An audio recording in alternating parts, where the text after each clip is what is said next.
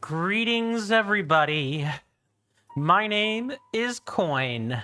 Most people call me Coin anyway, and welcome to another episode of The Legend of Zelda Breath of the Wild. Hopefully everybody can hear me all right. Please let me know if there are audio issues. If not, that's great. My name is Coin, allegedly. Greetings to both Bear Type from YouTube and Razby from Twitch. Welcome to both of you. Good to see both of you. How are you both doing in health and in spirit, or in mind and in body? However you wish to interpret that question. Hopefully you two are doing pretty good, all things considered. Let's see. Let me start with YouTube. Hardest Divine Beast? Yeah, I've been told that. And of course, the getting there isn't going to be easy either. Fun fact, this is the one Divine Beast and encounter for the Divine Beast I have never done. I've never made it to this point in the game. I will get to have fun learning this process along with everyone else. I have a basic idea of what we need to do, but not the specifics are going to get a bit dicey today.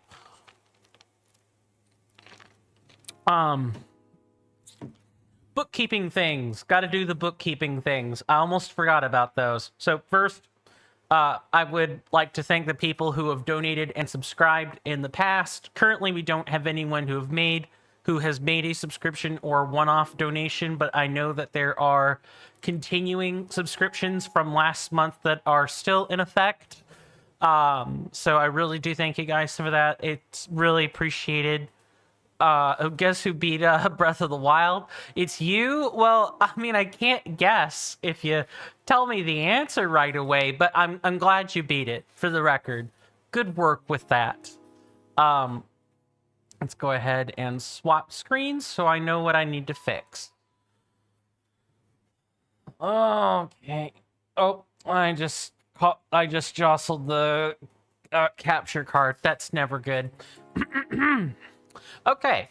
So I put this post out in both my Discord and the YouTube channel posts, but I'm going to do this bit of bookkeeping for, people that maybe don't follow the YouTube or aren't on the Discord. So I have made and this is just kind of a continuation of, saying this thing has happened and here are the things I'm going to do with it. So for those that aren't in the know, I made a new YouTube channel. It's called Coinstamp Reacts. Yes, I know. I'm late to the React bandwagon, but I am on that bandwagon. There are a few things that have really caught my attention that I would like to react to. I've already got the links for it set up and everything. I think the only thing I haven't done as far as you folks on Discord is concerned is add a new link to that channel under the content resources channel for the Discord server. I think that's the only thing I haven't done. Long client job, and I haven't exactly been doing the best on an emotional level lately. I ask for a little bit of forbearance, a little bit of forgiveness as I, get things back on track and right again. But there's the whole the female dating strategy and manosphere type stuff. That's in large part what I want to cover on the channel, but I'm also gonna have Nintendo Direct stuff, other select bits of gaming news and things like that, because I do think I have some pretty unique perspectives, at least when it comes to the manosphere female dating strategy world thing. And I promise I'll get to comments comments and chatters in just a second. I just want to get it all done and out in the open. There's going to be some other stuff. The description and details for the types of content I want to put on that new channel. I believe I put that as the previous announcement on my Discord server. I think I might have also made a YouTube post about it. And I believe the channel also has a description of what kinds of things I will generally be reacting to. So all that's in the woodwork.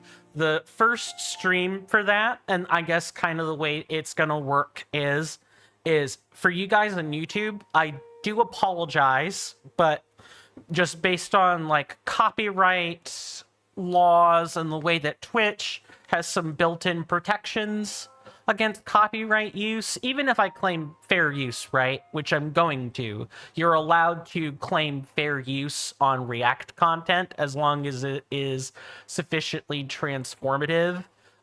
Streaming gets a little bit murky for React content on YouTube. I feel like I'm not far enough to the right. There we go. So I'm going to make the React streams. I'm going to try it in a stream format first and then edit it down for like the actual video later for that channel. I'm going to try it in a stream format first, and that means it's going to be Twitch exclusive because Twitch has like built-in controls for copyright that are more streamer friendly, I guess is a way I'd like to say that. They're a bit more streamer friendly. YouTube is definitely more on the side of corporate business. The fewer things are interpreted as fair use, even with the disclaimers and everything. So that the first stream for that is going to be Tuesday at the normal time slot. That's what I'm thinking. I may play around with that some, just depending on how I feel, because if I'm going to start streaming more days a week, specifically for like React content purposes, or other bits of short medium form content, I definitely want to make sure that I'm not stressing myself out. React content is not generally supposed to be stressful, but you never know. Some React content is just due to its nature, like especially Manosphere female dating strategy stuff, that could be stressful all on its own. Not much more to say than that. I look forward to bringing you guys some new content. I really think I'll be in my element with at least the first couple of Reacts, because, like I said, I think I've got some unique perspectives as someone who has perhaps not been in a relationship, but has followed bits and pieces of both TFDS, that's the female dating strategy. It's the counterpart to the red pill, Manosphere stuff, Andrew Tate type stuff. I've followed bits of both. I'm equally horrified by both.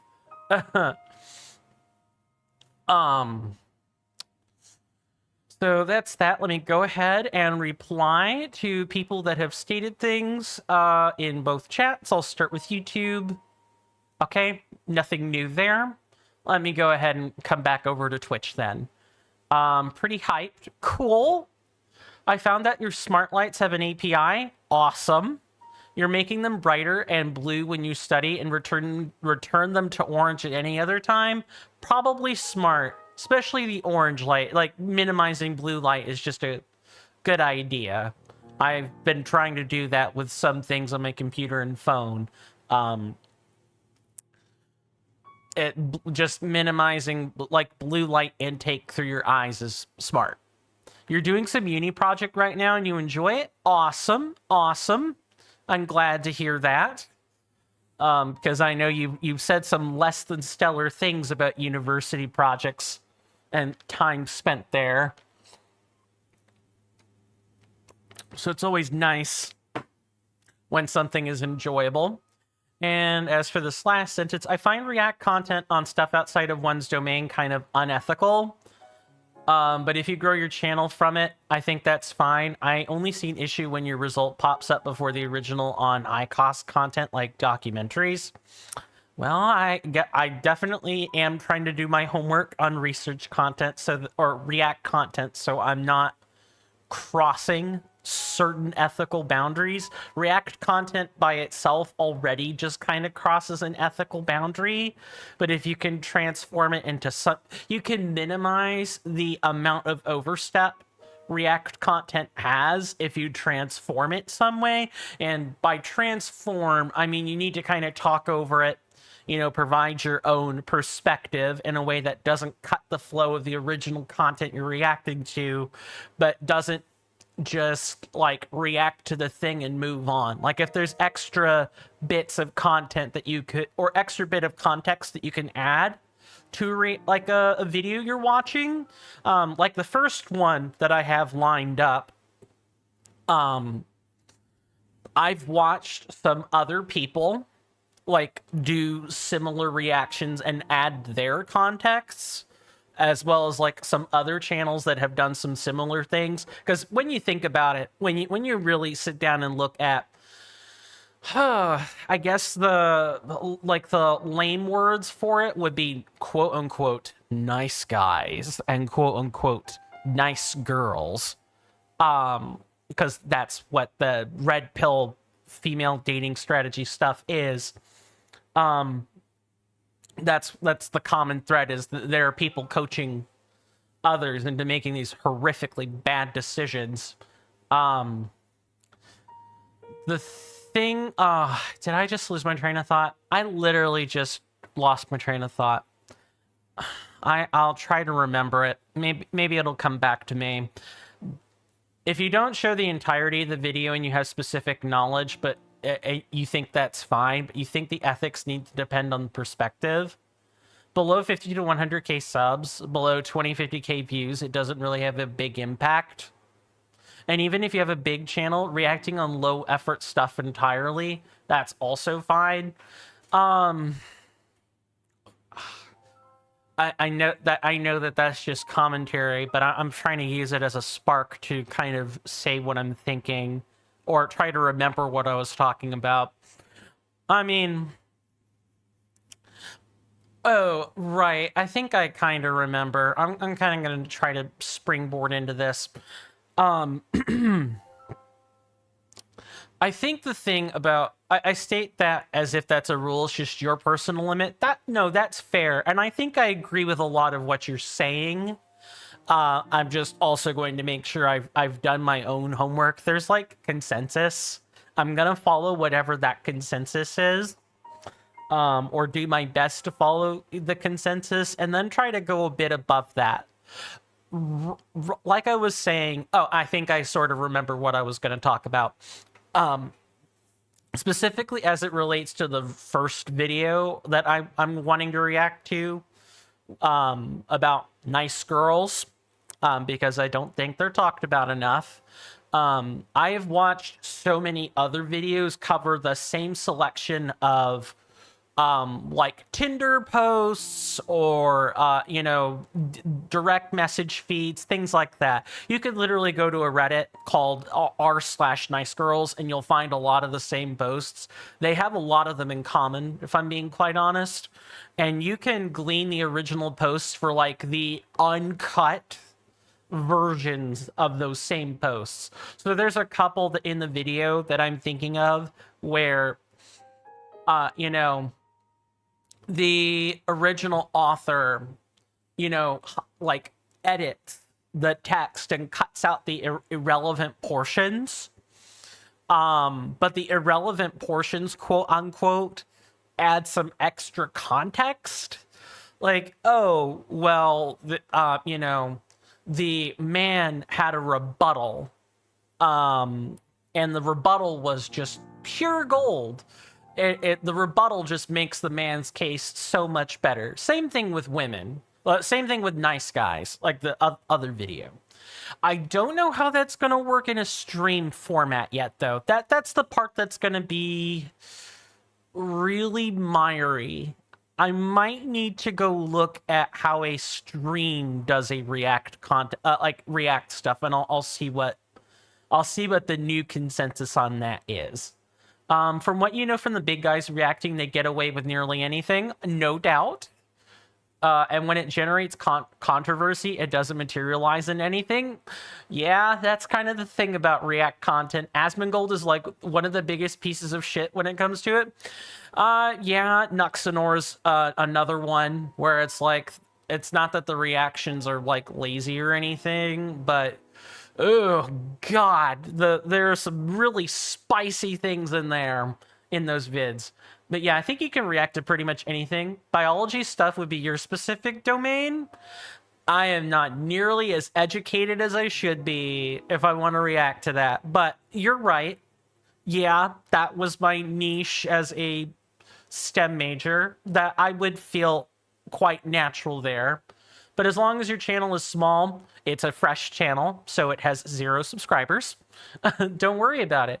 You can trust me that I will come with torches and pitchforks if you become multimillionaire and do it in a harmful way. No worries. And really, the React content's kind of a fun thing as well. I feel like I'll be more in my social element when I'm doing it. It's weird, especially with the stuff I've kind of picked to center the channel around, like the React channel around. I think people are going to see a side of me they haven't seen before, and that may lure some people in, and it may drive some people out. I don't know yet. But I just wanted to lay that all in the open so that it's transparent. Like, why is Coin streaming Tuesday? What's going on? Really bad Kermit impression aside. That's why. I'll also update the Twitch schedule, actually, finally, for once, to indicate the new sort of time slot. I'll figure out under what category reactions fall under. It's probably IRL if I had to guess, but you never know. You have plenty of political knowledge. If you like, you can react to that stuff. But yeah, anything you have knowledge in, you just say biology because of official education, but it could be gaming stuff or streamer stuff. Oh, there's like some Nintendo controversies I definitely want to cover, or like react to. A couple of people, over the course of the Breath of the Wild Let's Play, have repeatedly asked me what my thoughts are about the Nintendo Switch 2, and while I've watched the video, watched the spec reveal and like some gameplay footage, there's nothing quite like viewing it live. There's nothing quite like just doing it together. I'll do my homework. Don't worry. I will do my homework and make sure I do this right.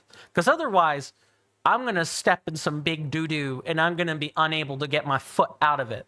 Because that doo-doo going to have super glue in it.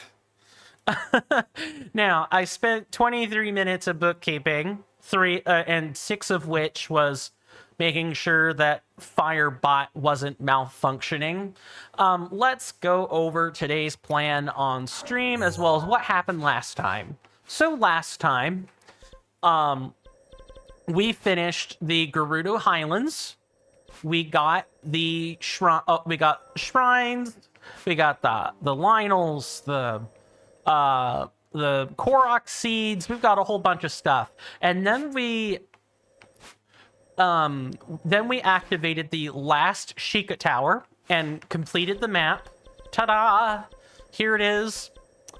And because I didn't want to, I didn't want to I wanted to give people some time on both YouTube and Discord to prepare for me working through the divine beasts and everything. We went through and did some additional shrines and Korok seeds in the new region, a little bit different than how we normally do it.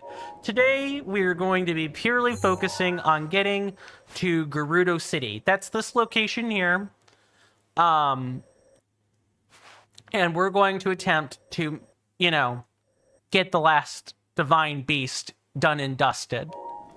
Without further ado, let's get started. I will point out the map when it becomes relevant, but if you do want to use a map to help you with Korok seeds, if you're like playing along or playing on your own, please feel free to type in !BOTWMAP. If you're on Twitch, if you're on YouTube, use asterisk or star BOTWMAP. and it gives you the interactive map. If you type in, for those of you on Twitch, if you type in !BOTWCOORDMAP,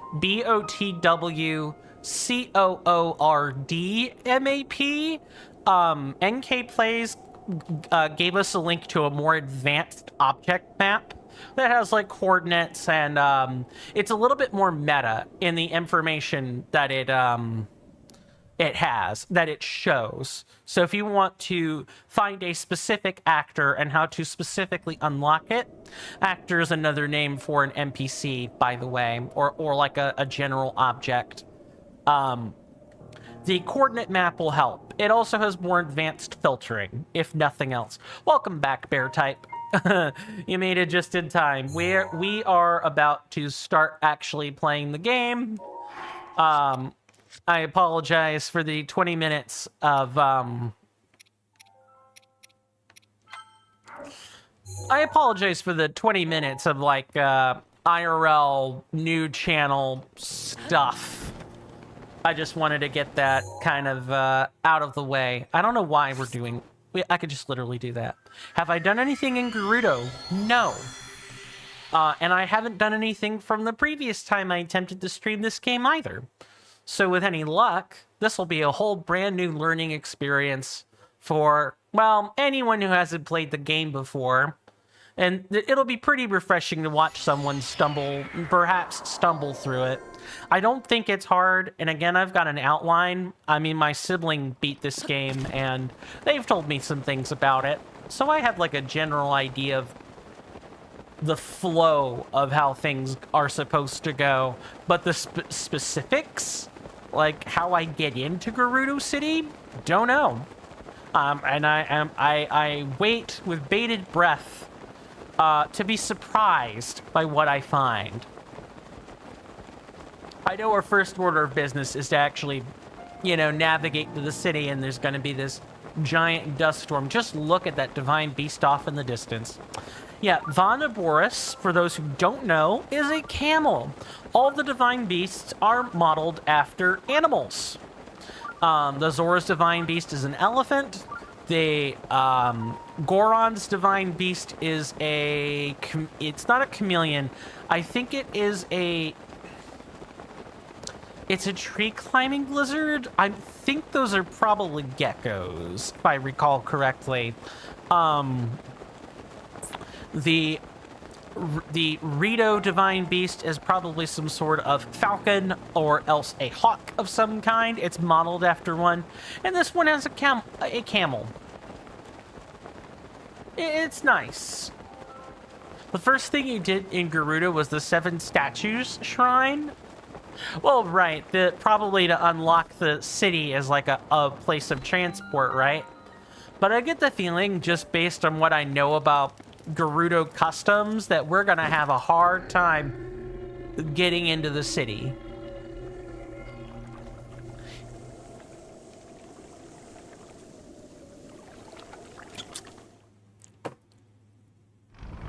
Oh, okay, hold on.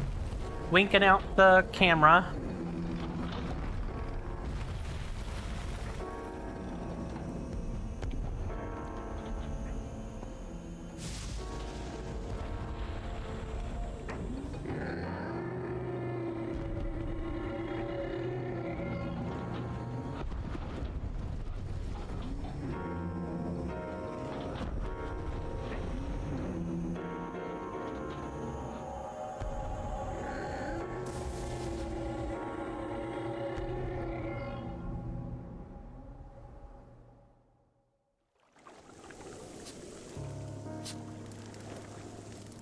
Well, that camel means business, doesn't it? I won't tell you too much about it, because I guess you aren't too familiar with that. I appreciate it. Now, of course, for the 100%, you know, I do still want to do the 100% experience. It's not like I've given up on that or anything, but it's nice to kind of be in new familiar territory for a bit. I will let you guys know when you're good to kind of freely talk about stuff again. For now, let's buy some hydromelon, shall we? Because we're in a new land. we're in a new place. Is there an armor for all 120 shrines? Because I don't know if you want to do that. I mean, it seems like there should be. Not 100% sure. I will research that and get back to you about that. Get out of here if you're just gonna jerk me around. Oh my god. In Tears of the Kingdom, you've heard there is, but you don't know about Breath of the Wild? Ugh, now I gotta go get more. Do what around? Jerk me around. This lovely Gerudo lady, Emery, said, if you're not gonna buy something, quit jerking me around. That's what she said. Hello, Emery. How can they make an old Vi work this hard? Oh my god. You have seen better days, madam. I am so sorry. Yes, why aren't these lovely younger, Vo work, like, we've heard the word, no, Vo is male. That's right. Vi. A female. Yes, the Gerudo have very specific words for things.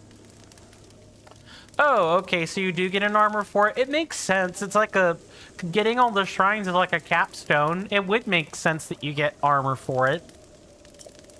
Oh, it's you, Vasak. However, I don't have anything more I can sell you. If you want to get Hydra melons, you'll have to go to Gerudo Town. Or find some growing around this area, I suppose. Buy my stuff! No, I'm good. Trying to cross the desert without using cooling cooking, that seems like a foolish thing to do, if you ask me. And really, what's so amazing about such a hot place anyway? I'm sorry, I just thought she sounded particularly, dejected, so that's what I went with. I like in the Echoes of Wisdom, you could go to Gerudo freely because you play as Zelda and she's a woman already. That's fair.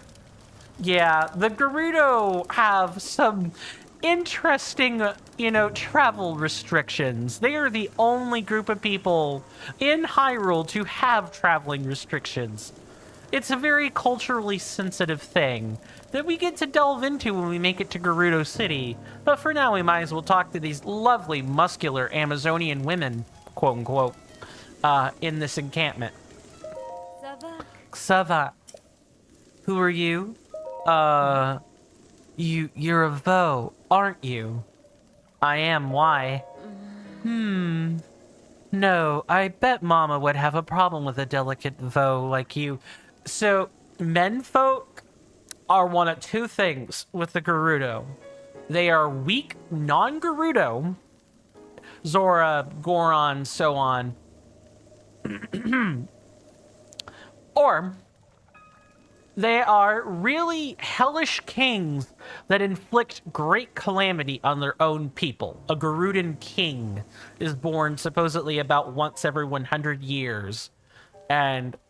Or maybe even every 1,000 years. I forget the lore specifically for Breath of the Wild, but men born to Gerudo are not a good thing, generally. And so their species is very much, I wouldn't call it anti-man, that's not quite right, but they're very distrusting of men. Men are given their own name, though. I'm sure there's more lore about this that we'll learn when we get to Gerudo City, by the way.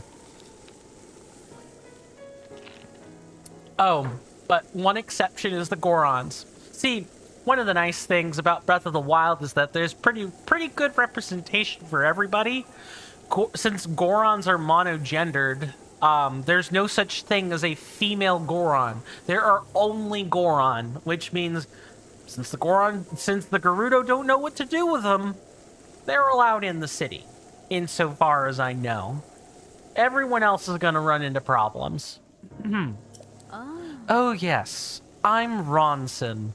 I hail from Gerudo Town. This search for the love of my life, I'm so exhausted by it. Ladies, gentlemen, non-binary people, I want you to make note of this woman's name, Ronson. Note that ending. It ends in son. we're gonna have some things we gotta do with people whose names that end in son. Search. I don't even know why I'm saying this.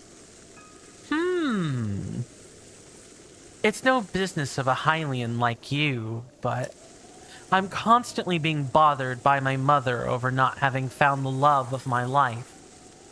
Why the rush? You don't know, really. It's incredibly rare for a male to be born to the Gerudo. For our own survival as a people, we travel to find husbands. I've proven myself to be a gifted tailor, but none of the Vo I've met seem to appreciate a well-hemmed garment. I was hoping my craft would help me find a mate, but it doesn't seem like there's much work for a tailor around here. Yes, I want you guys to note the clothes. Look at how colorful these clothes are. Look at their rugs that have ornate patterning on them. The Gerudo women are very expressive. They're very colorful. They are often artisan gem cutters, jewelers, tailors.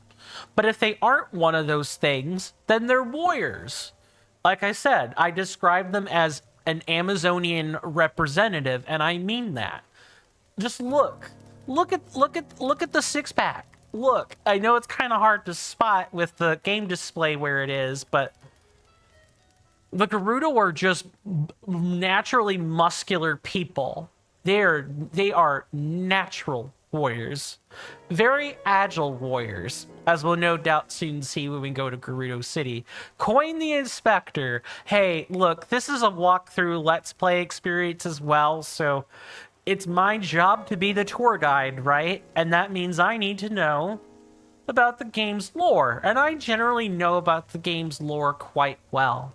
We really have to experience that woman's abs. Please don't.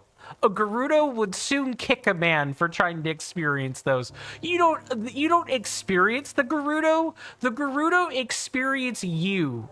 To put it, you know, in the style of an old meme. The Gerudo experience you, and they live to tell the tale. I wonder if there really is someone out there for me. Let's continue moving. We got a long way to go to get to the city, and we're about to bump into what the Divine Beast mechanic is, I'm pretty sure. We saw the camel, you know, strutting around. Take a look at those dust clouds. Ah, yes, and there are cacti.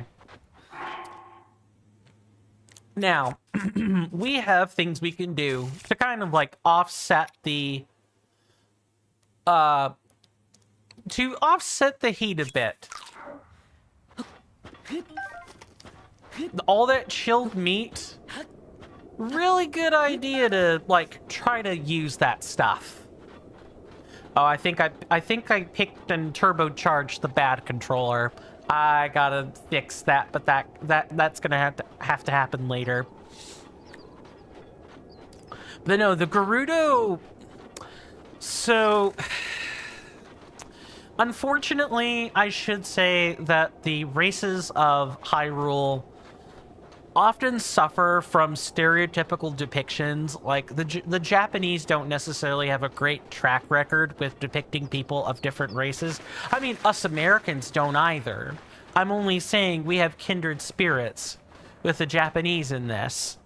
The Goron, for example, are meant to depict dwarves, and dwarves are stereotypically harmful depictions of Germanic people.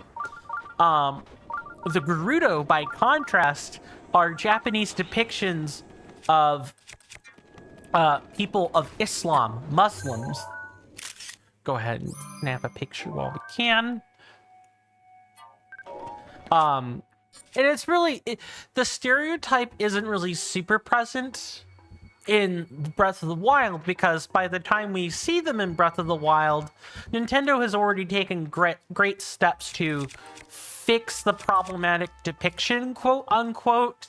But you see it in like Ocarina of Time, where the Gerudan people are more Amazonian in their depiction. They literally kidnap men who trespass in their land.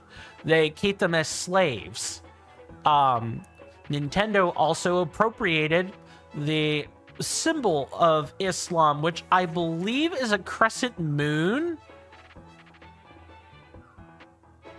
Yeah, I know Nintendo had to draft like a whole, like the dev team for Ocarina of Time had to actually like recall the base release of the game over backlash and like come up with a whole new symbol for the Gerudo people, because the appropriative nature of the Gerudo symbol was just so profound. It wasn't funny.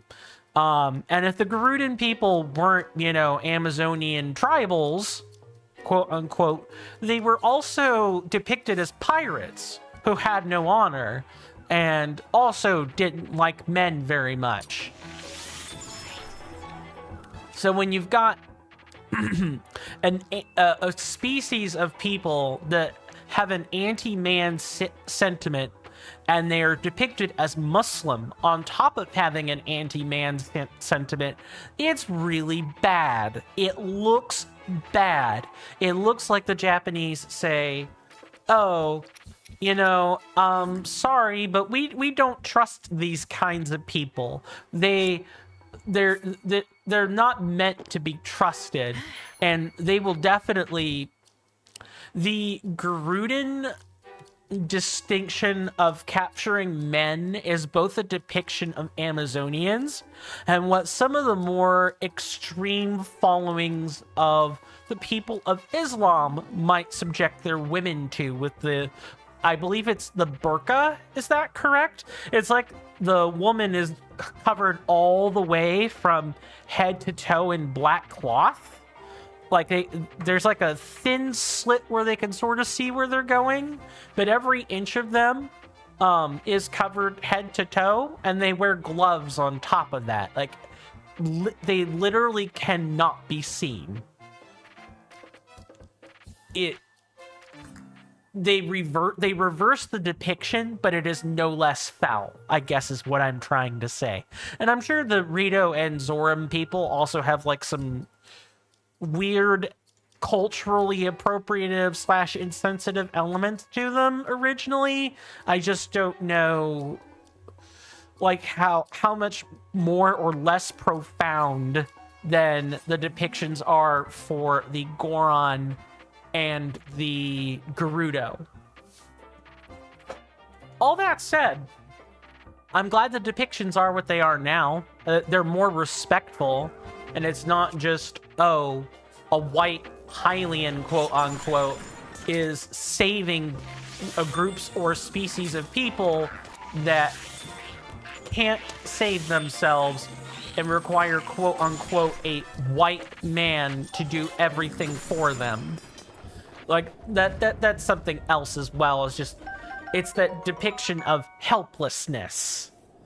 On top of the other stuff, yeah, like I said, Japan does not necessarily have the best track record when it comes to depictions in games. Not that the American track record is any better, just there are other countries with similarly bad depictions of people.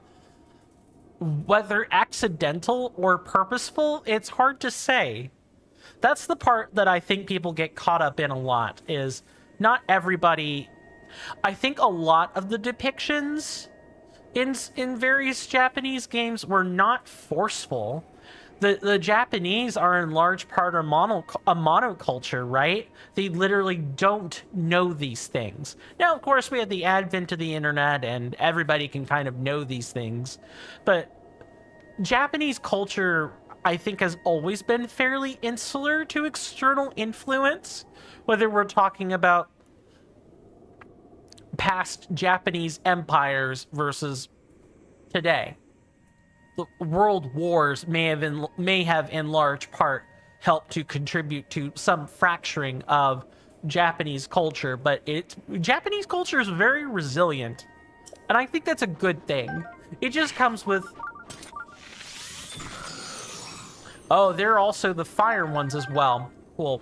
I think there's a lot of things we could talk about when it comes to unpacking cultural depictions of people through caricatures, the races.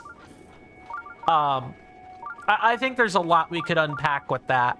I'm not the most researched in this area. There are other people that have done more extensive coverage on this. A YouTube search would probably be really beneficial in this department.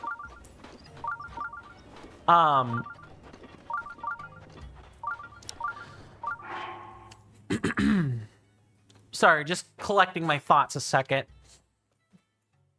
It's kind of like, you know, whenever I've talked about Dark Souls or Elden Ring lore, I always say I'm not the most practiced at this. You could probably go find Vati Vidya or Zuli the Witch videos if you want to know more about the lore or the behind the scenes cutting floor type stuff. Only one dude can ever claim he's the most practiced? Well, sure, and everyone else is obviously less practiced. They have to be. You know how we talked about the 50 Twitter disclaimers that I feel I have to, you know, preface with everything I say?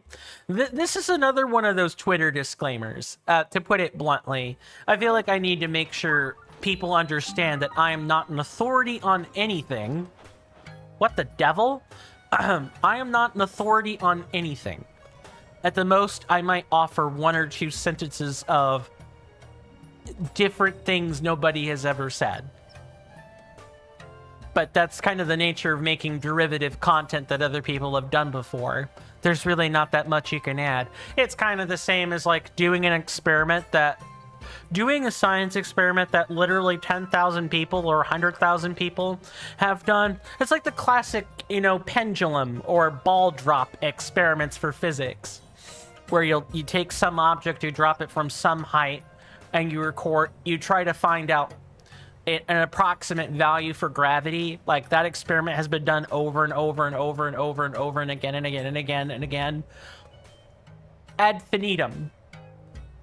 But it's meant to teach people that even when you do something rudimentary and basic, there are certain immutable principles of reality that you can sort of get a good feel for.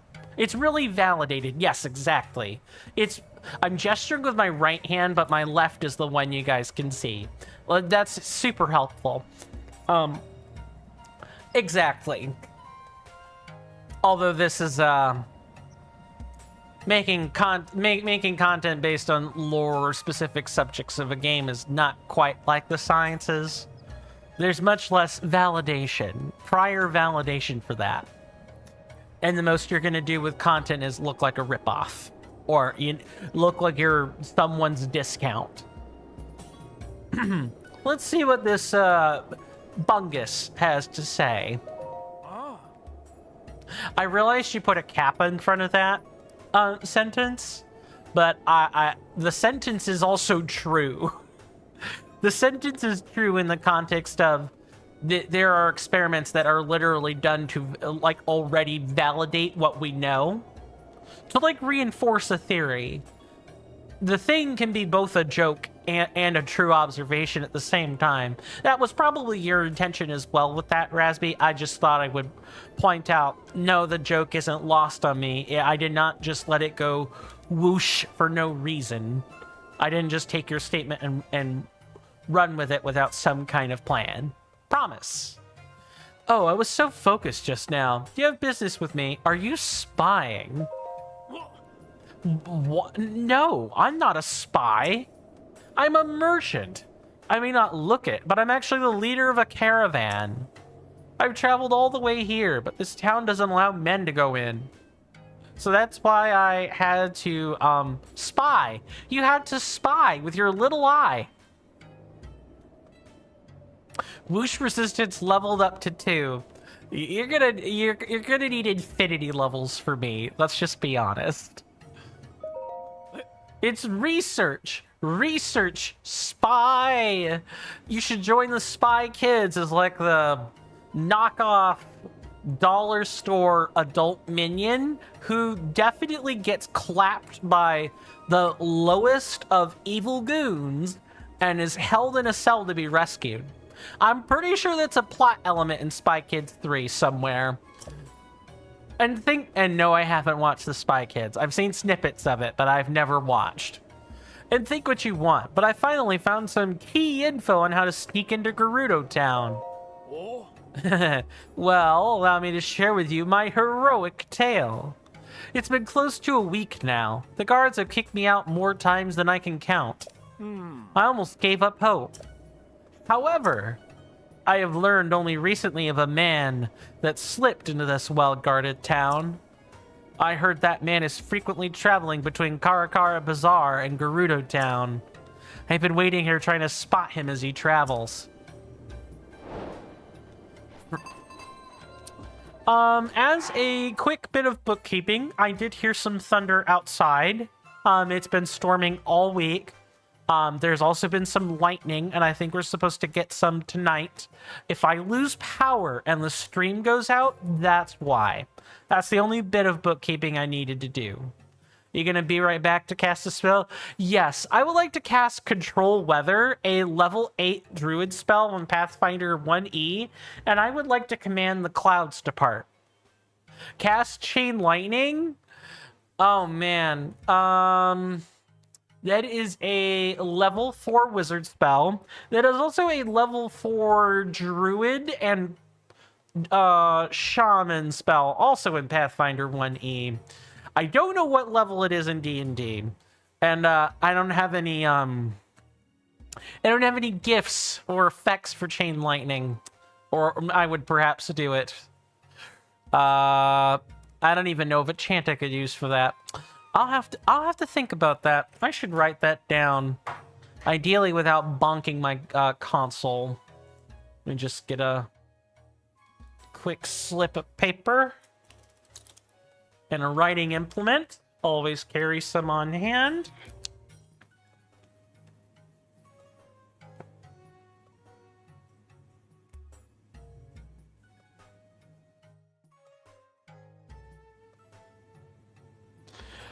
Although it's one thing to have like a GIF just appear on the screen, it's something else to have like something animated show up whenever I want to do something specific. That's a lot more complicated.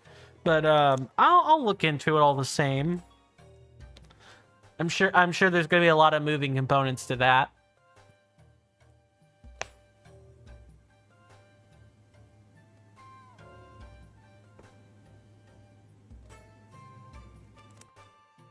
Okay. And now I have to learn animation techniques on top of art techniques. Cool. Okay. So we have to find the Karakara Bazaar, but first, beforehand, I want to demonstrate the I want to demonstrate the attempt to, come into the city. We're going to talk to these guards first. Savak. Savak. Wait you're Vo. Vo are forbidden here in Gerudo Town. Only Vi are allowed inside. Vo are men and Vi are women. Oh. When I say Vo, I mean men, obviously. You don't even know the difference between Vo and Vi, and you're trying to enter town? Yes, I'm not a Gerudan. Of course I would try to enter your town. Bonkers. Vi. When I say Vi, I mean women, obviously. Goodbye. All Vo must leave at once. No men. No phallic people allowed. Attention, members of our fine audience. In just a few short moments, there will be some advertisements. Sit tight, stay strong, and hang in there for me, and they'll be over in just a few short moments. Flight attendant coin is so cool. Maybe I'll try to keep that when I re-record the, I would like to remove the de-essing from the little 5-minute alert. I should probably put like some sort of number to indicate, oh, it's a 5-minute alert and not ads happening right now. The radio voice is great. I'm glad you think so. That took a lot of work in Audacity to get right. So thank you. Really appreciate that. Vai in Romanian means oh god, oh man. Don't think vo has anything similar in Romanian, does it? I'm pretty sure that's not a Romanian word. If I remember what little tiny bits of Duolingo I had. Okay, it's a vo. You can handle this. Deep breaths, Kyra. Remember your training. Yes. The exposure to men is so low among Garudan women that vo that they need to train to kind of deal with men. You'll see some of the cultural stuff kind of like fizzle out as we talk to percolate out as we talk to the Garudan people. Vo tends to be a vor type.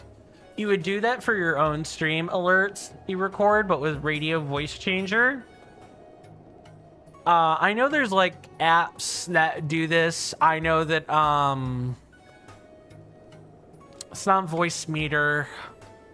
I have this app on my computer, or I have this program on the computer. I should be able to like voice mod. That's it.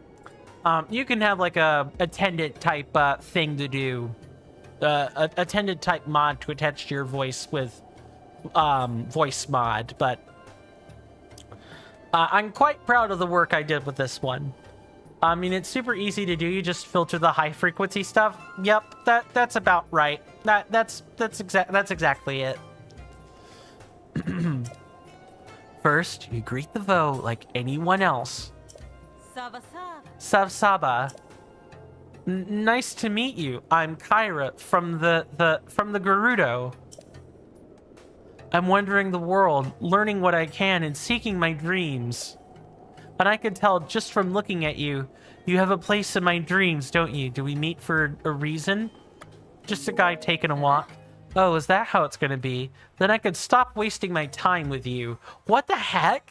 You know, I try to play it cool, and she's like, nah, man. You either say I'm in your dreams, or you get out. Savork, traveler. You're not actually trying to sneak into Gerudo town in my shadow, are you? I mean, if I knew the spell, I would. Whatever. Sav-saba. Sorry, but in Gerudo town it is tradition that vo were not permitted entry. We honor that tradition very strictly. If you need to prepare for a journey, you should head to the oasis near the desert's entrance. Kara Kara Bazaar. Would like to do YouTube content where you ramble about mental health stuff. Isn't Feral trying to do some similar stuff in like the mental health Discord server? I know he like put a small sample recording out of like his setup and everything. Maybe there'll be a few pointers or a few things that he can tell you about that. But that sounds good. Sorry, Bo? What do you mean, Bo? Not Bo. Though. Bite your bottom lip as you say it. It translates as man in your language. So long as we're on the subject, Vi is our word for woman. What do you think? Pretty easy to remember? I want to do low effort stuff. Me too. Hence the React channel. I'm joking, but it is actually probably low effort stuff. Sorry. See you guys in 3 minutes. I totally lost track of time.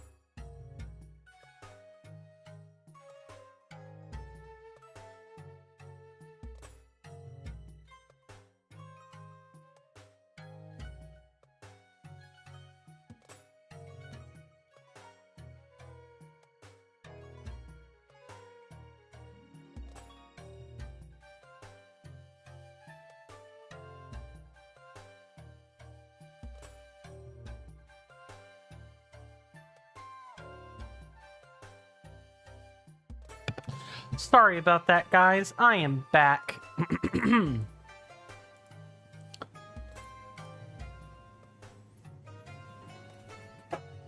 And I may have to step away in a few moments to, like, answer an important communique, but thank you guys for hanging in tight with me. I really appreciate it. I got so caught up in discussing, like, normal conversation topics that I forgot to do the seg into the commercial and everything. Yeah, we on Twitch, not so much YouTube. We also just check YouTube. Okay, nothing different on YouTube. I normally, try to give people a heads up, but this is what the warning advert is for. Is just, hey, here's this 5-minute notice that plays every hour for ads, in case I never get around to saying anything. I definitely need to add a few more elements to it to make it a little bit more transparent. It just takes time and effort to do that. Anyway, not important. I want to go ahead and get a little bit of shilling done and out of the way, and then we can get back to what we were talking about. If you guys like this content and hadn't considered doing so already, let me just tilt this. I swear my depth perception on whether or not I'm in the camera frame changes every hour I get up and come back. Maybe it's because I'm shifting in my seat every single time. Anyway, if you like the content and hadn't considered doing so already, please follow on Twitch and subscribe on YouTube. Doing so will, open a lot of doors on my Discord for you. A lot of the benefits that we have here are Discord derived, and, following on both of these avenues, or following or subscribing gets you access to the Discord. Link for that in the description on YouTube and in the About Me section on Twitch. There should be some timers rolling around. Speaking of, I think I forgot to sign in for the YouTube platform. Yes, that is exactly what happened. Okay, people that tried to type things on YouTube for commands were going to get a rude awakening. Glad I fixed that. But essentially, feel free to do the typical algorithmic stuff that lots of YouTubers talk about. Much appreciated if you do, but I'm certainly not going to force anyone to do it either. Right, high frequency stuff, because there weren't any replies on YouTube. It's just Twitch. Oh yeah, he will, but it's less of a ramble, and it's really structured and high quality. Only if you want to, but there's really no fanfare for it. I don't recommend it, personally. If you're already followed, I would just stay there. It's meant to potentially get popular. I imagine it's probably meant to communicate a lot of information more than anything. I think that's sort of his stated goal with it. You want to do low effort stuff? Yep.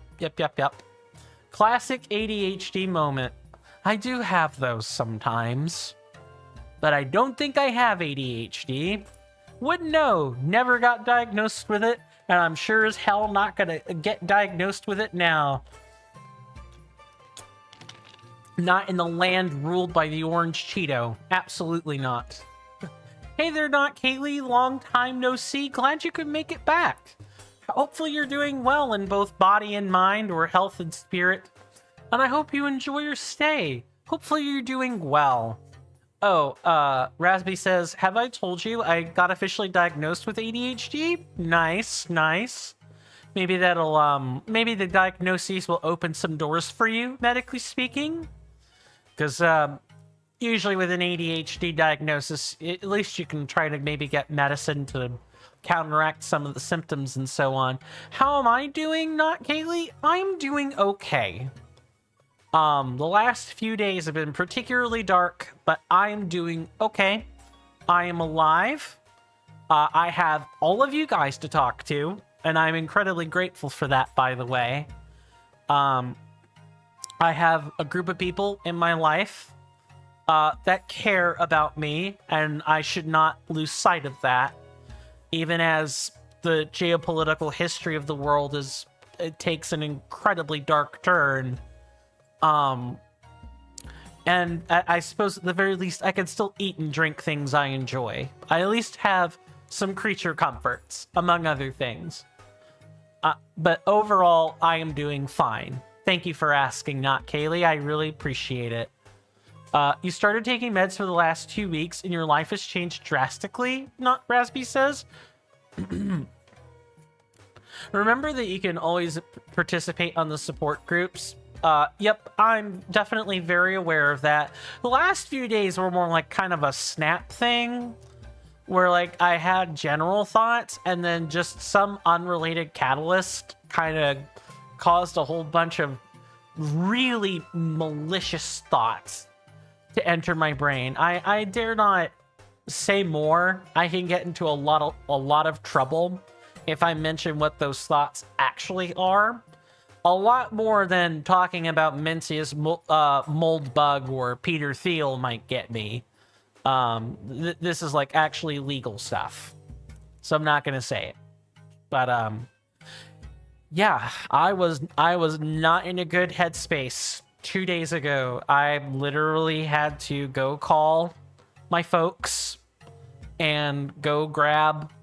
I grabbed the finest pick-me-up, which would be a lovely bottle of cheer wine and a sub sandwich.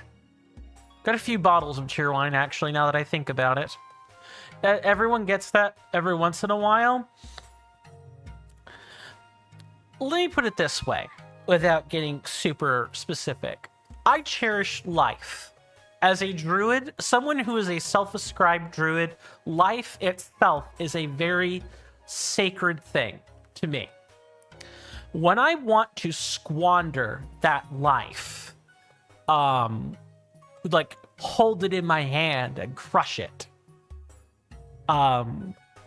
that's a very sinister place to be. I have never felt that particular level of malice before. Ever in my lifetime. I will probably never forget it either. Sounds like you had a really rough time? Yeah. I'm being colorful with my words for a reason.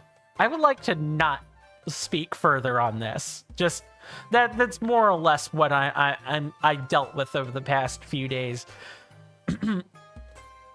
But I suppose that does, you know, we all have our darkness, our demons. We all have the monsters that we have to hold back from our loved ones.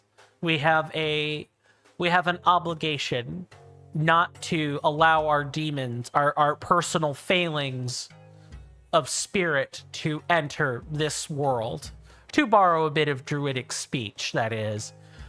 It's my responsibility to make sure that I never engage with the malicious thoughts that enter my mind.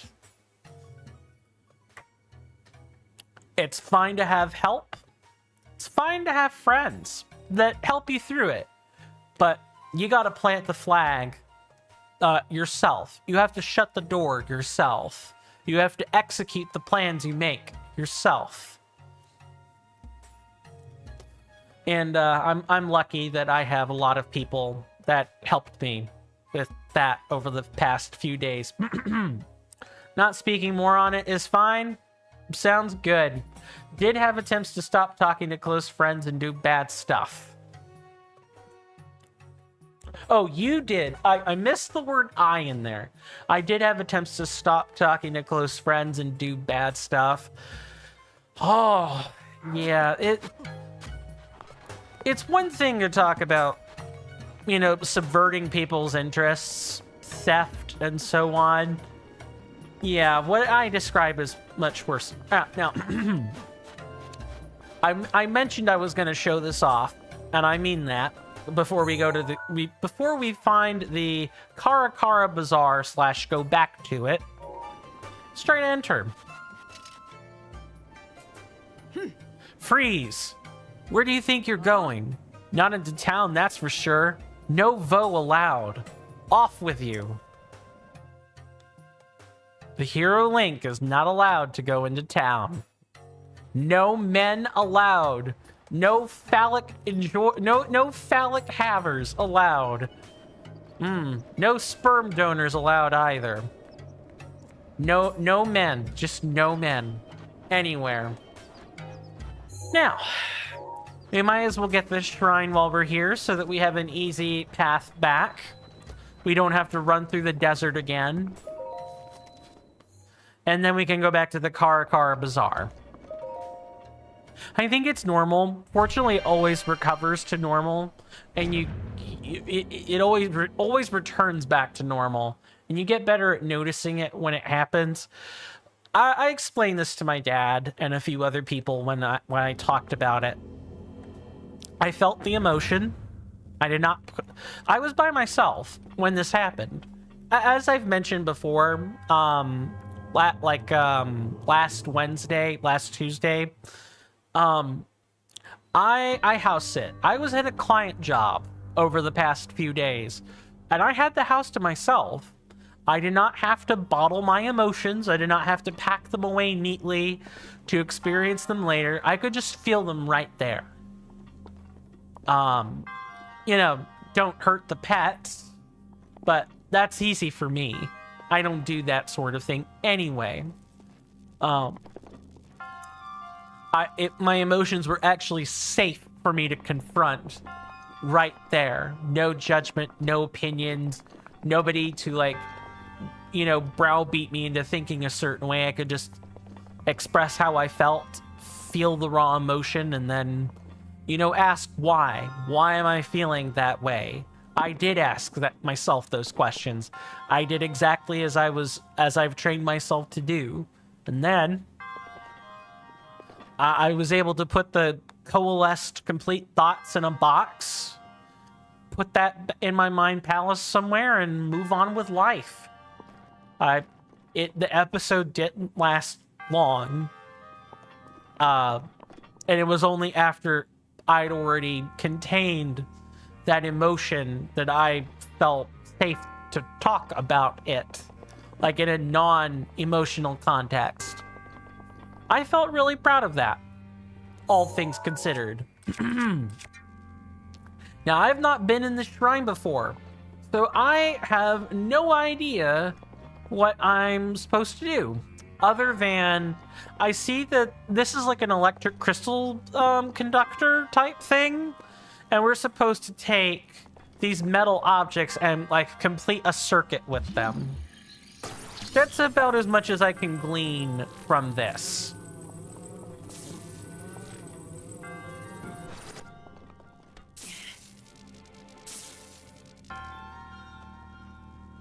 Okay, so then how do I do that?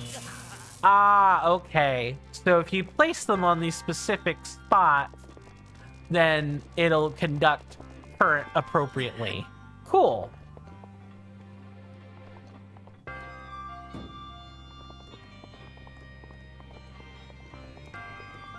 Yeah, emotions can self-loop and become stronger, and it requires a lot of resources.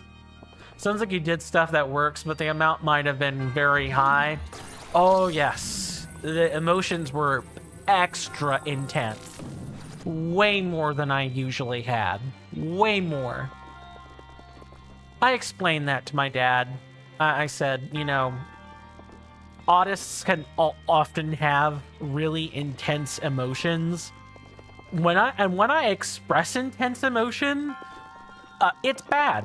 It's not like, oh, he's faking or whatever. No, it's real stuff.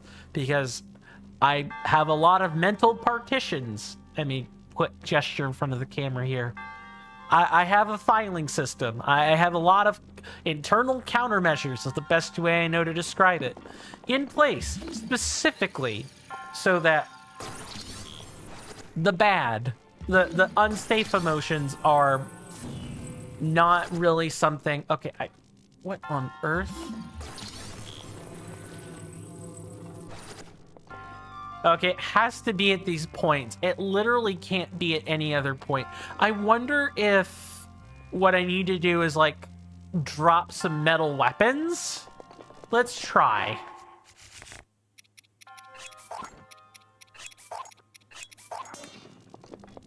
I think this is, like, one way you can do it.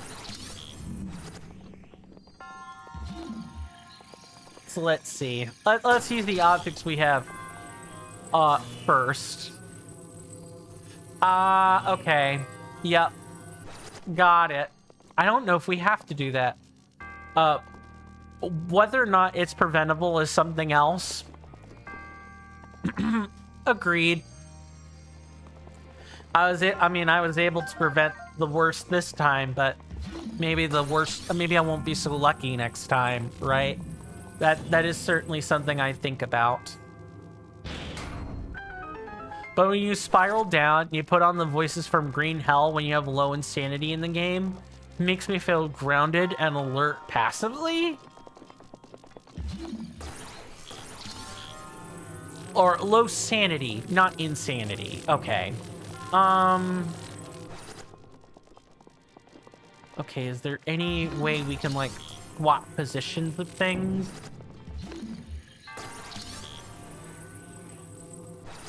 No, not exactly. It's gotta be the cube. Only, or it can be a metal weapon, I guess. Let's see.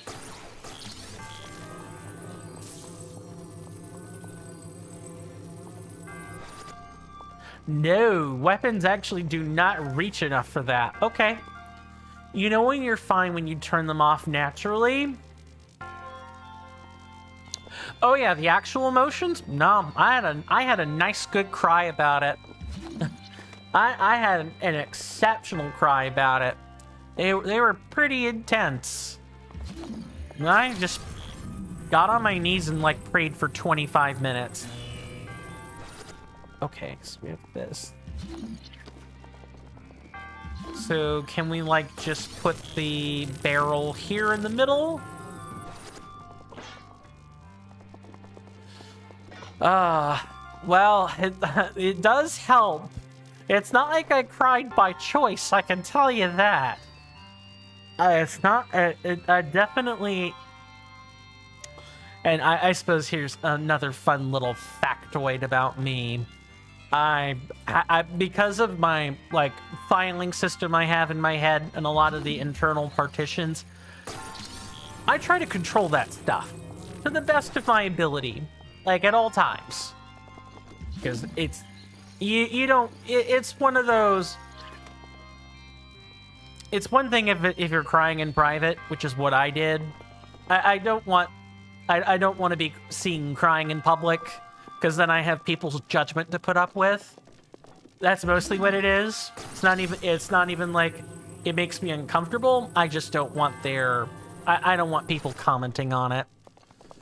So I have a lot of internal mechanisms that I can only maybe partially describe in place to keep me from having that experience. I neatly pack the emotion away until I can deal with it later. Because it's not safe, quote unquote. That's the way I hear it said all the time. It's not safe to unpack those particular emotions right then and there in public. And when I have emotions that are particularly volatile and at the highest extremes of those sorts of emotions, it's definitely not safe. And it's not safe for other people. It's not even just not safe for me. It's not safe for anyone. So I have a lot of systems in place to keep me from getting to that point in the first place. This is one of those rare moments where all those systems just kind of broke down.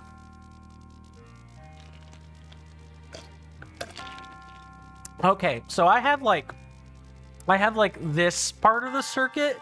What I'm not 100% sure on is, I think maybe we need to swap the positions of the two objects.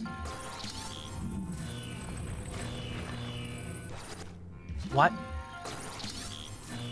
There we go. No, no, come on. Cooperate with me.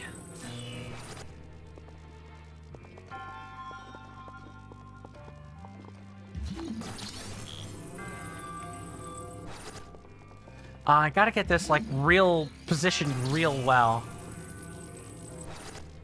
Like, okay, maybe let's not walk into it, though. Let's not do that. I think that's one of the hardest things to internalize. It's the helplessness. What? I'm sorry, what? Oh, I just didn't circuit it right. Okay, it's this one.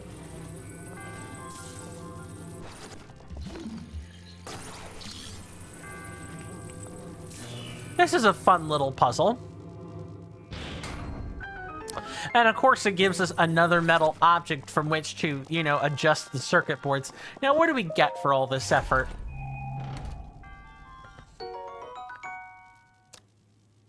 Oh, we got a Thunder Blade. That's awesome. We now have our Frost and Thunder combo again. One of my favorites. I always like to utilize the combination of those two specific elements with this game. It saves you a lot of time when you're dealing with groups of enemies, especially if they're carrying weapons. All right, let's figure out what kinds of circuits I need to set up here. Yeah, this is definitely the funky controller. I did get paid today as part of the, you know, completing the client job and everything. So, as much as I would like to, you know, save for a passport and all that, it's like 160 bucks in the US to get a passport, and you have to wait 6 weeks. I might just have to spend 60 of what I just earned to replace the controller. And I should probably do that before the tariffed stock comes in. Oh, man. Not fun.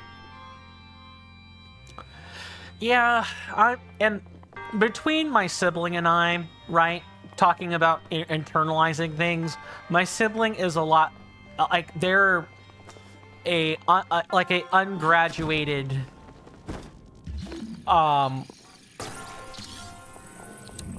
not an ungraduated, that's the wrong word. They're educated, but they're not like a licensed psychologist or anything. They're not far up enough in terms of their education to be a psychologist, but they're aware of the theory at least. They're better at internalizing this stuff than I ever will be. The most I can do is put what I preach into practice, realize when I've, you know, hit a gap or like hit a ceiling, or when something is beyond my control, and just feel it.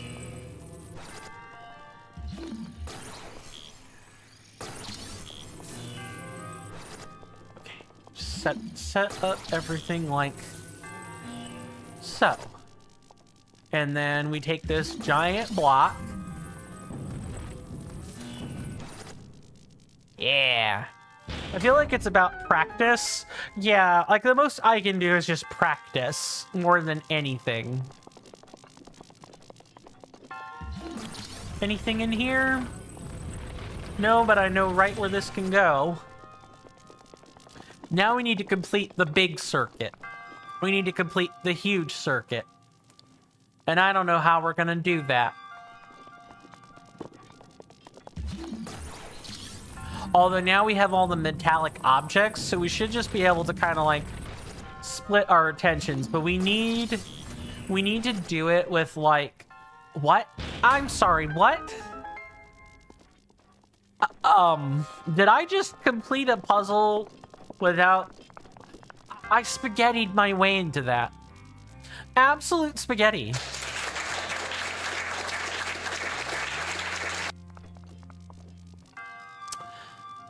What's the other one?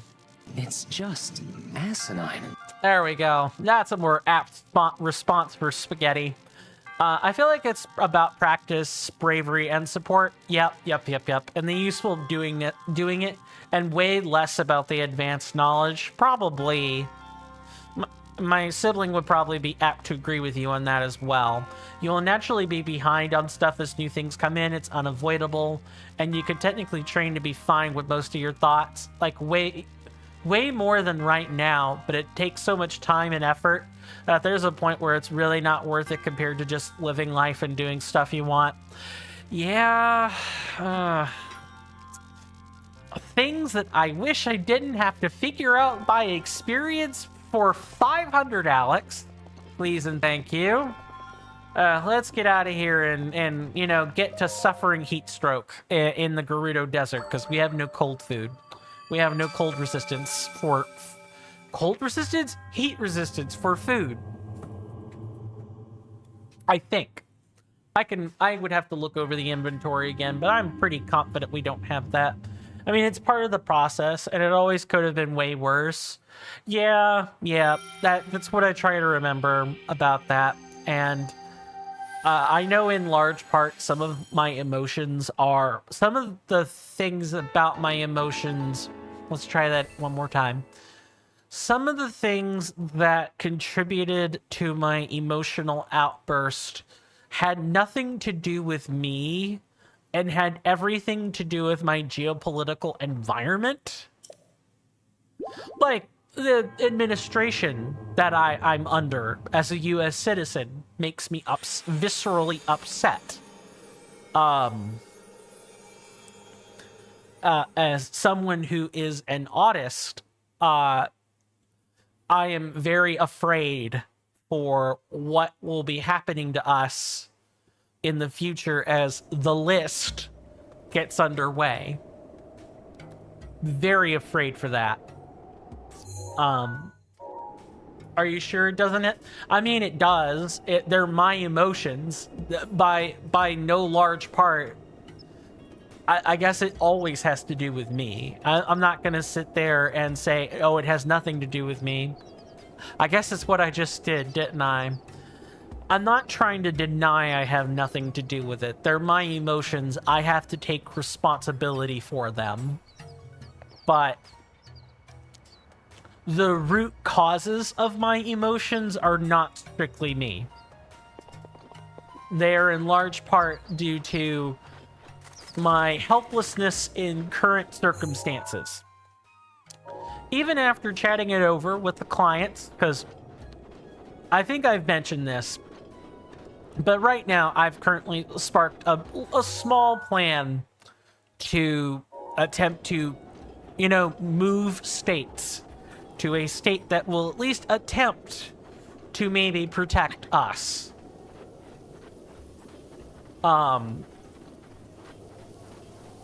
And, you know, that affects my business. I'm on one side of the coastline, and all of a sudden, the clients that I would be servicing are suddenly clients that I can no longer service. So I was trying to give my clients, do notice that, hey, you know, since I'm mired up in all this extra stuff that I do with you, you need time to find another person to, you know, caretake your house for you while you're gone and sit your pets. And then I got this whole spiel about, well, you know, there's a bigger picture that perhaps you're maybe perhaps not sincerely thinking about. And it's not just about you, it's about the other people that get involved in this plan you're trying to make. And maybe instead of fleeing for my life, I should be fighting instead, because I am a level 1 autist, and there are plenty of level 2 and level 3 autists that have no idea, and they will never have the idea of what RFK Jr. is planning to do with their data or them when step 2 shows up. No idea. There was a whole bunch of maybe instead of fleeing, I should be fighting. And perhaps they're right. I should be. That's the other thing that just makes the root cause of my emotional outburst just so very polarizing. I don't know whether to flee or fight. I don't know which action is correct and constantly second guessing everything that I think about makes the spiral worse. Or it made the spiral worse, I guess I should say. Hello. Savak. You again. I'm on my personal journey of learning and discovery, so it would be great if you could not disrupt it. Unless, do you think you're part of my destiny? My dream life? You're my dream girl, hon. My Vapa always said there's nothing so shady as a vote who talks about dream this and that. Dream this and dream that. I guess she was right. Run along, though. I'm busy. What? You get mad when, I don't play into the man of your dreams, and then you get mad when I do. Being charitable is nice, but you can't help others if you burn yourself in the process. It's much harder to recover from being burnt and requires others' help, instead of only acting when it's not burning you. I agree. So, like, the bigger thing that was suggested is, I should find a group of people who think like me, who are in the same boat as me. Other autists like myself in the place where I live, like around the area in which I live, and I should advocate for them. That's great and all, but in the historic two-state area I'm part of, where there are about 6 different outreach centers, I've done a little bit of homework on this already. The two-state area that I'm part of is not great for autists in general, especially with the shadows of the current administration hanging over them, demanding that they change policies left and right to accommodate their anti-DEI nonsense, as they put it.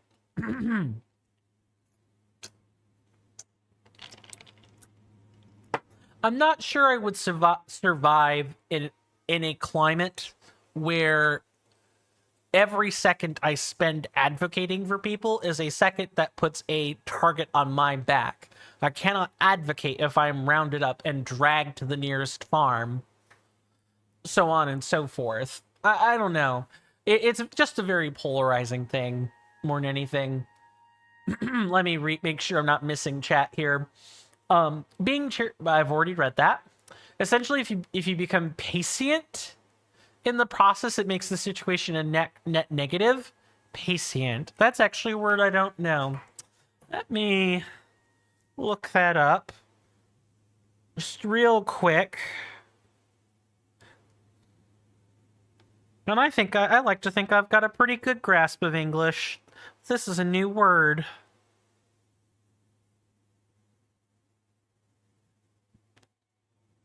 Oh, it's patient. Oops. Yep. No worries.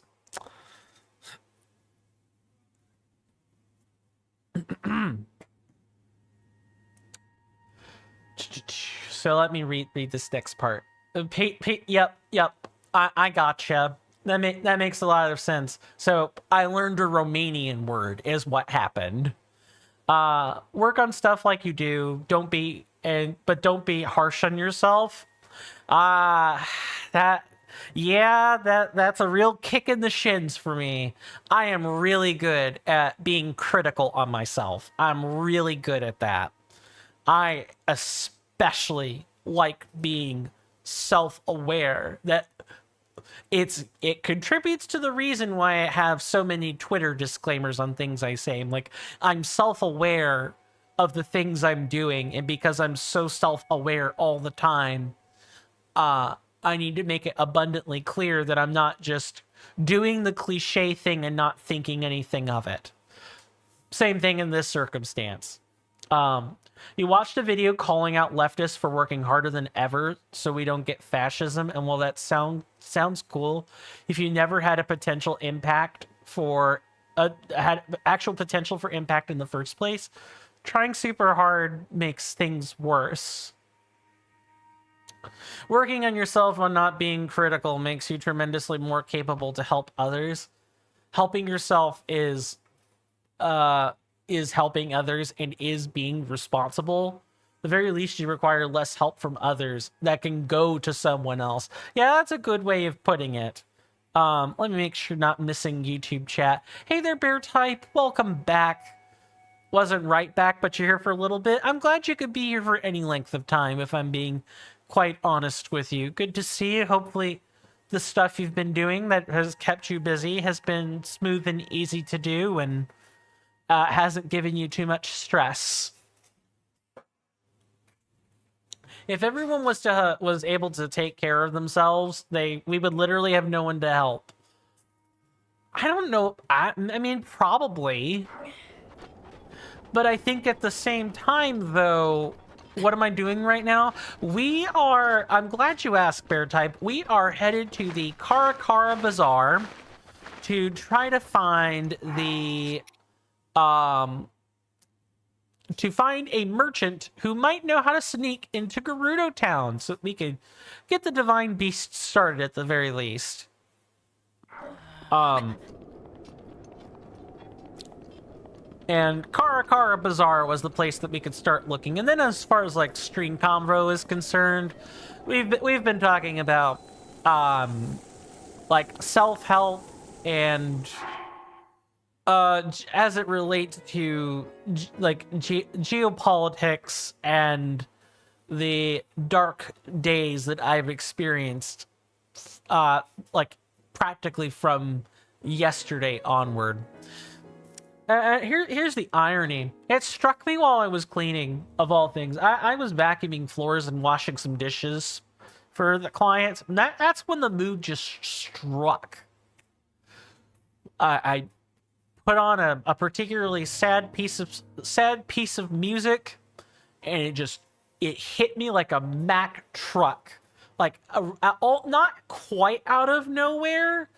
My mind was already kind of in a dark place that day, like just general stressed out, the usual levels of stressed out. But as soon as the music came on, it's like a switch just flipped in my head. That's about as best I know that I could describe it, and then it just all happened in like a 25-30 minute sitting. Yeah, tough stuff. I mean, in principle, obviously many people can't self-care to the level they need, but your help to like bring someone a coat or a box of supplies is way less efficient than sorting some issue you have. Such is life. We always strive to be efficient, but sometimes the less efficient thing is important. Sometimes people really do need a coat or a box of supplies. But it only helps the short term and not the long term. And the long term thing is not mired in a supply problem, a logistical problem. Yep, classic human condition, right? Our boss.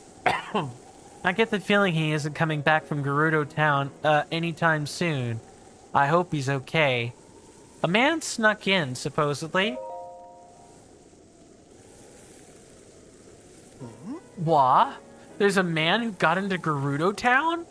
And the boss says he comes here to the Karakara Bazaar? I guess it must be true if the boss said so.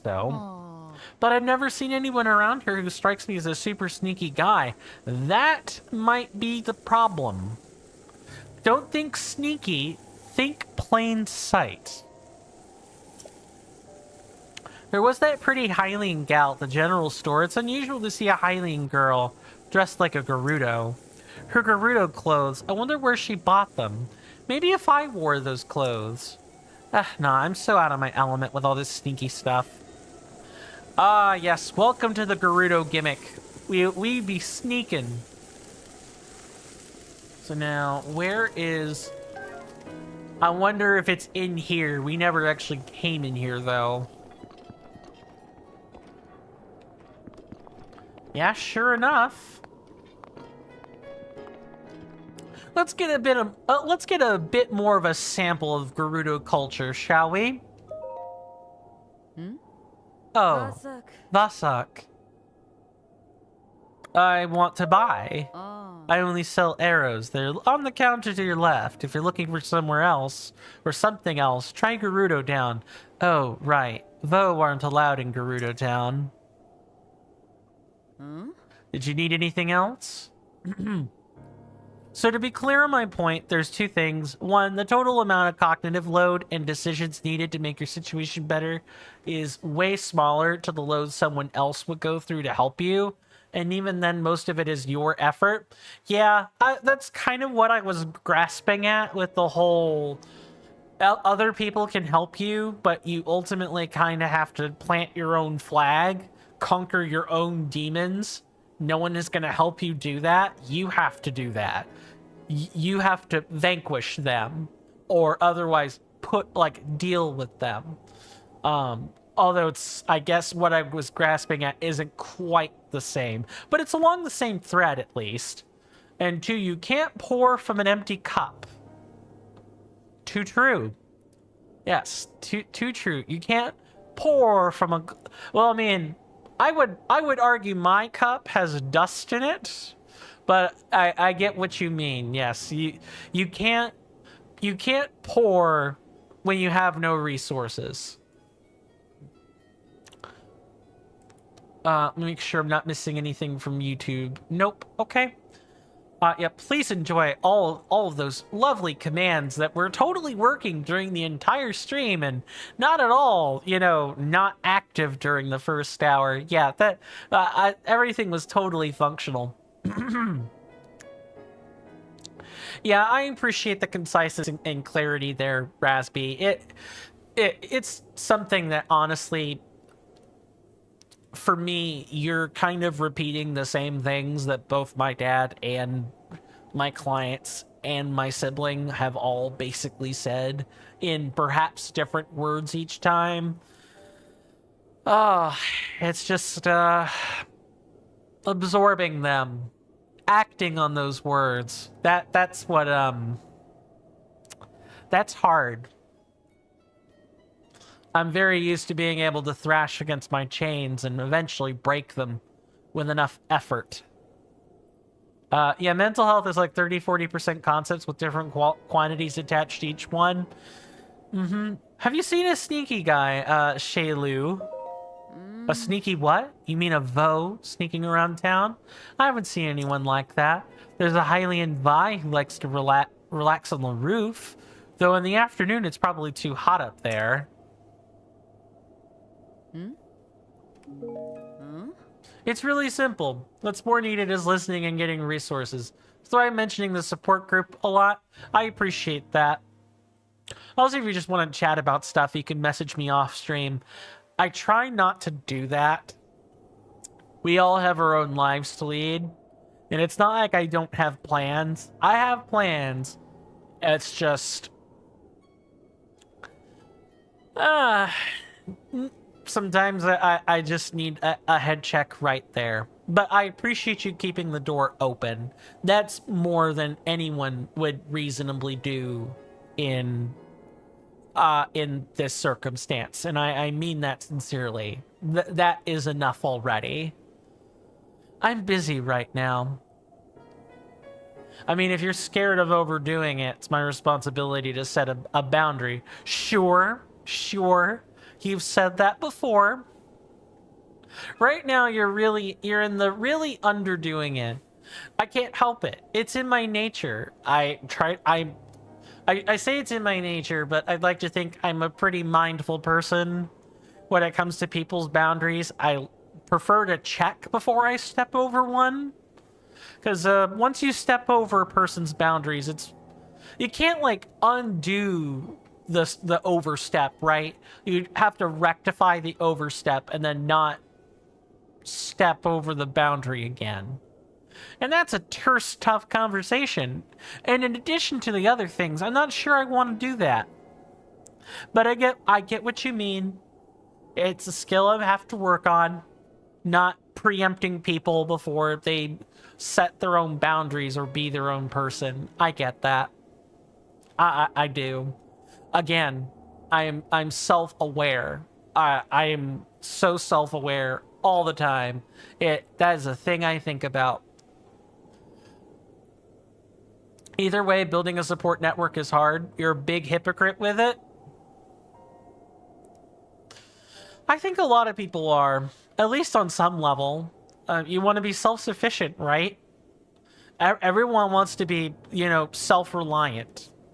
Not that we don't need support or that we don't love each other or whatever, but I think it is a natural human tendency to want to be self-sufficient. And there's nothing wrong with that on a basal level, but it can definitely get in your way if you actually need to rely on outside help or, as you say, build a support network. It's that whole thing you alluded to earlier when you said, in an ideal world, everyone would just take care of themselves at the level that they're supposed to, and so nobody would need help in the first place.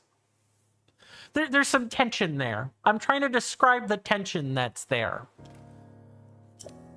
All right, what do these other two lovely ladies have to say? But I suppose before that... Asarxo, I look forward to your future patronage. Really? You're only gonna give me 5 of each? Whatever.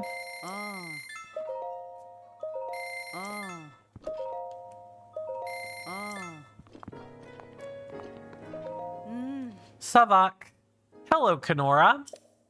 That divine beast, it feels like it gets a little bit closer every day. I wonder how long it will be before it can get back to Gerudo Town. The divine beast? When I say divine beast, I'm talking about that giant thing roaming around the desert.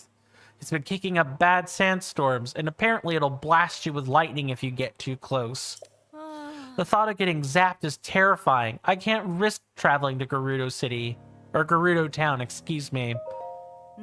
There's a town to the southwest made up almost entirely of Gerudo. It's the largest settlement in these parts. It's got a lively market and a canteen. Ooh, canteen. Sounds fun. Oh, by the way, 2 things. 1, Mom, if you're listening, if you're watching through, the siblings account or what have you, Happy Mother's Day. I mean that. Don't worry, I'll send you a message on a more personal level during break. But, also, to anyone else that's out there that's, has kids or is a mom in some other way, Happy Mother's Day to you. Whether you preside over some fur babies, fish babies, or...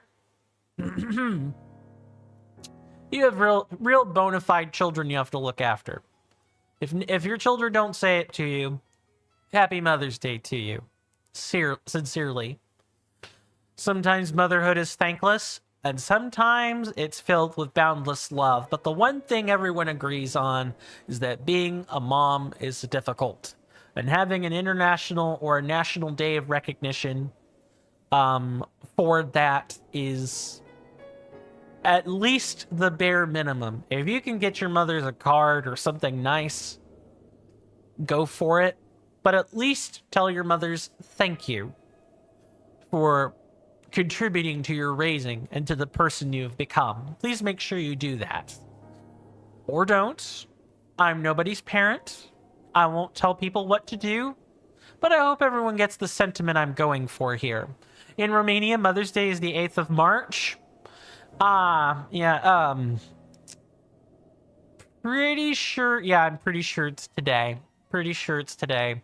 I know, because I've got the nagging thought in my mind that I should definitely, wish my mother a happy Mother's Day. I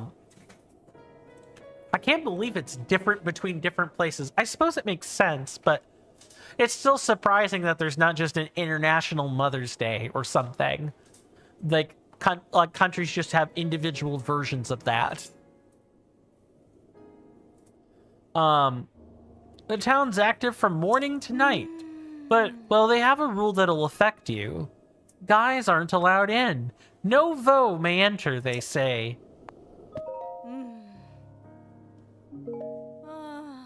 I don't want to be stuck here, but I don't want to be zapped by an angry creature's lightning either. If only someone, perhaps a hero, just passing through town could take care of the divine beast. You also didn't know that?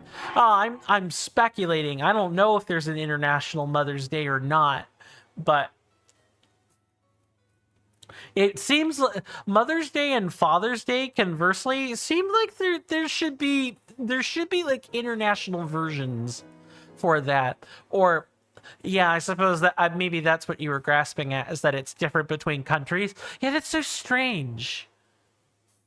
That's so strange, and I'm curious as to why it's that way. But I've already got but so many things to do on break.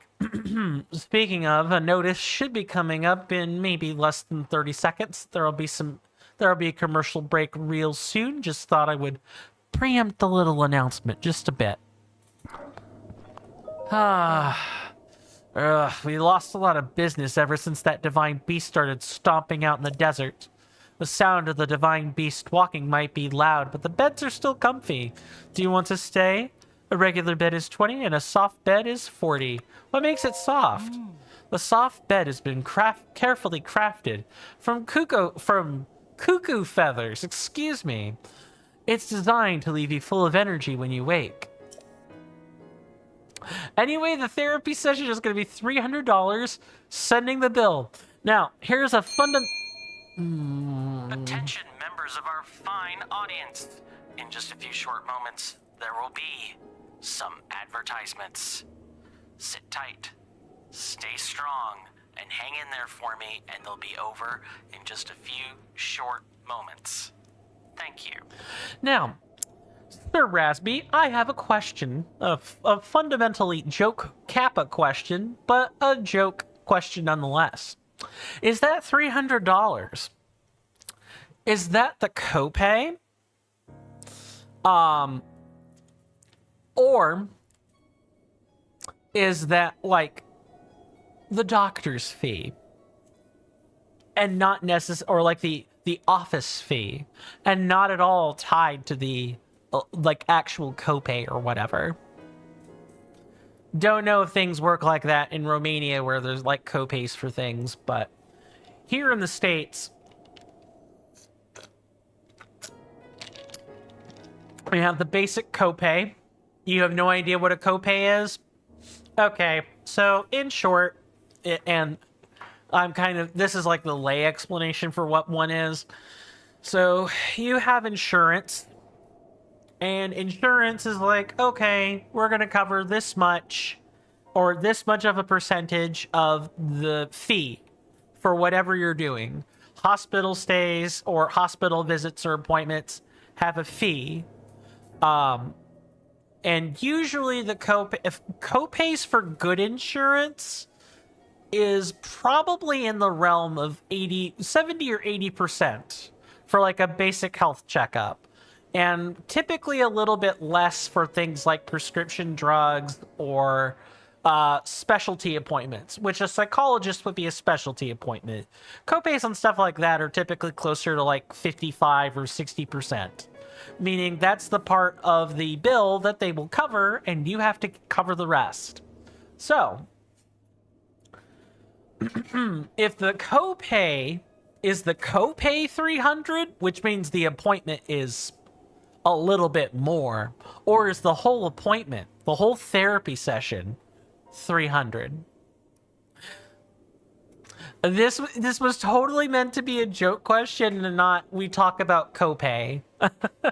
I was not intending to do that. Savork. What? Savork? Savork. Okay. Savork it is. Pepe Smart. Yeah, and of course there are other things on top of the copay sometimes. Sometimes there are individual office fees that get tacked on, or other charges that are not covered by copay. Sometimes it's not all one big nice bill. or one big nice amount, there could be other little subcharges as appropriate.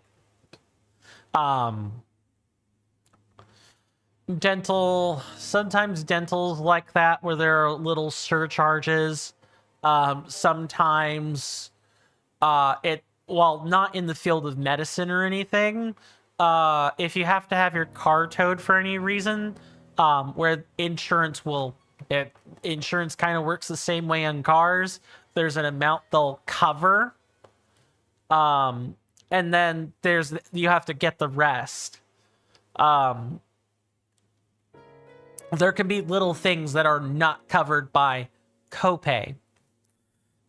Something else is what we call an out-of-pocket maximum, which means once you've covered whatever the amount is, like let's say most insurance companies that I know of, the out-of-pocket maximum is something like 15 to 2,500 USD. Once we have covered that, we've paid that much out of pocket, the insurance company will just cover the rest. So once we've paid, it's free, but not before then. That's different from copay, but it is no less sinister. Whenever I hear copay, I hear cope, but said as if a Romanian said it in Romanian without knowing English. It sounds exactly like that. Interesting. I don't have the type of time to shill before the ad break, so I'll just say thank you guys for hanging around with me and sticking with all this. And I will see you after the 3-minute commercial break. Thank you.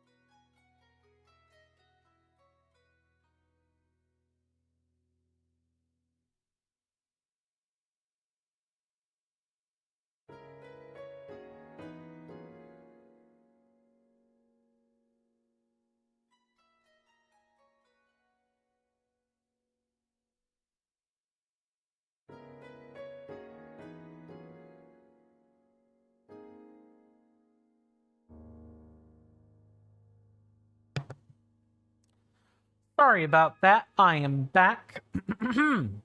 And like usual, I got so caught up in talking about things that I forgot to do the shilling. Guess what we get to do? The shilling, and the major one. So, I know my content creation has been a little bumpy lately, but, and of course, financial contribution is never required to be here. I will do this until, you know, the weight of reality comes crushing me in the most grandest of ways possible, and I'm unable to do this. I'll do this until I can't. So I don't want anyone thinking that I need financial contributions. They're nice to have, but not required. If you do wish to financially contribute, I have plenty of avenues available for this. I'm going to let you guys dig around in the description or the About Me pages to learn more about them. But essentially, your options are either a Tier 1 Twitch subscription. That's like the best bang for your buck. Gets you the most stuff for the least amount of money. Although, you know, you do have to do that, you know, per streamer you want to subscribe to. So that cost adds up fast. Or you got Coffee, Patreon. Both are set at the same tiers. They're worth the same amount. And of course, if you don't feel like, you know, subscribing for like a continuous thing, you know, both, I'm pretty sure at least Coffee it offers one-time donations as well. And, you know, there are a couple of other things that people could do for, financial, like, support if they want to. That's really about it. I do have some content offerings on Patreon or Coffee, and thank you very much for the donation, Rasby. I really, truly appreciate that. I will get your name on this plaque as soon as I can flick it over. I will get your name on this plaque tomorrow, good sir. You have my word on that. Yell at me if you don't see your name on that plaque tomorrow. But I wish I could offer anything more than Discord benefits or like semi-exclusive content that would probably have gone on YouTube anyway, but it's the best I've got in a landscape of everyone makes their own merch or stuff. I wish I could do that. You know, the classics, the shirts, the coffee mugs, the pens, the hats, and so on. I wish I could do that, but that requires me getting a job other than essentially glorified house care. That's what I do for a living. But maybe one day I'll pull a Wrath of Math and get a website running with actual math merch that people want to buy. Maybe I'll be able to do that eventually. Not the math merch part, but you know, the website and everything. It's fine. I don't do it to appear there. No, I figured not, but you know, I definitely do want to make sure if I talk about, you know, thanking people who have made donations or like purchase subscriptions, I want you to know that I'm serious about doing that, and it's a pretty deep personal failing on my part if I fail to do it. I don't want to fail to do those things. The plaque is literally my way of one of the ways in which I have to show appreciation back. Hence, no donation message or extra talk about it. That's fair. I just take it as a great point of pride, since I know a lot of people with the Patreon or Coffee readings, they tend to do that as part of live form content. I've never seen content creators or streamers like do live reads of their patrons. I don't know if that's a thing personally. I've never seen it. That doesn't mean it's not real or that people don't do it. But it would be pretty cool if that was something that only I did. Not gonna lie. Anyway, We got a Hylian. Let's talk to a Hylian. We need to get into Gerudo Town. Hi. Oh my. So there's the though from earlier. Oh my, what a lovely young lad you are. Do you need something from me? What's that? You've heard about a man who snuck into Gerudo Town. Oh, I don't know anything about him. Sorry I couldn't be more help. Study her face. You're making my cheeks warm looking at me like that. You're very beautiful. Oh, such a nice thing to say. And I'm sure you agree that these clothes only help my looks, right?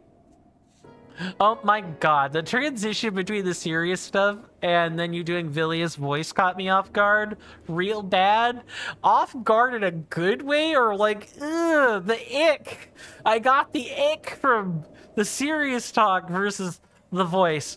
Fun fact, this particular voice I'm doing with the Gerudo, or like women in general, is like the what I call my react voice. As with most things, a little bit of both. I did not mean to give you any icks, good sir, and I do apologize for that.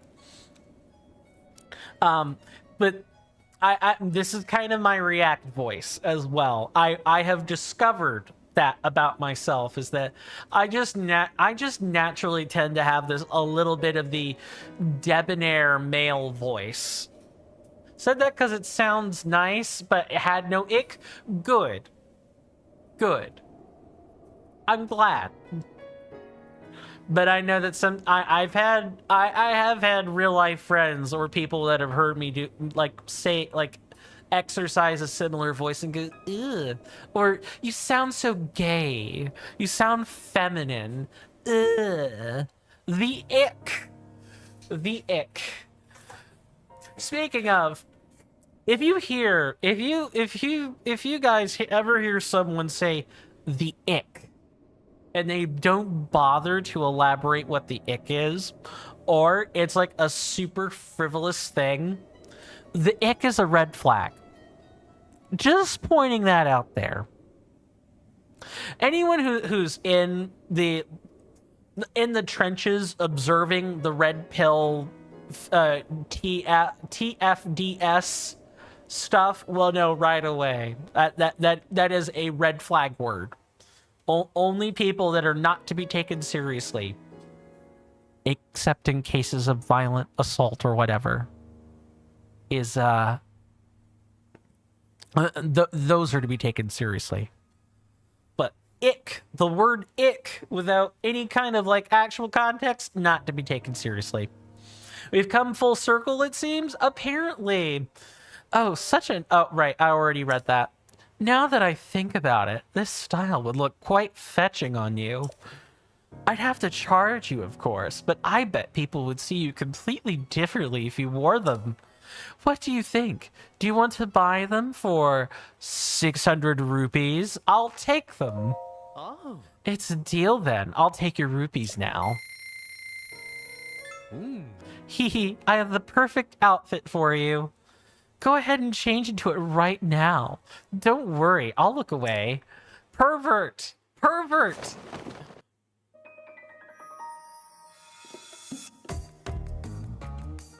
Hot. No. I said that as a joke. Nope. I stepped in a cow patty with this one, ladies and gentlemen. Where is it? Another one bites the dust. Me, I bit the dust. Me. I definitely did that. Okay, let's not step in a cow patty this time. Oh yeah, I'm not sure if you read or I missed, but I wonder if I make people uncomfortable by talking about mental health or private stuff. Well, I mean, the mental health is not an easy subject. Private stuff, that's contextual. That's going to depend on what it is. But mental health, you know, I've always said this with my audience, and I will reiterate it again for, you know, posterity purposes, for posterity reasons. If people don't like the subject matter, they're more than happy. I am more than happy to entertain requests for it to stop. I pride my channel. He says, while preening his hair slightly. I pride my channel on not just being a place where people share in a bit of toxic positivity. Okay, I'm waxing. I'm greasing myself a little too hard. Let's stop. I pride myself on being a place, on cultivating a space where we don't just sit there and ingest a happy pill all the time, and that we're not just giggling at things, but we take things seriously. And that means, we bare a bit of our souls and talk about mental health stuff sometimes, or geopolitics sometimes, or other dark, macabre, uncomfortable subjects. If people can't handle that, that's cool. Say it. Wait, are you saying that you are not permanently happy or fine? No, why, yes, I am saying that. But wait, no. What are we talking about? Okay. Enough of the double cross joke. Yeah, no, I'm not permanently happy, and I sort of pride myself on being a window into what I guess would be a relatively normal spectrum of emotions for streamers. I find it particularly gauche that there are just certain things that us content creators can't really say because sponsors and ad revenue and clicks. I hate that shit. I hate that shit. I don't like it. Sorry for my French, by the way. Never felt bad in your life? I feel like there are hidden kappas that I should be seeing with this sentence. But for whatever reason, if I were to try to force the kappa to be there, it would look really bad. I can't, honestly, that's a statement. I can't tell if there should be kappas with that, or if the kappas are implied, or they're nowhere to be found. Who knows? Okay. E. Sorry. I wanted to do the letter E joke once, and I felt the compulsion to do it twice. Oh, yes. Look at him. Just look at him.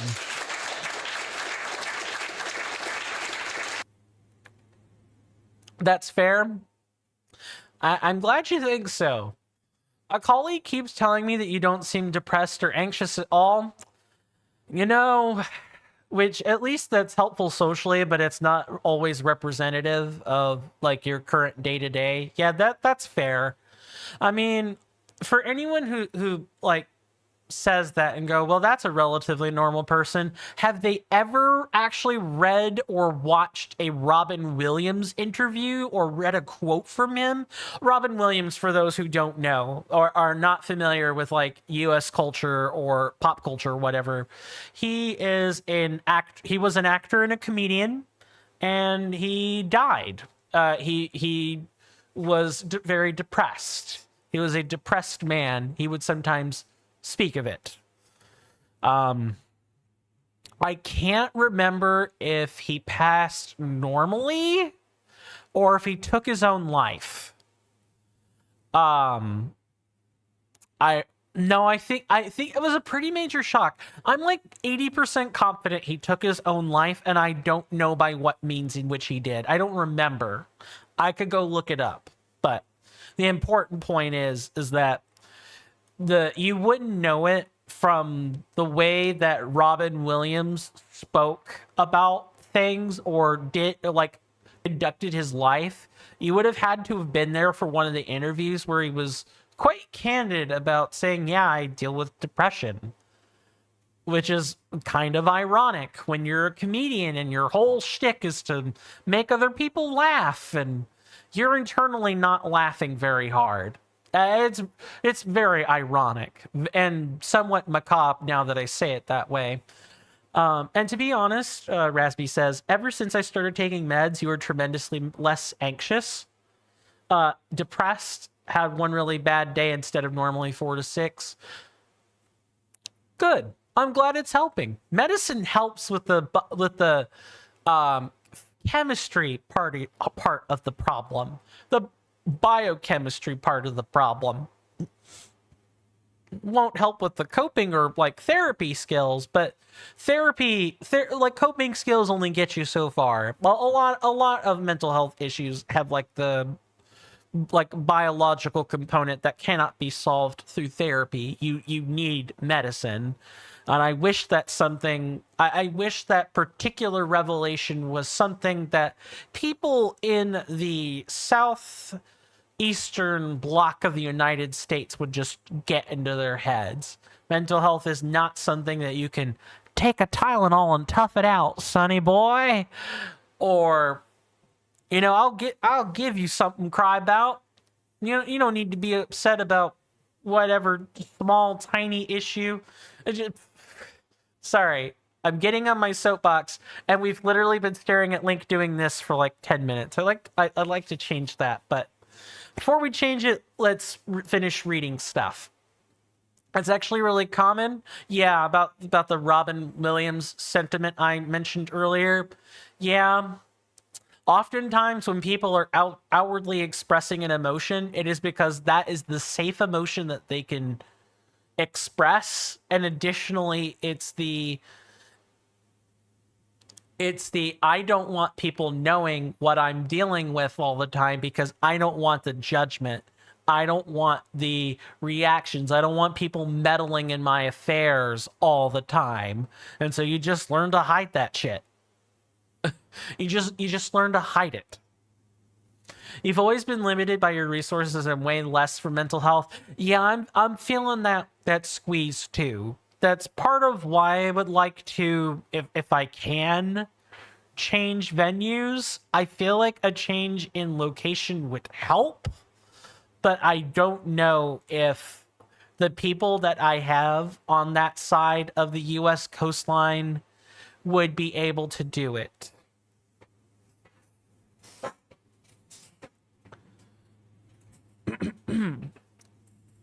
Like, my thing is wanting to get out of the boiling, I'm wanting to leave the inside of the frog being boiled. That is the populace of the United States. I'm wanting to leave that, and I can't. It's quite stressful. Going to psychiatry was one of the best things that happened to you. Yup.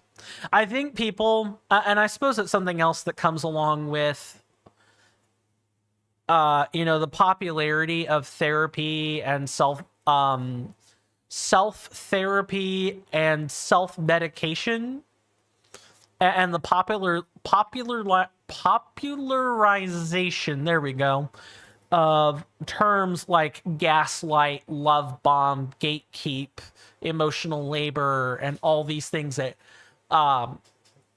nobody really quite knows the proper application of those terms.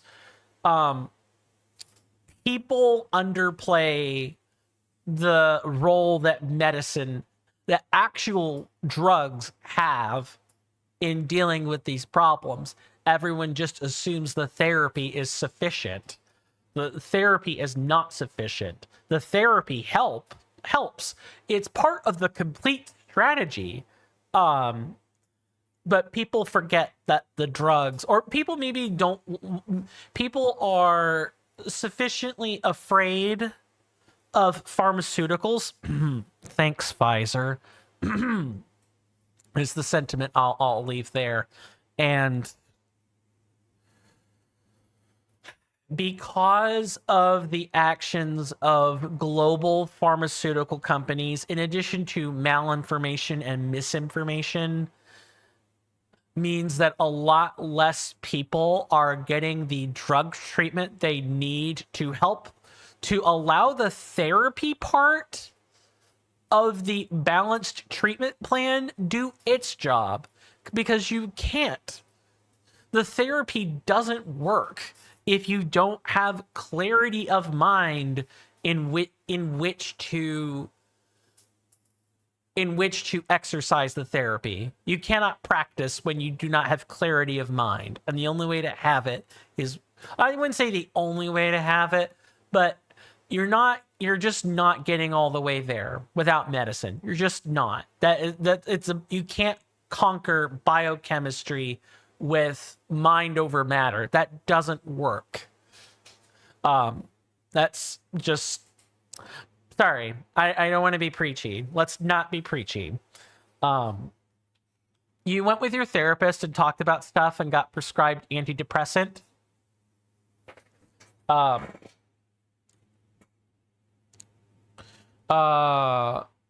Nope, hold on.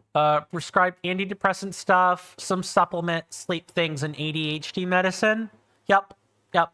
I want to believe therapy should be sufficient to replace the meds, but you're not fully sure. It's not. Like I said, at least in my opinion, I am not your master. You do what you think works for you. But I have seen so many of my own family members replace the meds with rec drugs, or instead of therapy, it's rec drugs, marijuana, tobacco, alcohol, speed. Speed's like a semi-common thing in the southeastern United States. Gambling is another thing that's quite common. Like lottery, like scratch off lottery ticket gambling, or slot machines in places where you can get it. Just the short-term mind high.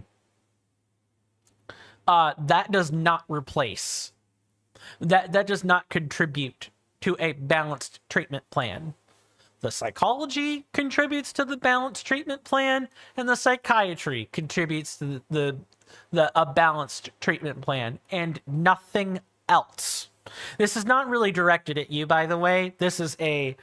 Coin is getting on his soapbox and talking about this because it's really important, and he considers it important. You're not conquering biochemistry with bad habits. You make the biochemistry worse in some cases, especially the tobacco and especially the alcohol, tobacco, and the marijuana. Like any one of those three just makes the biochemistry part of the problem much worse. You strongly agree with the mind over matter can't conquer stuff. I'm glad we're kindred spirits in that regard then. From personal experience, at least, I did attempt it, and I guess you're attempting it. You're pushing stuff to the limits at times, and while it helps, the outcome is still outside control. Oh, right. But the thing is that you're aware of that, and you're not attempting to totally subvert the psychiatric part of your treatment plan. You realize it's important. I live with people. I am surrounded by people. It's a cultural thing in my part of the United States where people just people focus on the substance high instead of the therapy. They mess with their biochemistry instead of getting therapy, or they get the drugs but don't do the therapy, or they do the therapy and then they mess with their biochemistry with drugs or something akin to drugs. Even me, like video gaming can be a form of messing with your biochemistry because you're altering with what your body interprets as a baseline dopamine signal. Like you're masking that.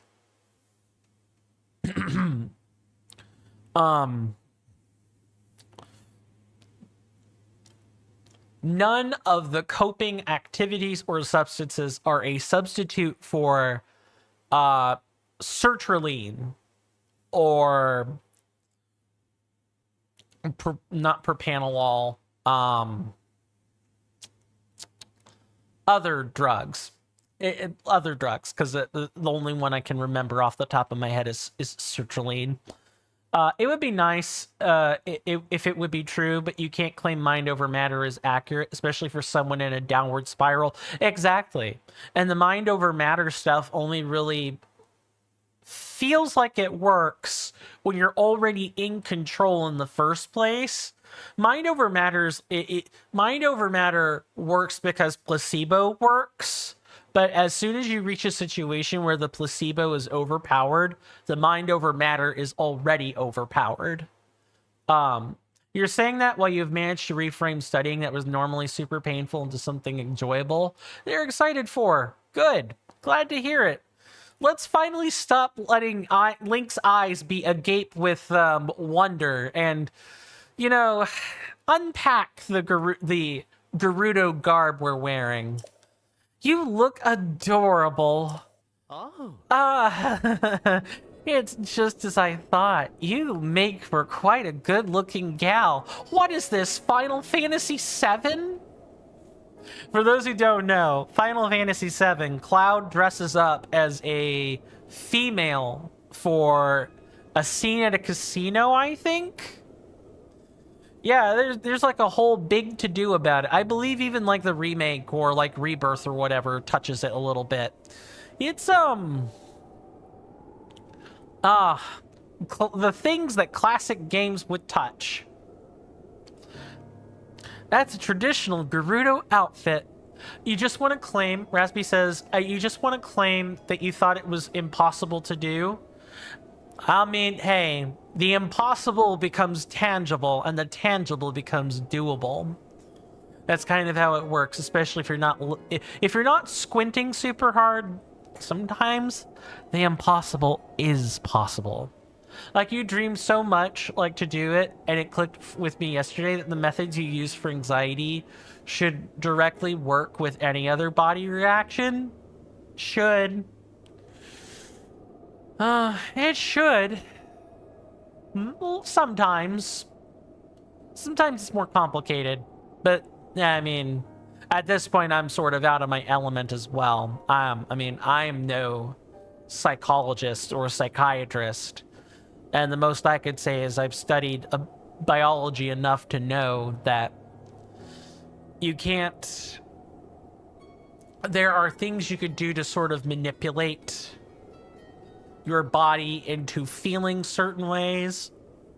And that creates a cascade that lets you think a certain way. But it takes a lot of effort. And the thing about placebo is that if you're aware you're under placebo, placebo stops working. The sugar pill stops working, everybody. The placebo works because you think something works. That's the only part of mind over matter that works. Because that people often call placebo mind over matter. Like, if it's not in your mind, you're not thinking about it. Your mind is engaging in some suppression for you. That's the only part that works. Mind over matter with anything else, where you try to reach some enlightened state or you take a psychedelic drug, no, that shit don't work. Sorry. My French, notwithstanding. Sometimes impossible things are possible, but I think life is worse and worse the more a person internalizes that. Well, it's like the being reasonable, following the trends and patterns versus having faith you'll be able to break through. You'll have a breakthrough that if you just persevere long enough, you'll break through. Instead of focusing on accepting the situation where the impossible remains impossible. Right. Well, that's the human condition, though, ain't it? Humans like to break limits. That's just kind of a human thing we like doing. And we're kind of hardwired to want to go past those limits and establish new ones. It's quite the conundrum. It's such a striking look around here that I doubt anyone would even suspect that you're a man. On top of that, it breathes so well that it's sure to help you deal with the desert heat at least a little. Ah. I'm so glad I was able to help you out. If you're free to grab something to eat sometime, keep me in mind. Oh, okay, Villia. Sure. Bounce. Wow. Wow. No, thank you. Oh my god, a beard. We saw. Okay. Okay. Okay. What's a good one I have for this? It's just asinine. The upskirt moment, but for, face veils. Anyway, the problem is that anxiety is a gas, and so it expands as much as the limit is. Right, anxiety is a gas that only knows the boundary of the container it's put in, and if there ain't no container, it'll just diffuse until it'll just expand and expand and maybe sometimes diffuse. Gases diffuse. Anxiety is a special one that sometimes just doesn't. If impossible is possible is the limit, then when you are spiraling down, it feels as if it was possible to not get there, and it's really bad that it happened. Oh, right.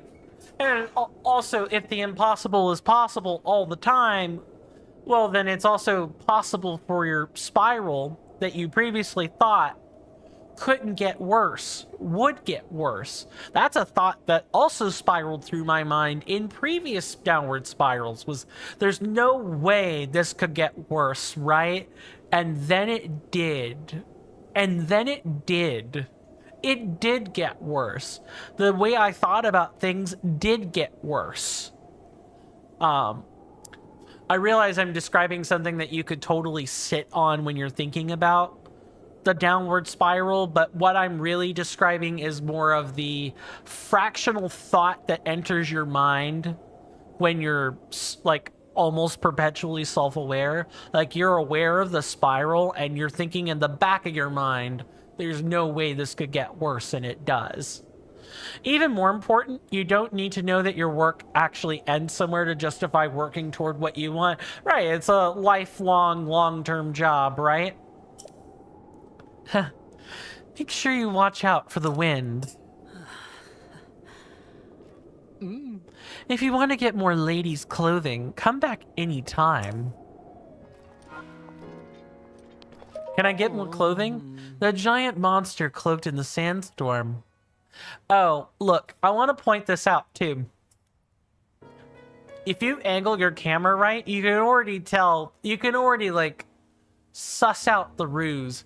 I also find it really funny, this dude, this old timer, old fogey, didn't bother to dye his beard when, if someone looks at you from the side, they can already tell that the guise is broken. And additionally,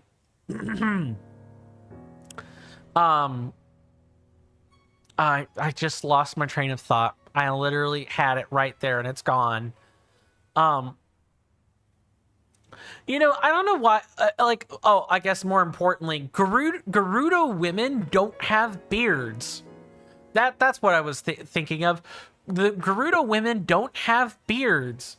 So as soon as you could see it from the side that there's a beard there, the ruse would be up immediately. And this wouldn't work. Just thought I'd point that out. That giant monster cloaked in the sandstorm. If I recall correctly, it's called the Divine Beast. I hear it started wandering the Gerudo Desert several weeks ago. I wonder what it is exactly. Apparently the chief of Gerudo Town is having a lot of trouble figuring out how to handle the situation. One thing's for sure, they'd be helpless if the Divine Beast headed for town. That being said, you look adorable. With those clothes, anyone around here might think you're a nice girl. Oh, no, definitely not. I don't want to be a nice girl. We're gonna cover that in a reaction on Tuesday. We don't want to be nice girls, my senators and inductees. That's bad. Hello, Mr. Sand Seal.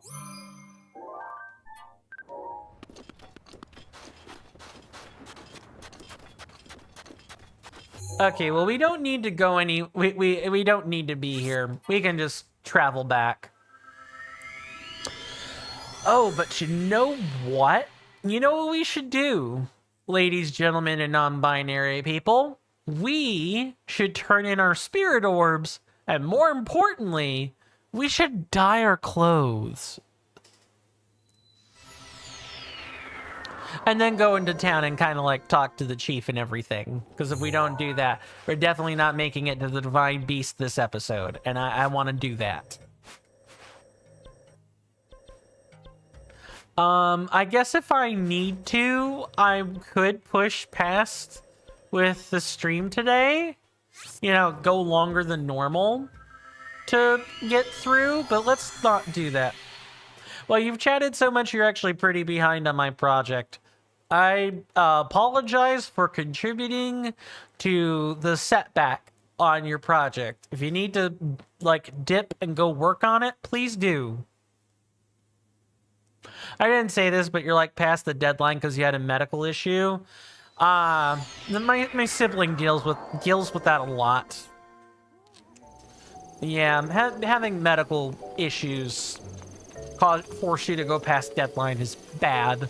Because it's one of those, as soon as the setback happens, it causes a cascade of further setbacks. You need to finish today? Well, if you need to dip out and go do that, please do. I don't want to hold you up because I'm, you know, being chatty McChatterson about heavy stuff. Gonna eat something and focus on it? Good, sir. Good work. Commendable. Smart. Please do that. And good luck with it. Although I hope you do not need it. Oh, I'm already going in the wrong direction. Let's not do that. Let's, what is it? It's Hugh's shop, isn't it? It's Sage's shop. That's right. Sorry, it's been 4 days. I did bring my Switch with me to my client job, because I can do that. But, you know, I was just playing Super Smash Bros. Ultimate, at the client job. That's pretty much what I do when I'm on client jobs, where I'm actually sitting in a house for some time, and I've got, like, dead periods in the job. Because outside of, like, bits of cleaning and taking care of pets and things, you still sit there, you still live in that house. You're gonna do something to pass the time. And why not curb stomp NPCs and keep my skills sharp for when I play Smash Ultimate with friends? Like real life friends. That way, if they, you know, attempt to hover their way back from the edge of the map to the stage, I can spike them immediately and make them realize that they can't just stall out in air. I'll stop them. Alright, Sage, let's dye these clothes. Yes, I would like to dye.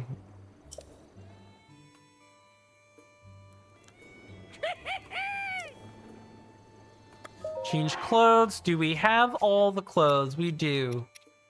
Oh, let's actually read these a sec.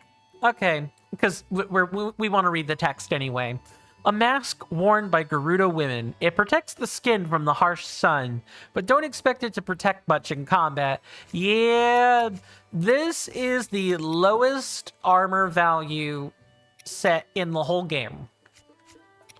It's like Sheikah garb levels of bad, but it's worse than that.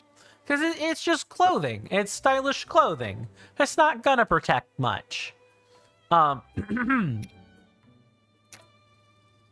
Standard Gerudo garb, popular for its open, breathable design and for the traditional Gerudo markings that adorn it.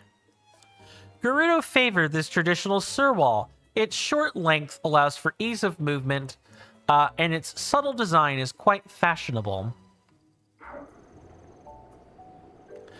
Choose a color. We're good.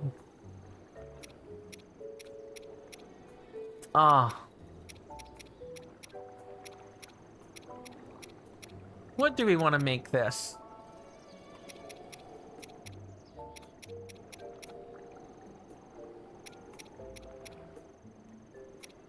Let's make it green. And then... what sort of green do we have? We want herb green? Do we want cricket green? Do we want Lizalfo's tail green? Let's do Lizalfo's tail green. 20 rupees, please.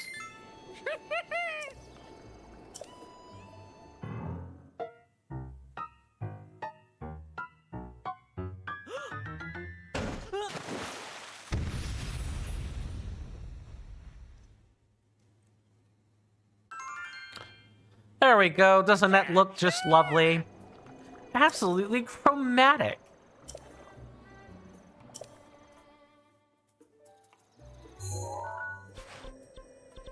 All right, now that we've dyed our clothes, let's go and actually complete our... Let's go actually go into town and, you know, get some supplies and maybe talk to the Gerudo chieftain, assuming that we are, you know, allowed to talk to her. I forgot to turn in the orbs, but that can happen later. That's not super important. We've got enough health to basically complete the game. We've got as much health as we actually need. More is always better, but we've got enough. All right, good sir. That lovely young lady is just my type. What the f... Oh my god. Ugh. Nope, that's the wrong one. It's just asinine. Still spying? Yes. What? No, of course not. I'm just investigating. This exchange feels incredibly familiar to me.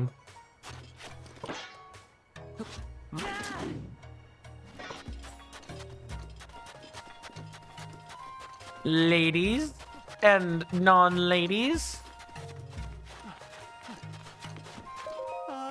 Savak. So, yeah, hey, the name's Bozai. I'm 35, single, and I love jogging, especially on sand. Yeah, everyone says I'm tenacious as a tick, and I think some of them meant it in a nice way, too. So, you out here on your own? Pretty rough and tumble place when I hang out with me a while. Nice sand jogging. Ah, you notice these old things? Yeah, they're my sand boots. They allow me to traverse the desert without being slowed down at all, so jogging is a breeze. If you'd like to check them out, we could grab a quiet corner and give me those boots. Huh?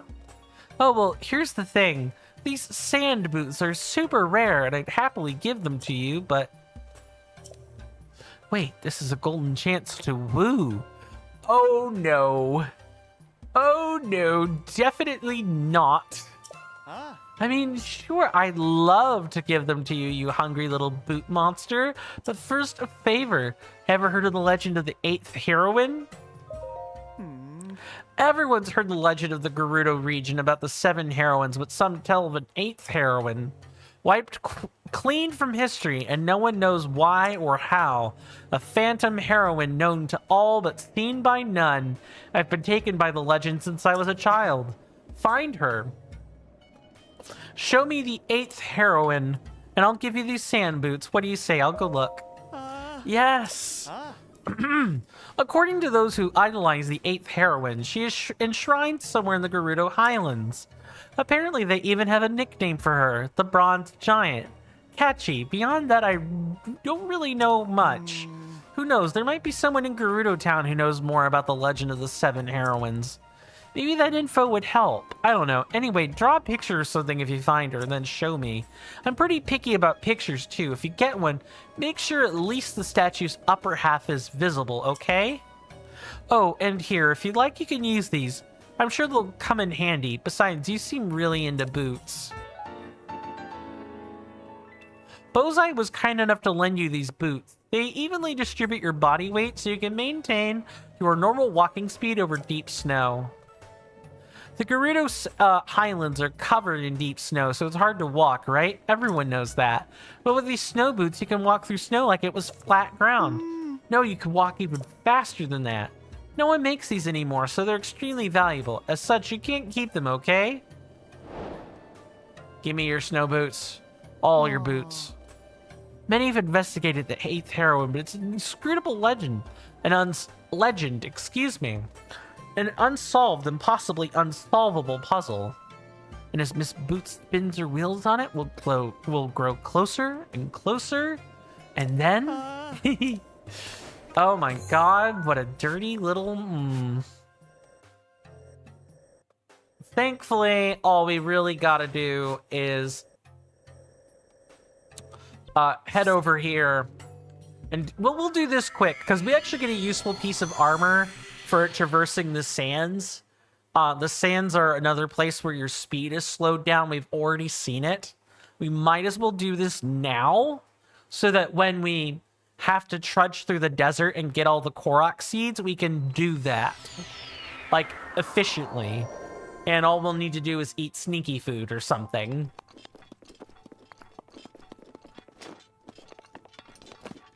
Oh, right. I'm pretty sure we have to climb out. Yup. Yes, sir. Yes, sirree, Bob.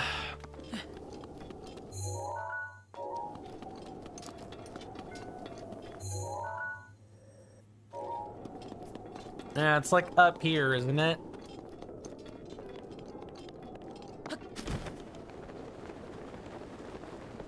Yep, sure is.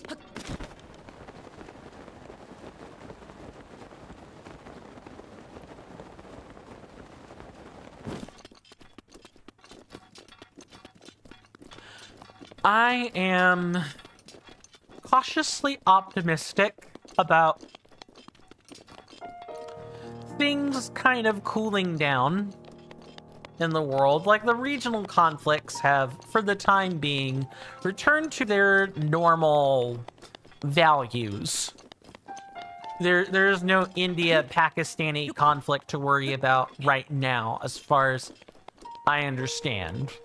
There's been like a ceasefire agreement and everything. That's nice. We surely could use more ceasefire agreements everywhere else.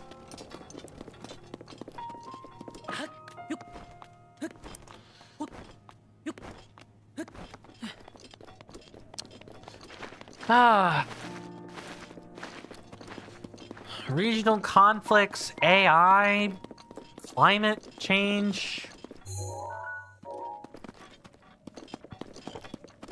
Excuse me, in case anyone heard that.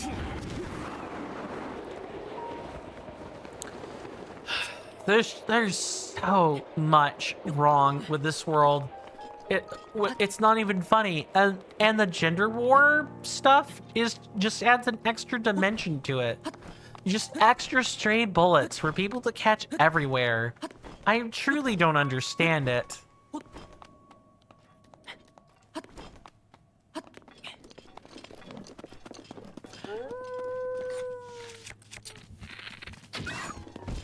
It boggles the mind how we can, in the midst of governments and corporations and billionaires and other elites all tearing us down, that we find ways to tear each other down.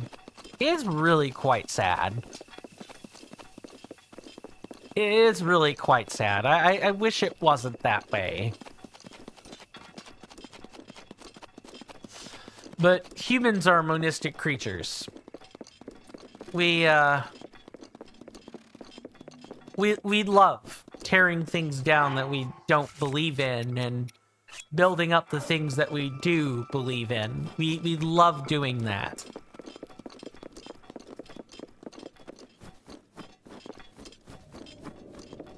We could probably, like, put on the snow boots while we're right here.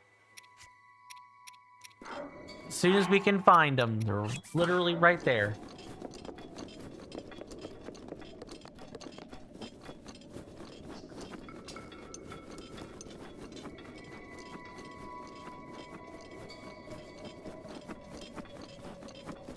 And like I think I was explaining this earlier, but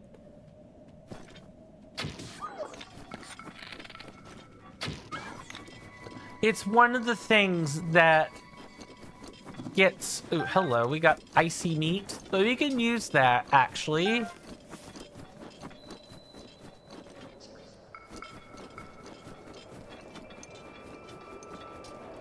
Presume that's this lovely chick right here.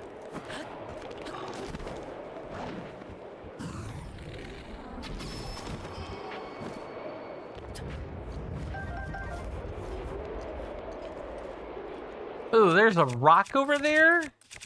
Sure, why not?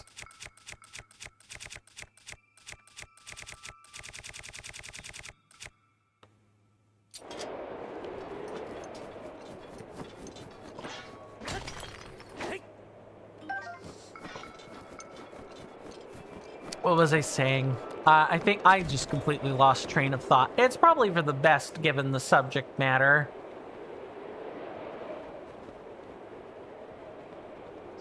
Okay, this is clearly not the geyser that we...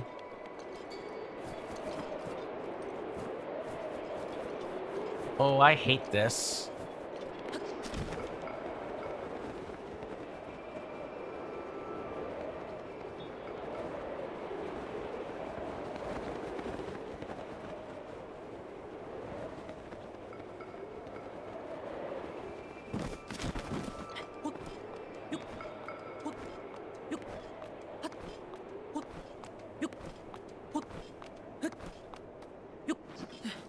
There we go. All right, now that we're here...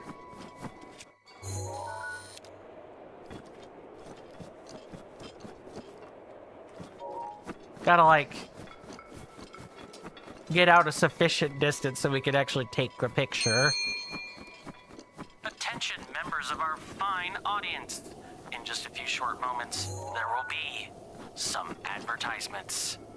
Sit tight, stay strong, and hang in there for me, and they'll be over in just a few short moments. Thank you. One nice thing about doing the shilling in the first half of the stream, we don't have to do that the second time around. We could just, not worry about it.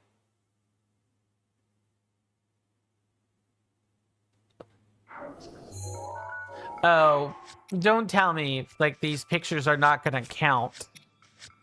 Because I didn't snap them with the prompt on the screen. That's gonna really, like, suck a lot.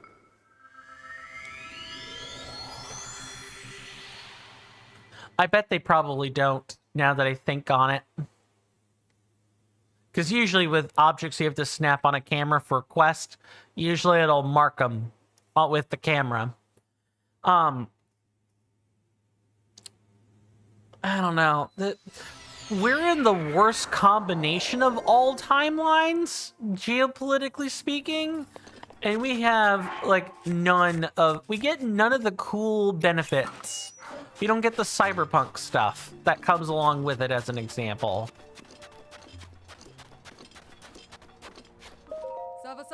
Saba. We don't normally get a lot of Hylian Vi wandering around here. Welcome to Gerudo Town. The old tradition that only Vi are allowed. Goodbye. Ooh. Here's a tip. If you stop by the canteen, do yourself a favor and order a noble pursuit. It's hands down the best drink I've ever had.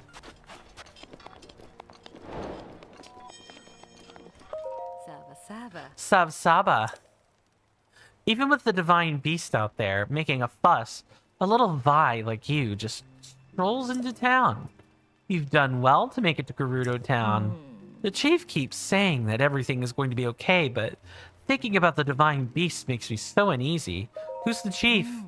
This town is led by our fantastic chief, Lady Ryu, or Riju even. She became chief after her mother, our old chief, passed away. Though young, Lady Riju was our old chief's only child, so naturally the duties of leading the Gerudo fell to her. There have been other troubles on top of the divine beast acting violently. I hear it has the chief and her advisors pretty worried. We might as well hear the other one. You crossed the Gerudo Desert to get here, right? So you must have seen the giant walking around outside. It appeared suddenly a few weeks ago. It's a daunting sight. If you get too close to it, it'll lash out at you with lightning. I can't imagine what would happen if it came to town. The chief says that thing used to be a god who protected this area around 100 years ago.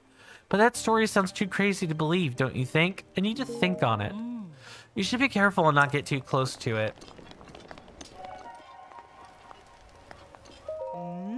I will take all your fresh fruit, thank you.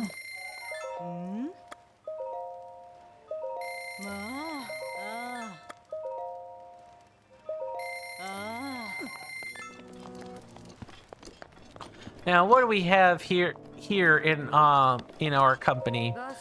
Vasak. I'm sorry, but the Gerudo Jewelers isn't open right now. That beast causing a ruckus and the guards in an uproar over some kind of theft. Things have been pretty crazy. And on top of it all, my shop. The village is facing quite a few problems lately. I believe I tried to combine facing and quite in the same word there. The homes are very nice.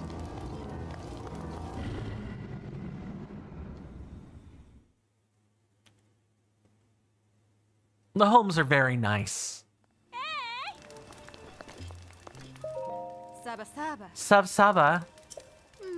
Great, you got the last of my free time with that greeting. What's the matter? I manage a shop that specializes in handmade accessories, but I've run out of flint. I need it to make my items. If only I had 10, just 10. If some kind Vi would give me 10 pieces of flint, I could offer a nice reward. I could dream all I want, though. Nothing goes that smoothly in the real world. Okay, it is break time. I will see you guys after the commercial break. Thank you very much.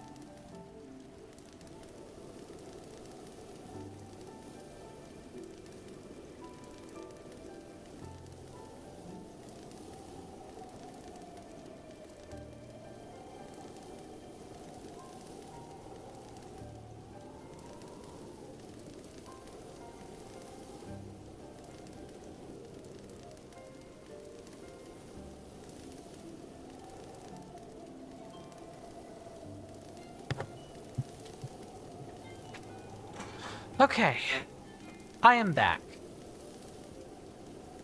Sorry about that.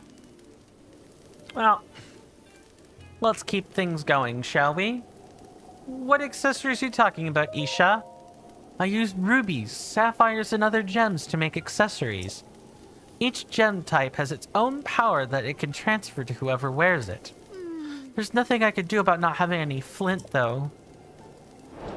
I mean, I have plenty of the stuff. I'm sorry that you came all the way to see me for nothing. I'm sorry, I haven't been able to get any flint yet, so I'm not in a position to make any accessories right now. I wonder if I'd be able to work if a kind, generous Vi were to give me 10 pieces of flint. Here you go.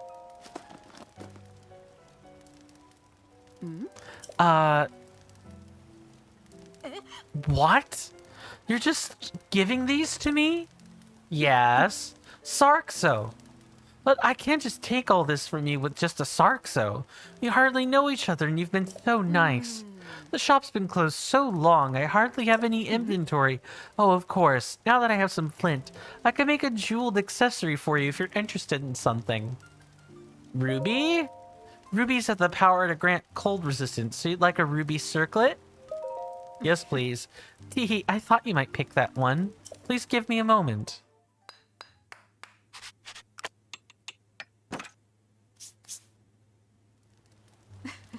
Brand new, especially for you. I think it turned out really well. A headpiece made by Gerudo craft workers. It's set with a ruby, a gem that harnesses the power of fire to make cold climates more bearable. Thanks to you, I got the shop running again. So if you ever need an accessory, please come by for a special discount. Just don't tell my other customers, okay? If you want any accessories, could you pick them yourself? You see, each gem contains its own special power. Wearing one will grant you a form of protection. For example, sapphires offer resistance to intense heat. Goodness. And rubies have the power to resist chilling temperatures. I'm able to craft circlets or earrings that channel these powers to protect the wearer. Sadly, the materials to make such items are difficult to get a hold of. That's why you have to bring me the materials. It'll take some time, but there's nothing that'll satisfy you more than that. Oh, and don't forget that Vo and Vi alike can enjoy these. They're great gifts if you want to impress someone. I don't know what would have happened to my shop without you. I'm incredibly grateful, Sarxo.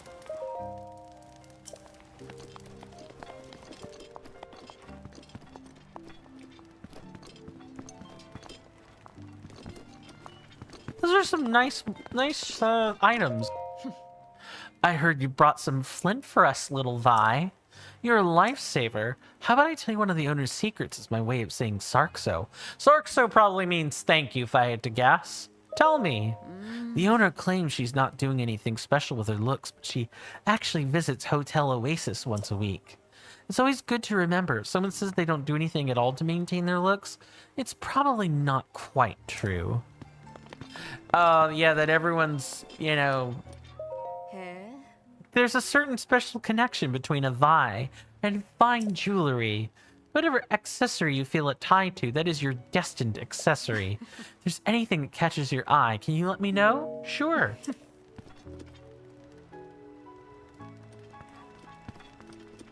So see, gemstones are kind of entirely a necessity for these sorts of things. Let's grab the Guardian Circlet. We've got 3 diamonds, 1,500 rupees, and 3 diamonds.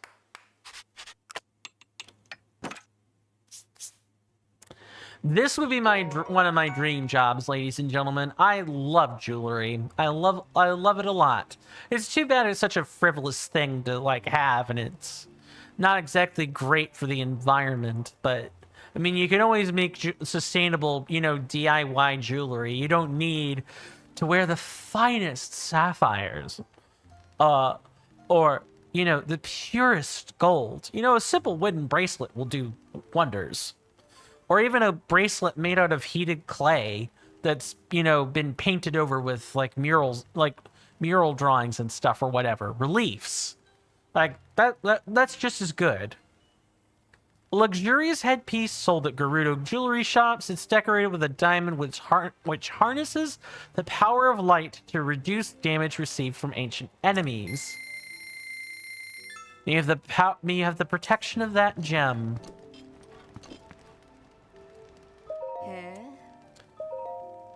I will take some heat resistance, thank you.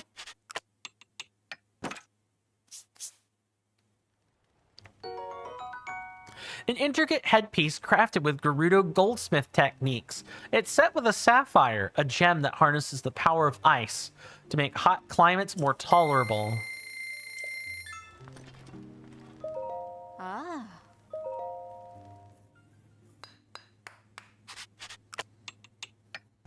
We're buying the wardrobe, ladies and gentlemen. We're buying the wardrobe. Do you take me for a fool? No, I'm not trying to fool anyone. I do mean that.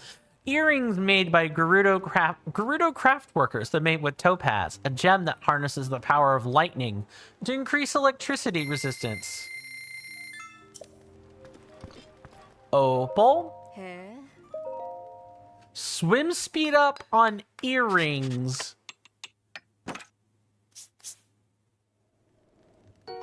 So the purpose of like this headgear and stuff is to basically allow you to get a different item benefit while still wearing two pieces of another set that you get a different benefit for. So I could wear the opal earrings and two pieces of the Sheikah set for some kind of benefit. I wouldn't get a set bonus, but if I needed to move quietly in water and also move fast, the earrings are a way of doing that. The earrings are a way of getting two different effects on you at once. Earrings sold at Gerudo jewelry shops. They contain opal, a gem that harnesses the power of water to increase your swim speed. Ah. And the very cheap amber earring. Let me guess, this one's going to be like a tack-up or something. One of the items sold by the Gerudo jeweler, these earrings are made with amber, a gem that harnesses the power of the land to increase defense when equipped. Oh, these are the iron earrings. Okay. Hi. Welcome to the Hotel Oasis. Vasak. Oh, look at this cute little Vi. I bet you would absolutely love what we have to offer, little one. We're an inn, of course, but we also have a special spa plan. A vacation for mind and body. It's really, really popular. So popular, in fact, we always have a long line of people wanting to get in. Although, I don't know what it is, but I just feel something special from you. You can cut to the front of the line. Wow, hero privileges. Even in female garb. Oh, I'm just going on and on. What can I do for you?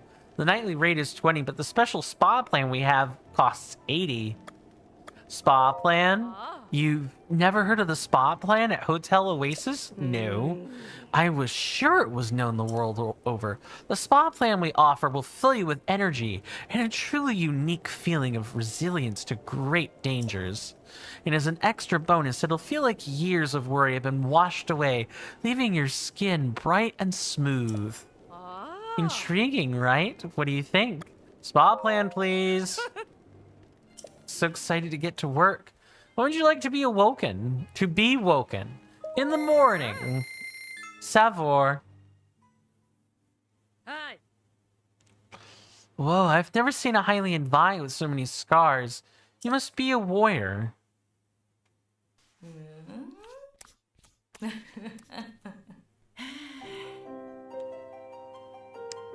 Someone had to have had some amount of fun with that voice line, surely.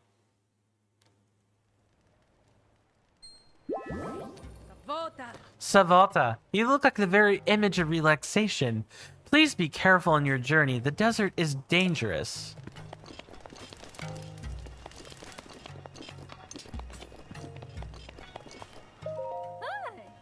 Oh, were you here because you heard the rumors about Roma too? I heard that she has a special technique that will make you feel more relaxed than you have ever felt in your life. But nobody said that the wait was going to be this long. I feel like I'll never know what relaxation is ever again. I'm so annoyed. Well, you're just going to stand there or are you getting in line? It was great. Huh? Wait, did you already? But why? How? They've been here forever. She's not taking people in the order that they arrived. Yes, I am invoking your Karen energy. Look at that face. Look at that face. It's the face of a Karen. Wait, I can't get angry. I won't get angry. Okay, I'm fine now. You know, your skin looks super shiny, and you look like you haven't got a worry in the world. Yeah, I should just patiently wait my turn. It'll be worth it. Oh, you don't want this fabulously fine skin. I was so hoping I could Karen her a little bit more. How many should I wrap up for you? All of them.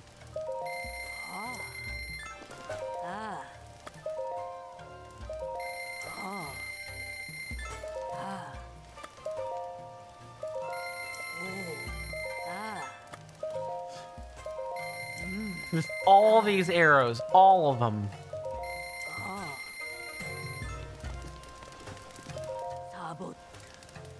Savota.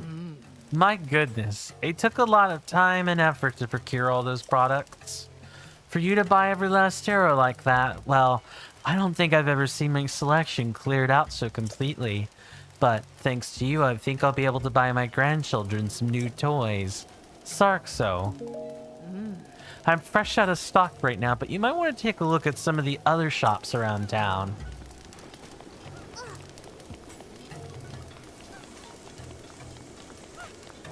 Oh, there's a lot of things on offer here. There's a lot to like about, you know, the Gerudo. Their trades as tailors and craftsmen allow them to pay for the things they could otherwise not get in the desert. Like the Tabanthan wheat.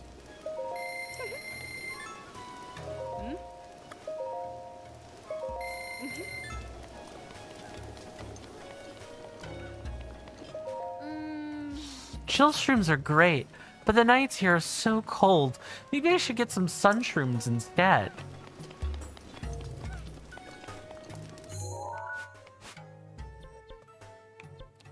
Got general stores, lots of general stores, the jewelry shop, the inn. We got it all. There's a lot to see and do here in Gerudo Town, but only if you're a Vo.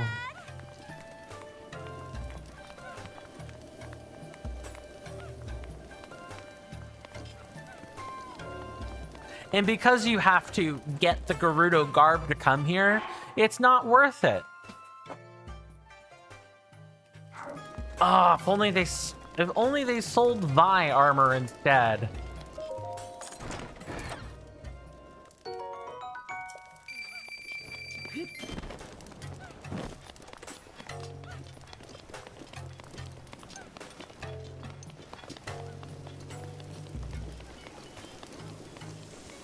Why don't we head up then and maybe try to talk to the Gerudo? Huh? What is it, ma'am? As you can see, I'm busy gathering information. Oh, you're the Tracy. Ma'am, don't tell me you don't know who I am. No way, you've never heard of Rumor Mill either? I've heard of it. Phew, thank goodness. You told me you never heard of Hyrule's most popular news publication, Rumor Mill? Well, I don't even know how I'd have taken that news. It would have hurt, that's for sure. I'm Tracy herself, you know. Yeah. Hey now, get that wishy-washy garbage out of here. Once more with conviction. Truth is, I'm Tracy herself. From Rumor Mill. What are you, a freelance journalist? I guess you are. I suppose that works. Anyway, hope you enjoy reading Rumor Mill. I take pride in my work. Savota. There sure are a lot of Hylians coming by today. This is the home of the Chief of the Gerudo. It is my duty to make sure that no one suspicious enters. Do not distract me from my job. Can I go in? No. We're busy. It's an emergency. Authorized personnel only. That's what I would say if I had my way, but the chief is a kind person. She told me to allow visitors. But if you want to go inside, be my guest. But if you say even one rude thing to the chief, you and my spear will have a very personal conversation. Savota. The chief may be young, but she's a kind person who puts her people first. She told me to allow visitors through, even in these tough times. Hey, listen. Even though I'm letting you inside, that doesn't mean you can go getting in the chief's way.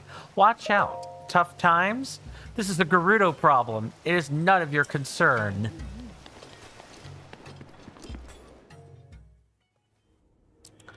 Well...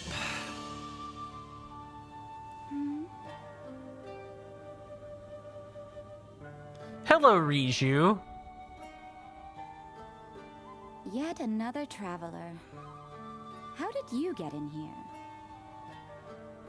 Oh. Seems you have something rather interesting there.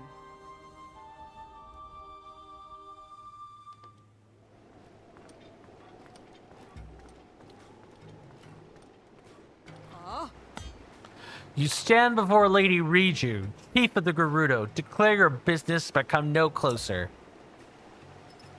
Hold on, Buliara. This one appears to be more than a common traveler. You there, what is your name? Link. And what is it you've come all the way here to tell me, Link? I can call Naboris. You think you have what it takes to subdue something so powerful as a divine beast? The only ones who could ever control them were champions like Lady Urbosa. And all the champions died in the calamity 100 years ago. Buliara, a memory just jumped into my head. Something my mother spoke of. When the calamity happened, the Princess of Hyrule placed a fallen swordsman into a deep slumber. That swordsman, much like our new friend here, was named Link, although it always seemed more legend than fact. What are the device on this one's hip? It appears to be a precious relic of the Sheikah. I can't imagine they would give something so valuable to a simple drifter. Can you? I don't remember hearing of a Hylian Vi among the champions. Wait a moment, you're a Vo. A Vo within our walls is a great crime. But a Vo who is a champion? Well, we'd never mistreat a friend of Lady Urbosa. And if you're here to help us with Naboris, then we are allies. Huh? You saw it on the way on your way to our town.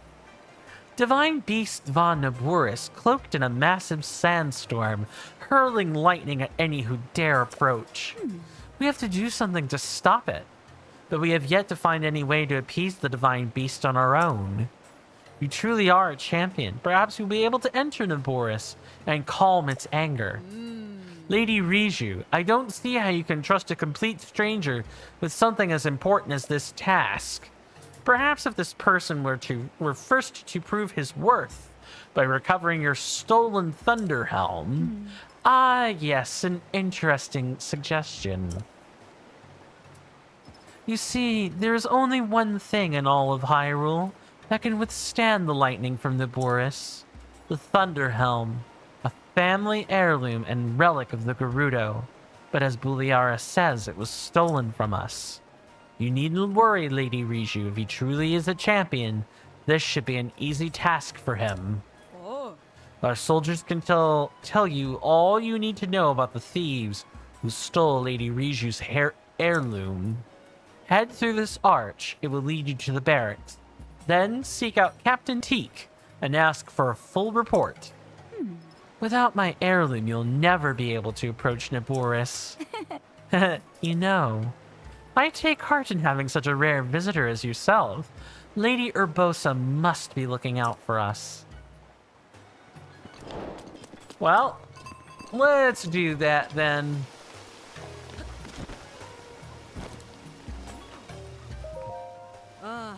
I can't believe the Thunderhelm was stolen. Hey, Koda, stop blabbering to outsiders about our problems. Ah, in trouble again. This is all your fault, you know. Hey, I haven't seen Barta. Where's she's gone off to? She said she was going to scout the thieves' hideout, but then she left before we could say anything. Now that I think about it, she's been gone for 2 days. I wonder what's happened to her. Are you serious? Why did you let her go by herself? And why did you wait 2 days to report this? I'm apologize. She said she just wanted to check it out and would be careful. So I thought, as if we aren't busy enough searching for the chief's heirloom. Now we have to find Barta too. If the captain hears about this fiasco, she'll punish us for sure. Probably 100 laps around Gerudo Desert again. Oh no, what should we do? I'm thinking about it. What are you doing here, outsider? This is the barracks for Gerudo soldiers. We're on high alert right now. If you want to do some sightseeing, go check out the market instead. Well, you see... Wait, why would I tell an outsider like you about important matters involving the security of our people? If you have permission from Captain Teak, that would be a different story. Fine, let's talk to Teak. Totally not a piece of wood, right? What are you doing in here? This is the barracks for the chief's guards, not a place for tourists to gather. We're on high alert after the recent theft, so you should clear out. What? Buliara sent you? My apologies. I'm the officer in charge of the soldiers, Captain Teak. Chief's heirloom was stolen by thieves belonging to the Yiga clan the other day, so everyone is on edge. We've determined that the Yiga clan's hideout is in Karusa Valley, but the soldiers are all exhausted, so I was just thinking about requesting some extra help. Hey everyone, listen up. This Hylian Bai has agreed to help us, so offer her any information you can. Consider yourself a part of our unit. If you have any questions, my troops will be happy to help. We're continuing our investigation through the heat of day and the cold of night. So far, we know... Where's the hideout? We know that the thieves' hideout is in Karusa Valley. The path through the valley is very difficult. Despite repeated attempts to infiltrate the hideout, we haven't yet managed to set foot inside. I forgot that this was like a multi-step quest.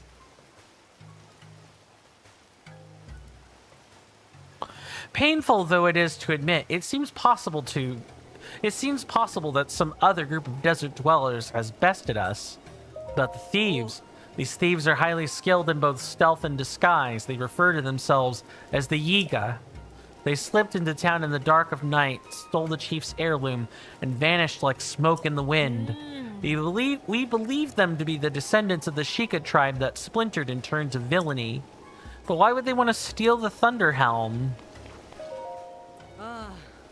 I'll have to go out with a sand seal and search again, but it makes me feel so sick to surf around with one.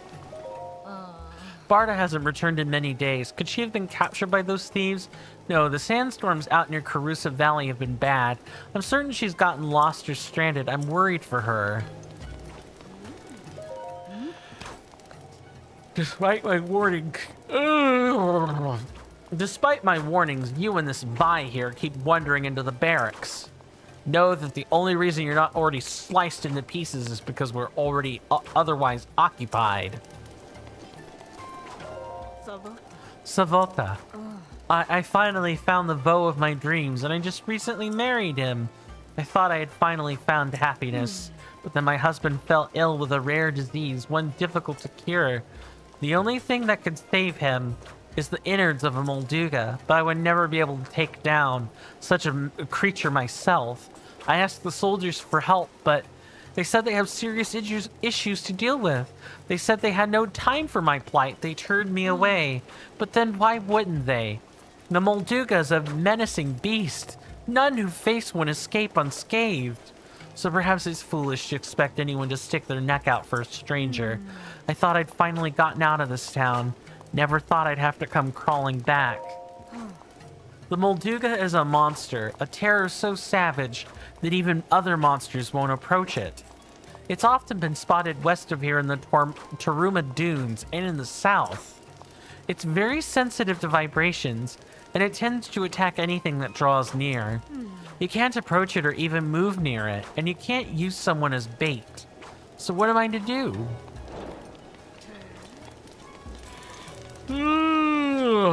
Sorry, folks. So tired. And unfortunately, I spent entirely too much time blabbering again. And I got the thumbnail to make.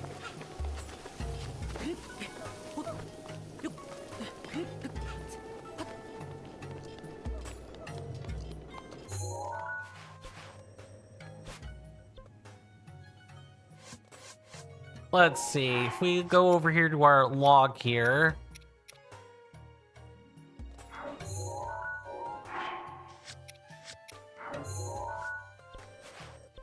So it's back over in the... It's back over here somewhere? So that's over there on the Highlands. You know what? That actually makes some sense. It is the Highlands after all. Oh, and thank you to Seribot for banning that bot spammer, by the way. Really love that for us. Yeah, we do have some bots in chat, but they're ones I've put there myself. Seribot and Kumabot Defender. Those are awesome tools that I like to use to help pretty much any anytime we have people on stream. You know, I want to curate that experience for you, and having bots spamming best viewers on whatever site possible is not good. That is a bad viewing experience.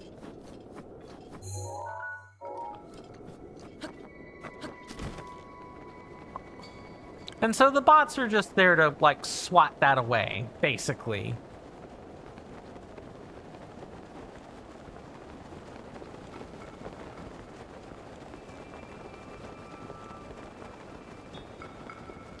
Interesting. This is like a pit with a bunch of tags in it.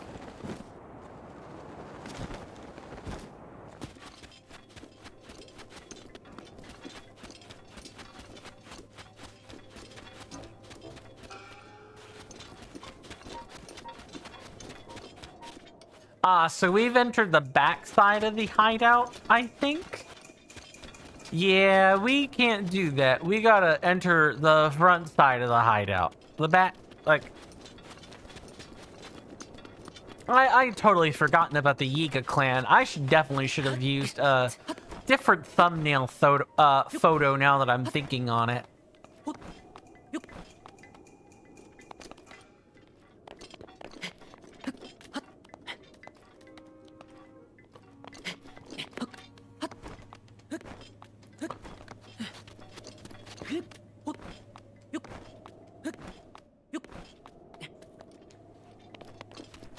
Close, so close, yet so far.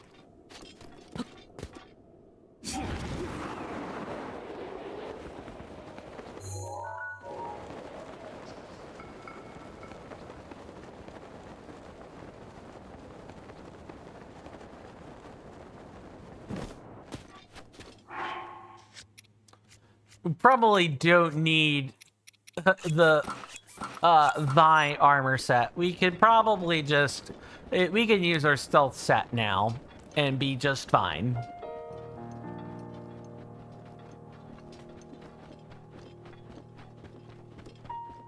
It'll be when we have to report back into town where we should maybe not do that.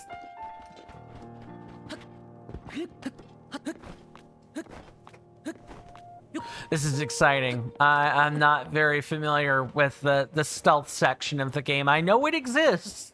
I know it's there. I've seen my sibling do it. But, like, that's pretty much, like, it, though.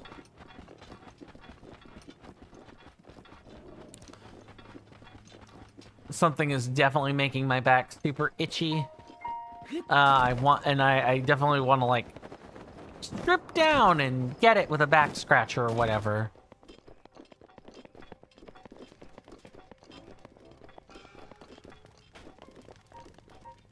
Ooh, hello. A duplex bow, you don't say.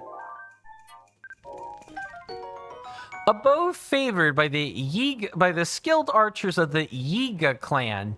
It's been engineered to fire 2 arrows at once to ensure your target comes to a swift and none too pleasant halt. So you say.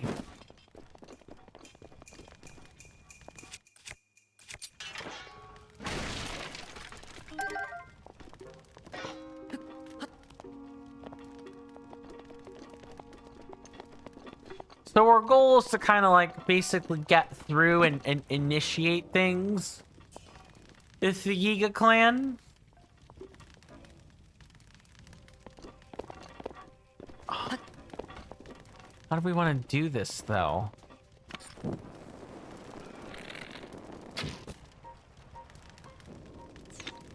Ah, I see. I think I got a good read on what I have to do.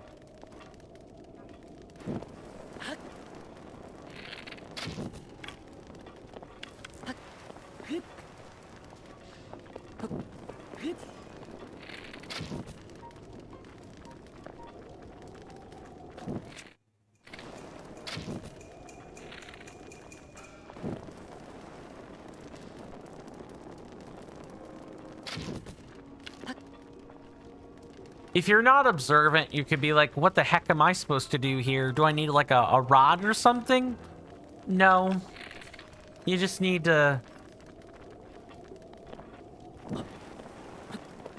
You just need to, you know, light arrows on fire and then go from there. I see.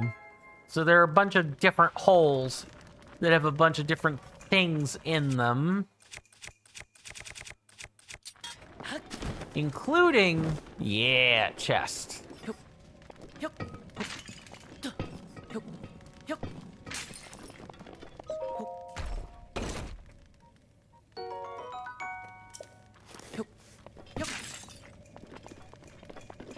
Now, let's take the, hello.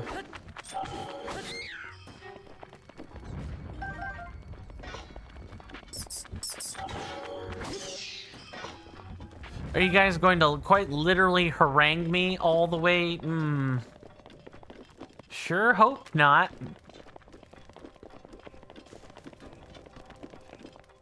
Now, let's see if we need any of these torches.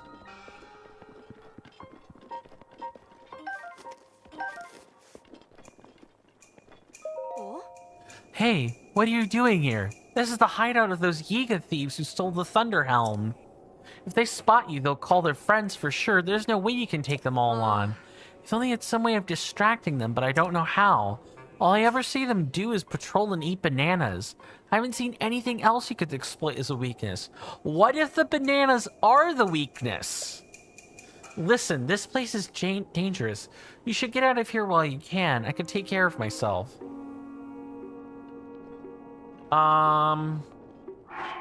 Don't know about that one, Chief. I feel like you could use the help.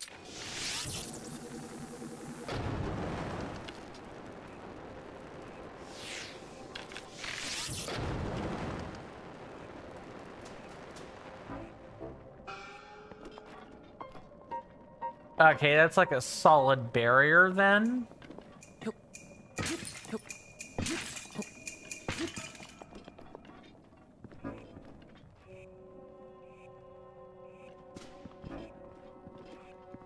Huh. Yeah, how would we get rid of that?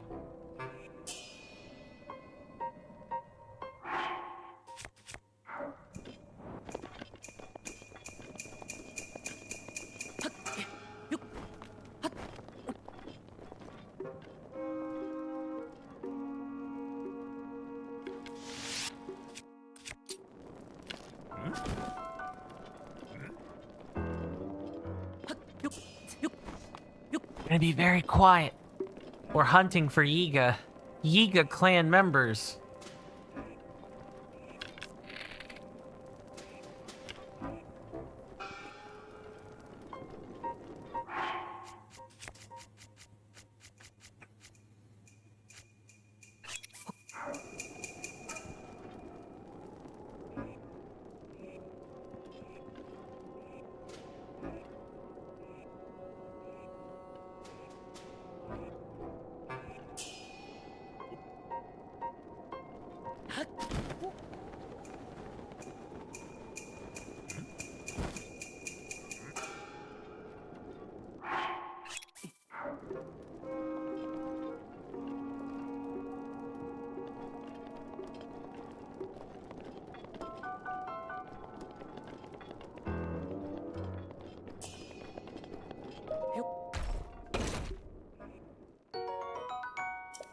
You know what? Hey, we're cleaning out their treasure hoard.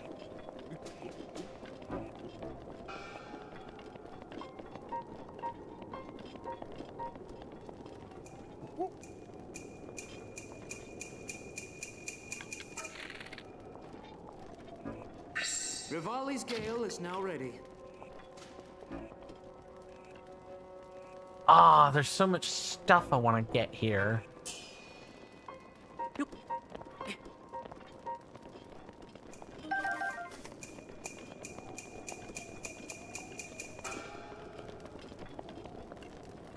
Oof.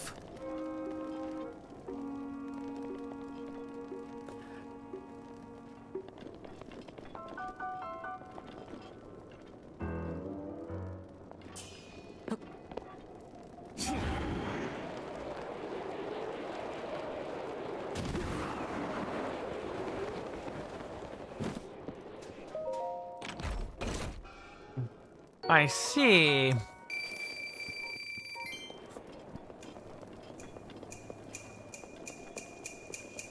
So we could have used the ladders here to kind of like circumvent some of this.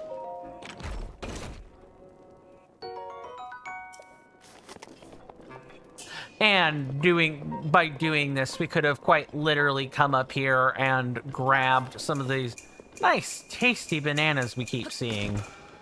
Because that's how we're going to,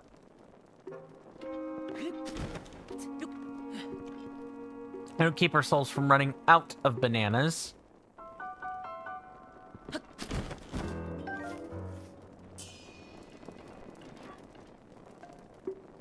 I want that ruby.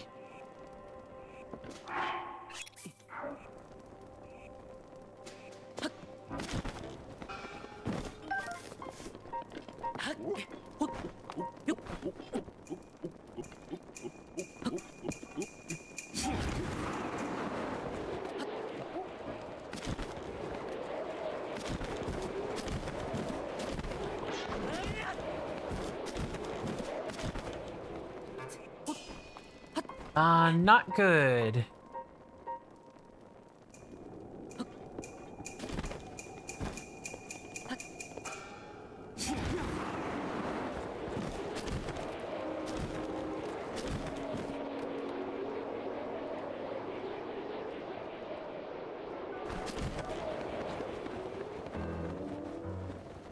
There we go. I knew we could go through the back door. It just took us literally entirely too long.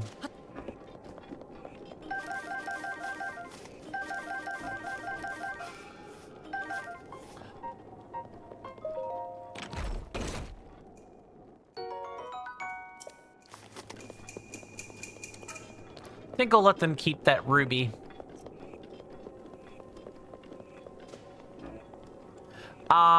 Okay, yeah, we literally didn't have to burn that for any particular reason. I was just being super stupid about it.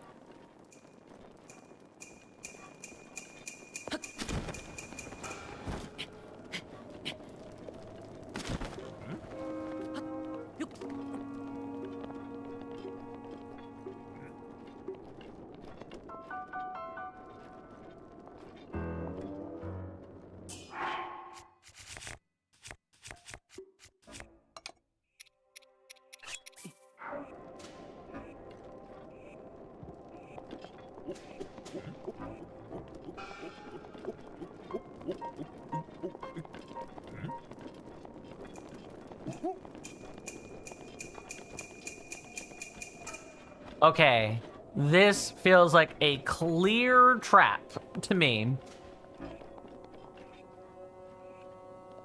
This feels like a real clear trap, but we're gonna trigger it anyway.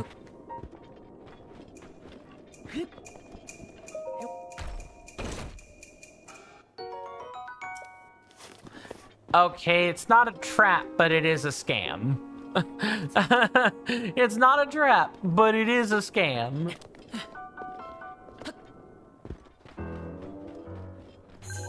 Sorry, what? Oh, about to tell me that this is less of a scam?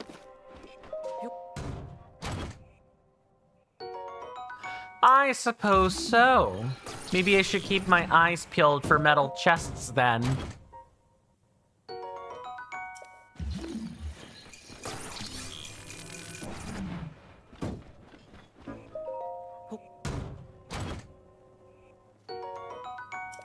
Wow, you guys are just hoarding mineral wealth.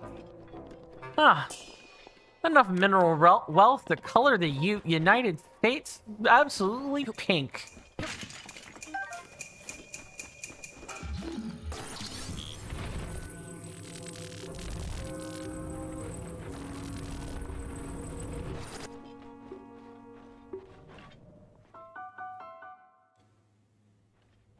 Ah, now that we've walked through the hidden panel, we can now deal with this nonsense.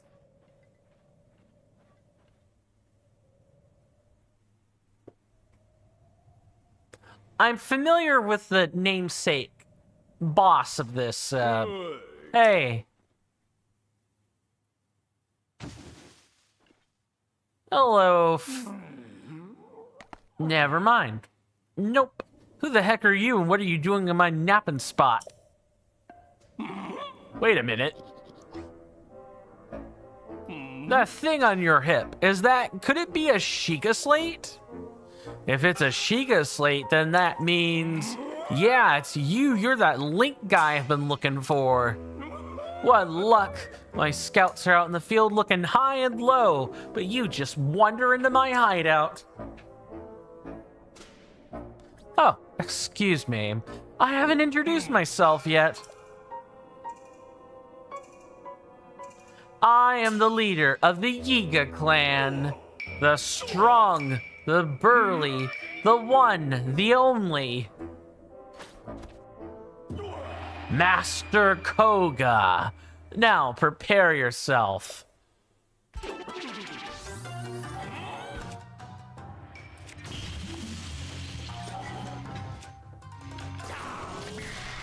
Okay, I've got to figure out how I'm gonna stop that.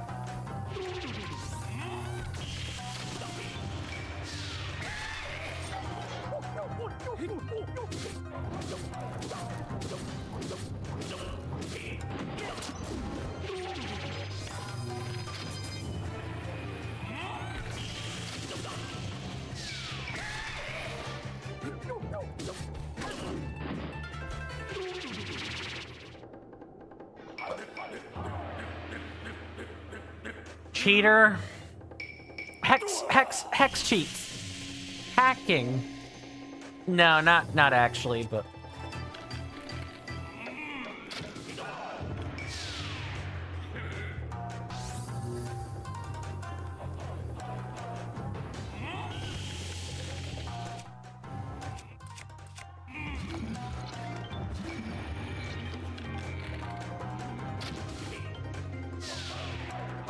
I see what we need to do. Okay. Wait, no, I got it.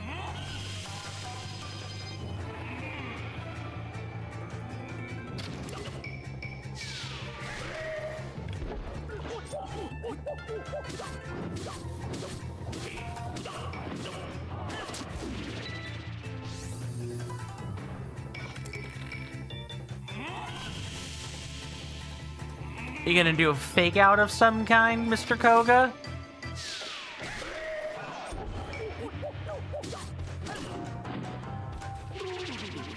Come on, show me the big metal ball I'm familiar with. Yep.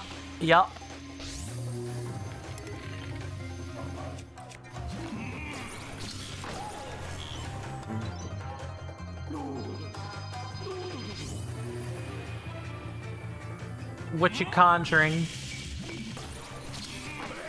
Stop. Who would have thought I'd be done in like this? And by this guy of all people. You think I'm just gonna let this stand, do you? I almost lost my temper there. You did lose it. Ah, what a pain. I can't go out like this way. What to do? Ha! I got it.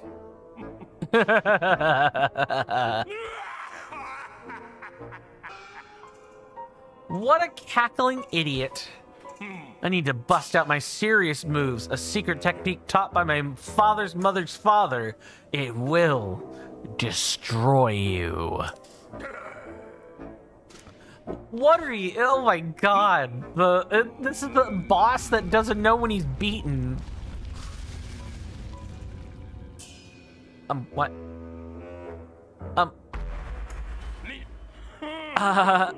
Maybe it's just a tad too big. Are you still over there? Well, no matter. Pretty soon you'll be gone, and not just from my line of sight. Only the leader of the Yiga clan can use this secret technique. It is the ultimate squish! What an idiot. Coward! I shall be remembered. The Yiga clan will track you to the ends of Hyrule. I might have needed to get his picture and I just totally forgot. Now, was this dude holding the helm?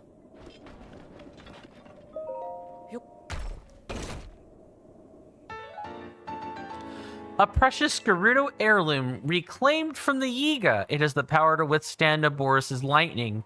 Guard it with your life until you can return to Riju.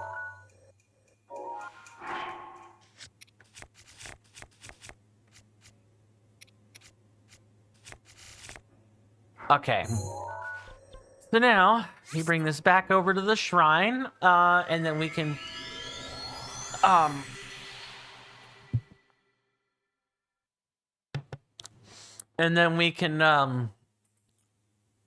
I didn't increment that properly.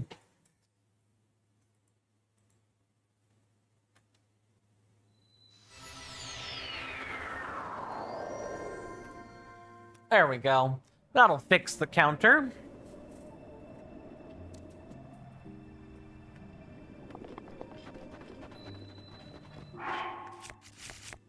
And of course, you can't dress up like a man around these women.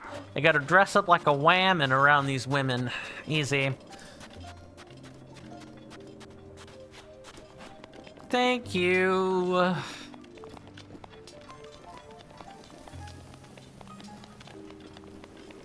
Oh, hello. Sava Sota? Anyway, good evening. Gerudo words are really hard to remember. I think Sav is part of half of them, but there's some starting with a V. Gerudo Town really is full of women, isn't it? It smells really nice here. Hang on, I thought men weren't allowed in this town. Why'd they let me in?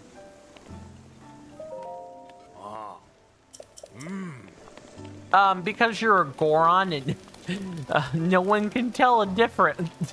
No one knows if they're Goron females. They're quite literally not most of the time.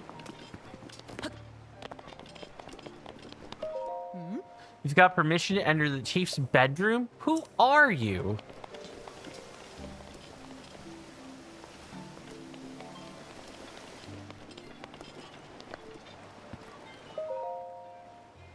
Chief's Diary. Chief of Makila Riju. Chief of the Gerudo. First page. Buliara told me today that Mother has passed on and gone to a better place. She said that my mother's death means that I am now the chief of the Gerudo people. I wish she'd stay here, though. I don't see how it could be a better place with us apart. Ever since I became the chief, the people in town have been a lot nicer to me. But if I look carefully, I can still see the worry in their eyes. It seems more common than when Mother was chief. Mother, will I ever be as great a chief as you were? The divine beast Von Naboris, which supposedly has been sleeping in the desert, has suddenly woken up. Mother once told me that Naboris is the deity of protection for the Gerudo people, but it doesn't seem that way.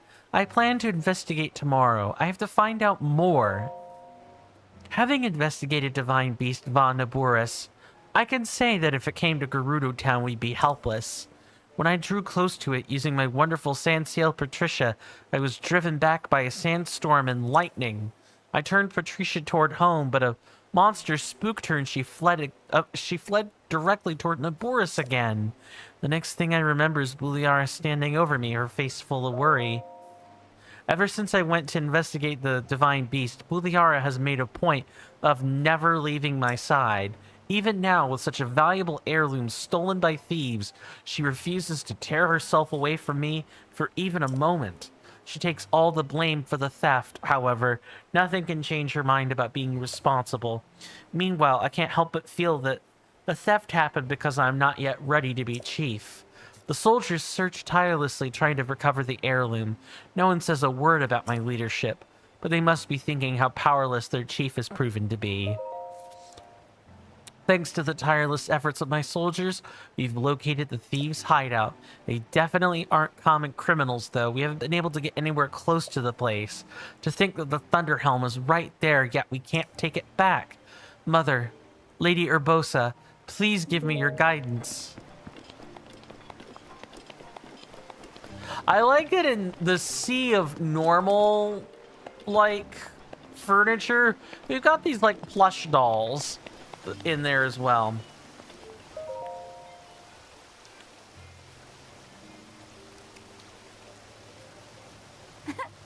I've been waiting for you. Oh, you needn't say a word.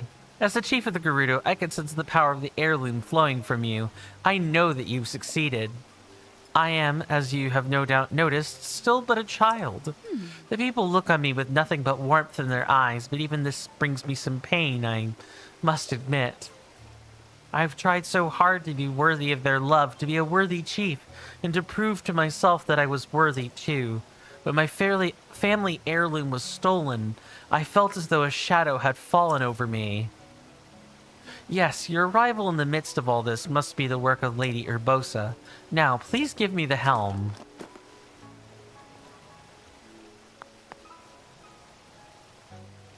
How do I look? The helmet's a bit big for you, I think. Oh, we're getting ready. Yep, gotta wink out the camera, everybody.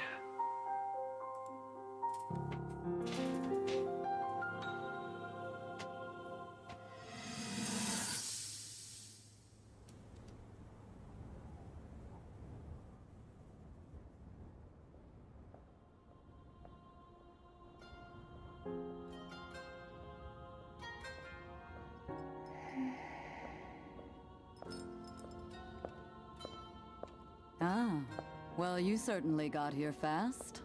I should have expected as much from the princess's own appointed knight. She was out on a survey all day today. Still as the sands now. So, spill it, boy. Have the two of you been getting along all right?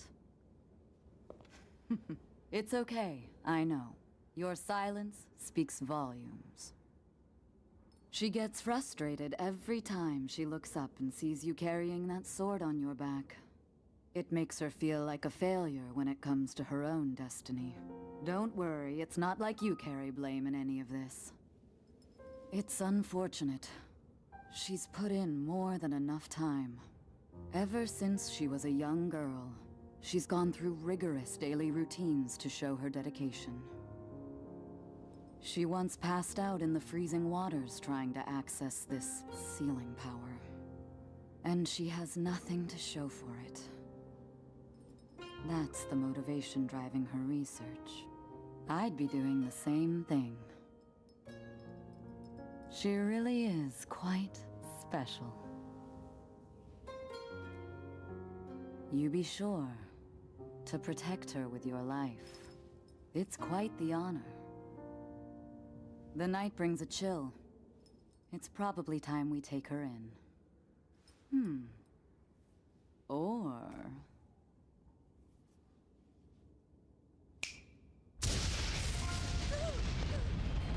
Urbosa! What was that? Did you feel that? Wait, what? How did you... What are you doing here?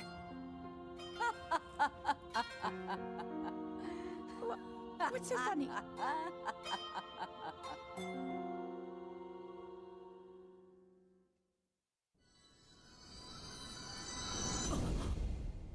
I don't know what's wrong. You're just staring. Anyway, what matters now is... How is it? Do I look all right? It looks good. It looks good. I see.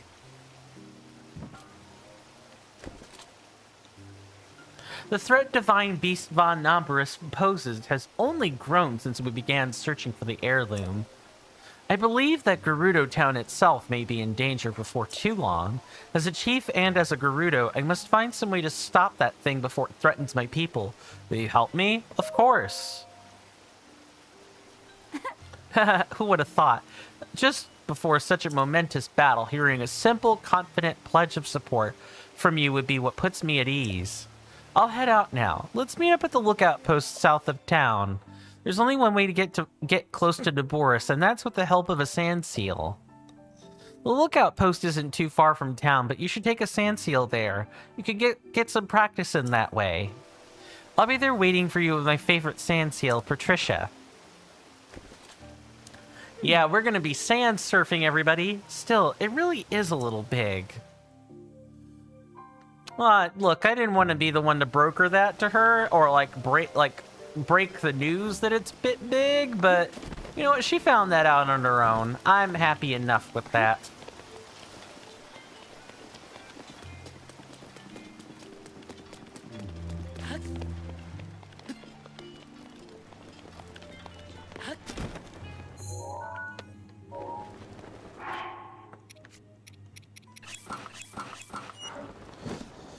Okay, so if I hadn't been such a oh wow, it's actually freezing. Cool. Do we have any? Nope, that's low level 1 minute resistance. It is unfortunate. All right, we gotta wear something. It's fine. We'll wear this lovely cold circlet. Rivali's gale is now ready. Thank you, Rivali. We love you, Rivali. Man. Out of all of them, Rivali was truly the youngest. He was truly the youngest. So tragic that he lost his life. So hello.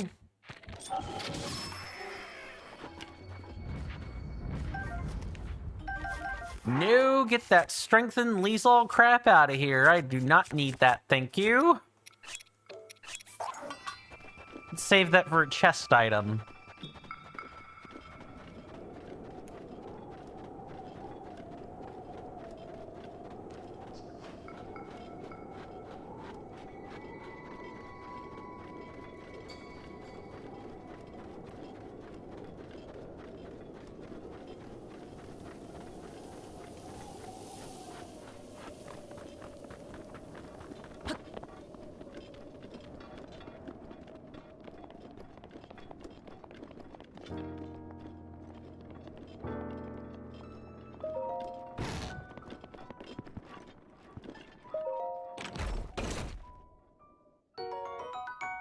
Okay.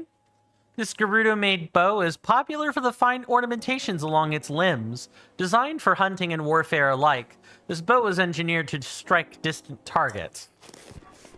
Oh. I'm shocked. Despite what the chief said, I wasn't expecting someone as short as you. But the chief must have had her reasons for believing you can fight the divine beast. She's waiting for you at the top of the lookout post. Hurry. Oh, hey, it's nice that not every Gerudo is immediately stamping their feet about, you know, bow. Men. You know, our man residue, everybody. TM, trademark.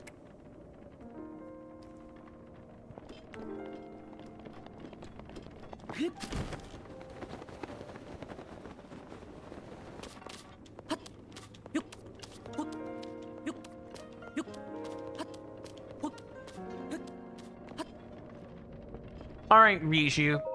Huh? Well then, that's what you really look like, huh?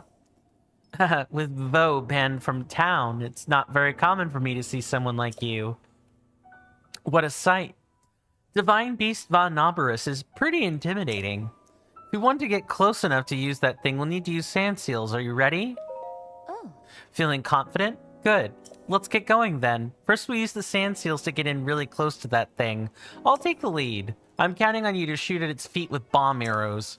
Naboris draws energy from the ground to keep moving. If you damage the feet, I think you can stop it. Those lightning strikes, though, getting hit even once could prove fatal. The Thunder Helm can repel lightning strikes, protecting me from harm, but it can also shield a limited area around me. You'll have to stay close if you don't want to be shocked. And listen, if you're too injured to keep fighting, promise me you'll retreat here to the lookout post. Don't do anything reckless under any circumstances. Here's some Gerudo bomb arrows. There aren't many, so be sure to put them to good use. I will take those supplies, thank you. This is the last time I'll ask. Are you ready? Of course. I do not know how to seal surf, so we're gonna find it. Could you give me a bit of room just for a moment?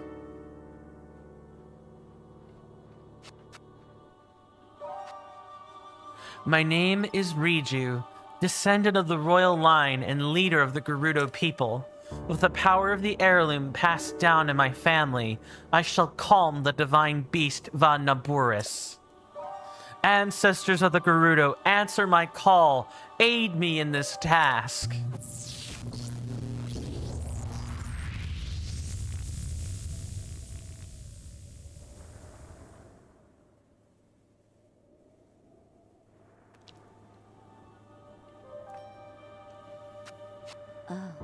Oh, wow. I can feel their power coursing through me. Let's move.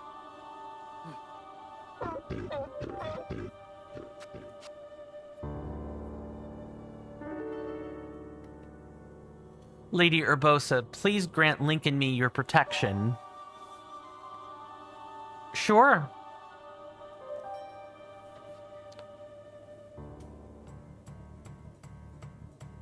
All right. We're learning in the field, everybody.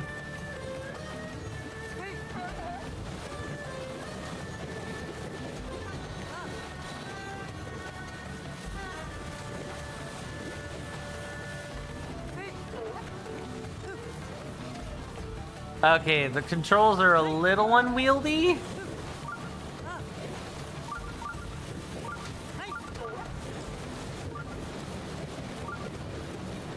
For now, I think we'll be okay to just dash ahead.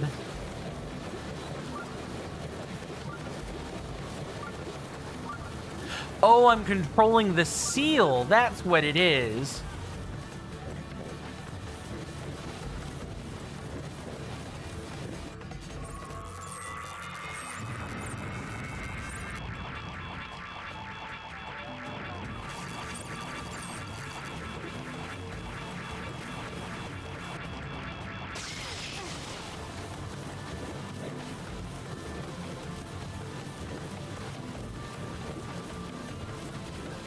Okay, this is cool. Over here.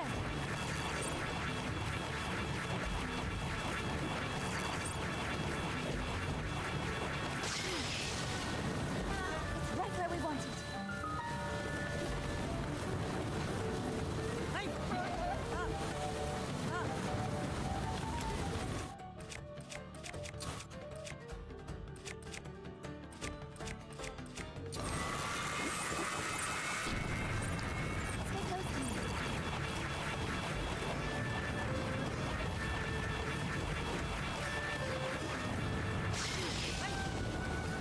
Aim for its feet. You're good, Link. That's the way. Don't wander off.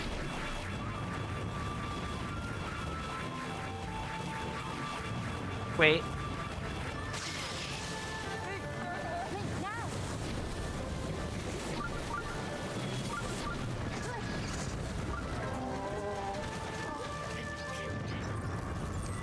Here we go. Oh, thank you, thank you. Oh my goodness, that's a rough ride. Thank you, Riju. Riju is the best one yet.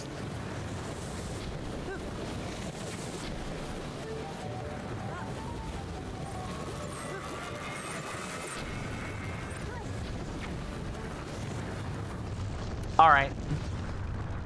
I'm pretty sure that completes this portion of it.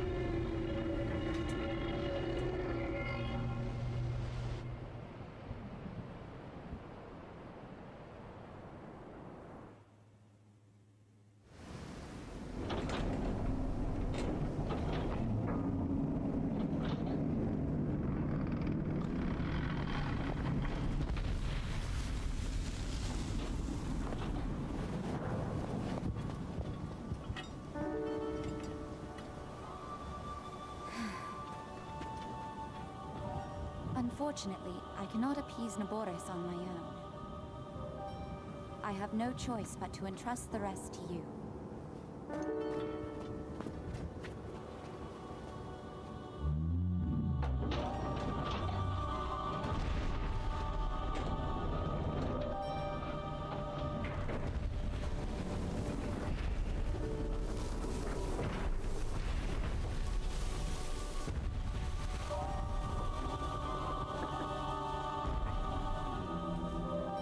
Don't let us down, Link.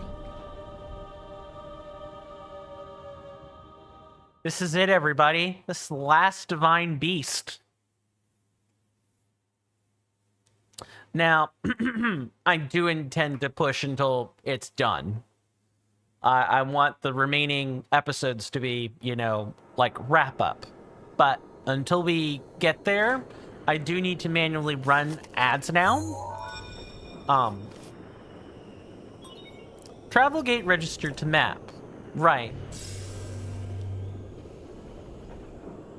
Well, well, well. You sure do know how to keep a woman waiting. Well, hey, if there's a song called "Waiting on a Woman" by Brad Paisley, where's the equivalent song called a woman waiting on a man? Where's that song? I can't wait to see you take Naboris back from Ganon. One thing at a time. You'll need a map to find your way around.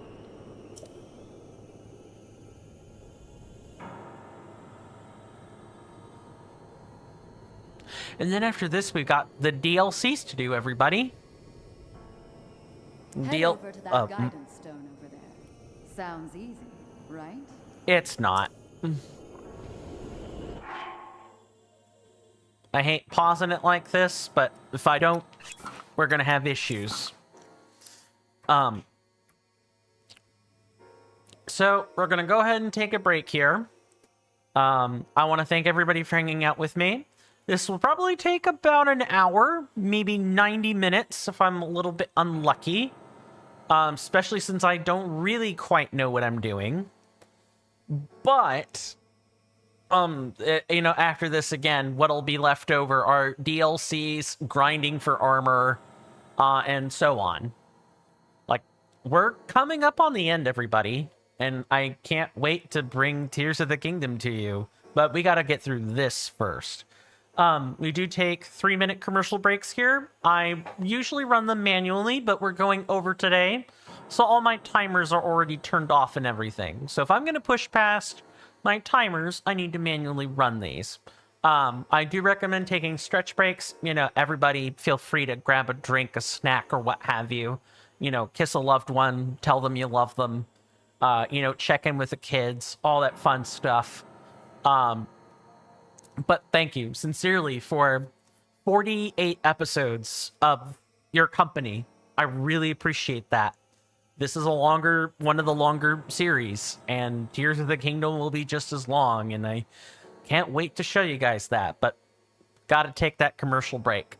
And I will see you guys after the break. I may run a minute longer since nature is calling, but I'm gonna do my best to, you know, end things or you know, keep things running smoothly, you know, be on time. See you guys then.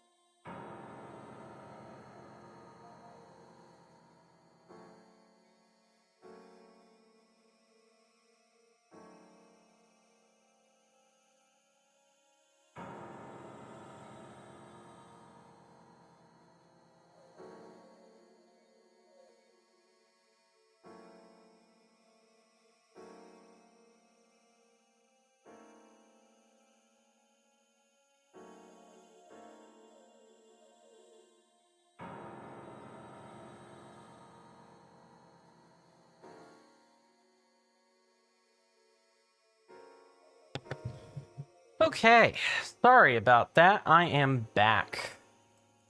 Let's do this thing, shall we?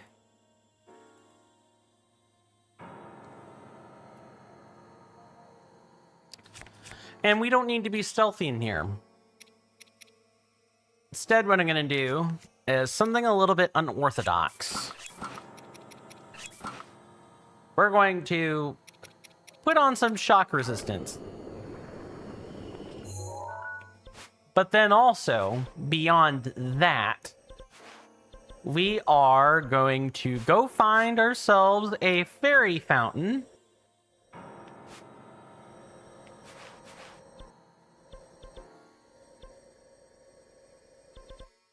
I never did go back and grab that particular seed. We're gonna go back and we're gonna upgrade this to level 2 if we can. We're going to want that. If not, you know, we can wear the Zant helm and 2 other pieces of armor, probably the ancient set, if I'm being honest, or like the Hyrule set, the soldier set. But we'll just start with we'll just take things one step at a time. Ah, yes, it must be thundering outside. It is raining.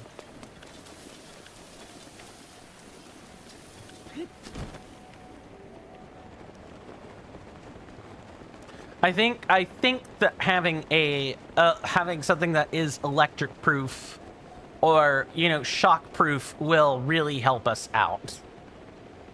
And, you know, if not, okay. Here I am at your service.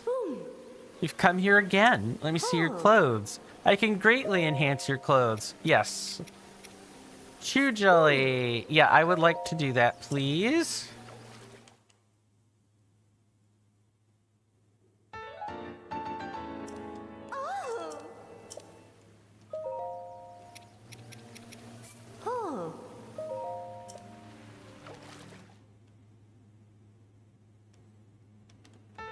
I don't know what the level 2 effect or level 2 set bonus for this is. I'm pretty sure it has one.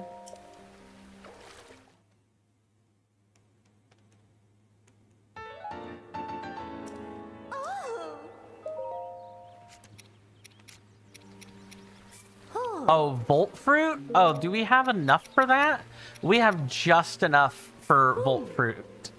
Just enough Volt Fruit for the rubber set. Okay.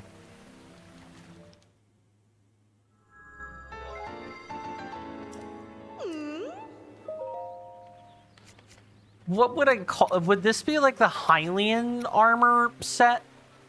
Oh, like Hylian armor set level 2 armor values? I think that's what we're looking at. Maybe a little bit worse.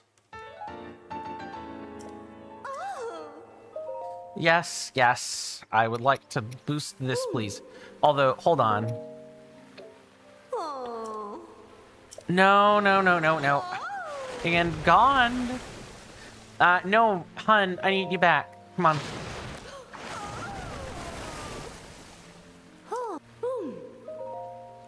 I just wanted to see the level 3 upgrade. Yellow Lizolfo's tails. Oh, we're going to be doing some grinding in the desert, everybody. Yes, please enhance the tights. I'm looking forward to meatloaf tonight. It's thundering outside, and it's stormy, it's wet, and good moist meatloaf that's hot and piping ready. Piping hot and ready to go. Good Lord. Will really, really, like, help keep the cold away, I suppose. Alright. What did the fairy endow our armor with? Unshockable. Good. We're gonna need that. Let's go to the Divine Beast. I said, let's go to the Divine Beast.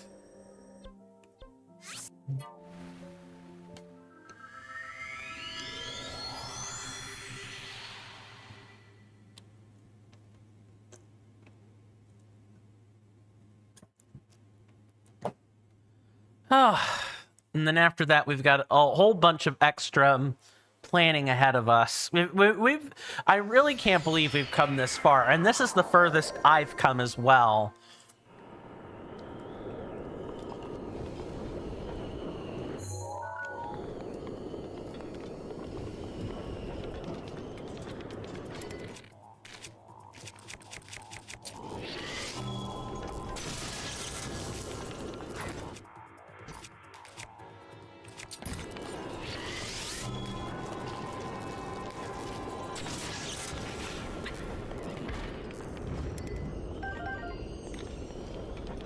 Hopefully we won't have too many guardians to kill.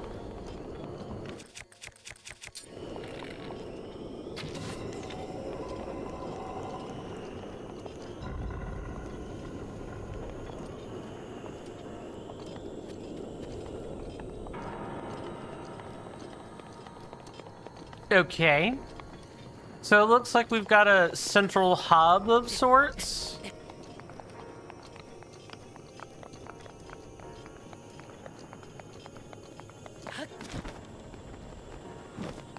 Yeah, so like this is the main console. Sheikah Slate authenticated. Unable to activate main control unit. Unactivated terminals remain.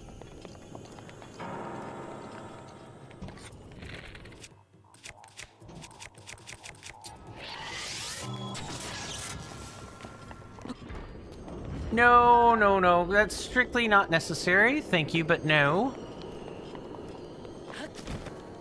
A lot more guardians here. There was a lot more malice in the other three.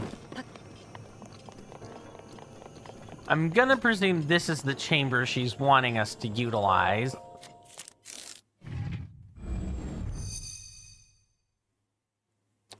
And I think, just based on what we've been told about the Divine Beast, we're probably gonna... the toggle is probably gonna be, is it moving or is it not moving? Because if it's moving, stuff is powered in here. And if things aren't moving, if the beast isn't moving, then stuff isn't powered in here. That's just like an intuitive guess based on the rules that we've been told. Oh, never mind. It's a little more complicated than that.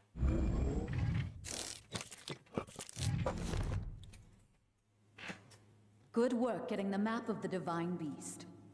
The terminals that control Naboris are noted by a series of glowing points on your map. Take Naboris back by activating all of the terminals. You're ready for this. Thank you. I appreciate the confidence.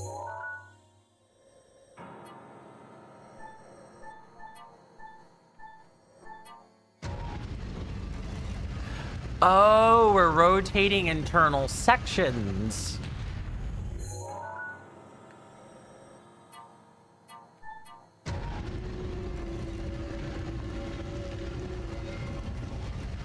Oh, this is much more complicated.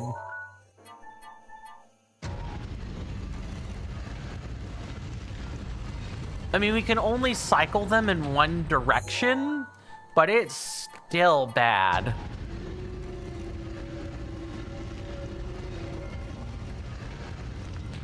Well, as with any Divine Beast, I think the first strategy that you should always try to employ with a Divine Beast is, what can you do without changing anything, right?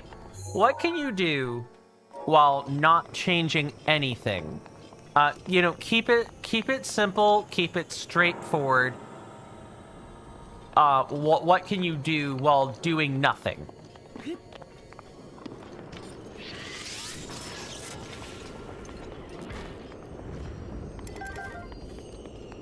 This feels like you could just blow it up. You sure can.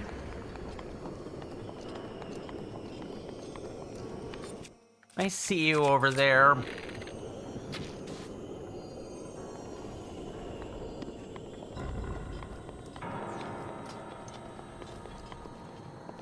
But what happened exactly? Is it upside down? No. Yes?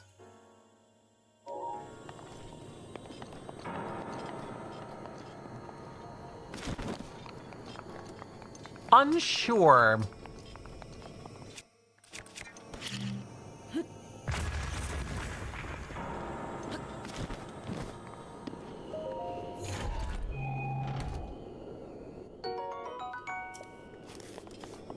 I hope we won't need that metal chest for later. I wouldn't be surprised if we did, though. I also hope we don't actually need to, like, I don't know. Okay. I hope we don't need to, like, rotate one part while keeping the other fixed. We probably do, though, considering prevalent, like, puzzle theories and things. One thing at a time, I guess.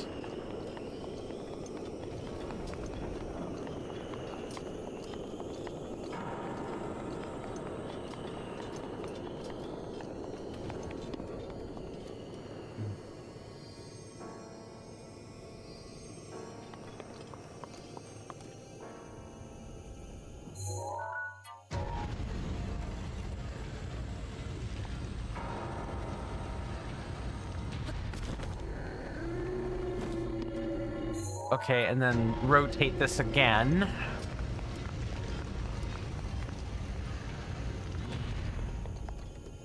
And then we can rotate this middle section.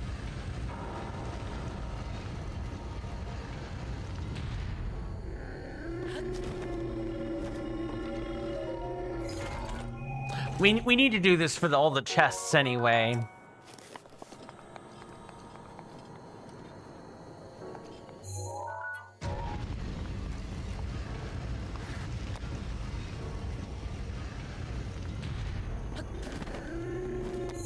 And again.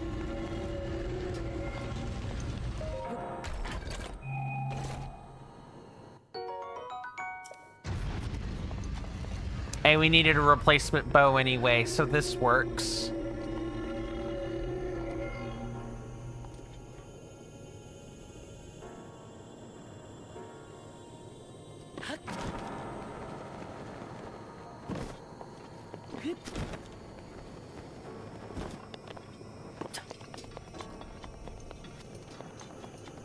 Okay.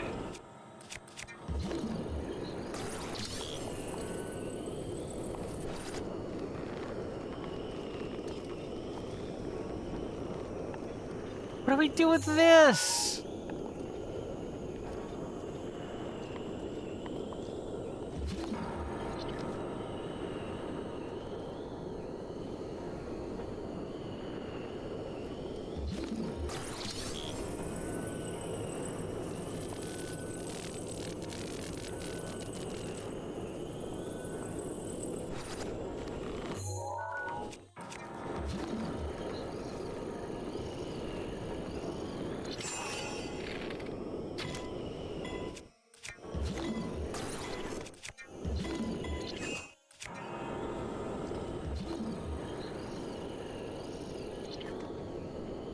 I think I have to reload the area.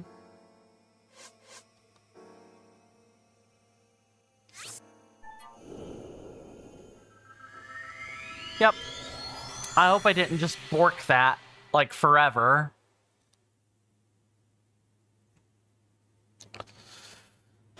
Oof, and a half.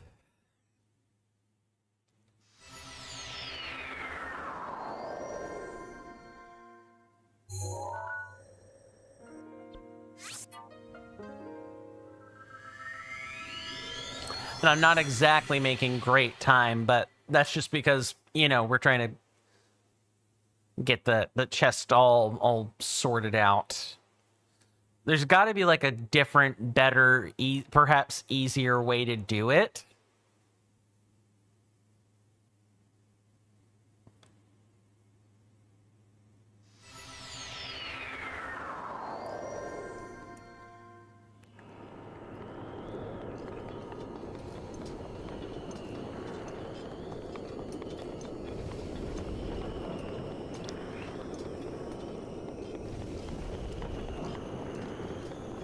Okay, so we're on the camel's undercarriage, and we are headed up.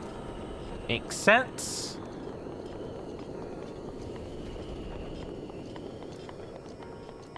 And the thing should be rotated right side up right now.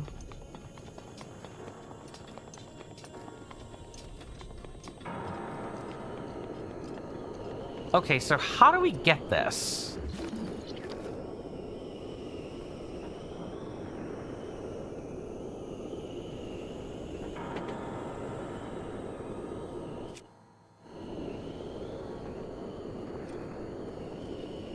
I should look it up, because even if I were to save to try to do experimentation, I would just be unable to do anything.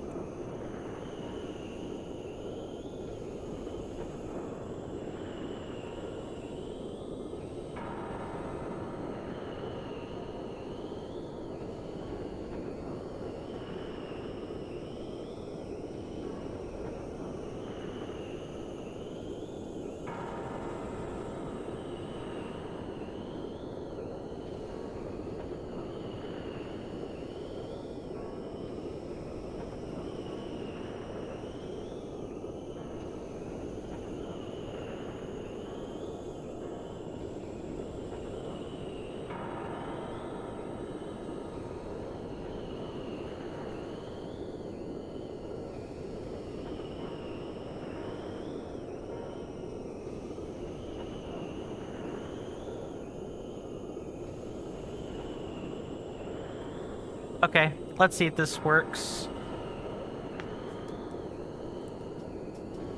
And it has to be, I have to be like really quick.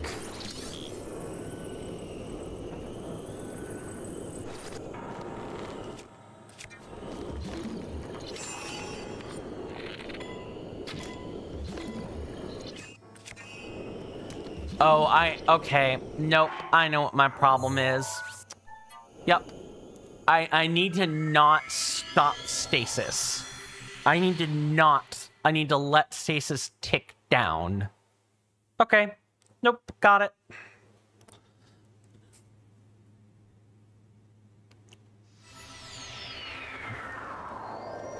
That's a pretty dastardly puzzle, I'm not gonna lie. It's fitting that it's the last one, right? It's fitting. It asks you to use 2 different powers, or 2 different rune abilities, like in conjunction with each other. Not just like one and then the other in sequence, but almost in conjunction with each other, which is really cool. But as a result of it being more complicated by having to use these things almost in conjunction, it does make it a little bit more difficult to parse that that's what you're expected to do by then, is to just be quick and use the abilities and do it all right, do it well.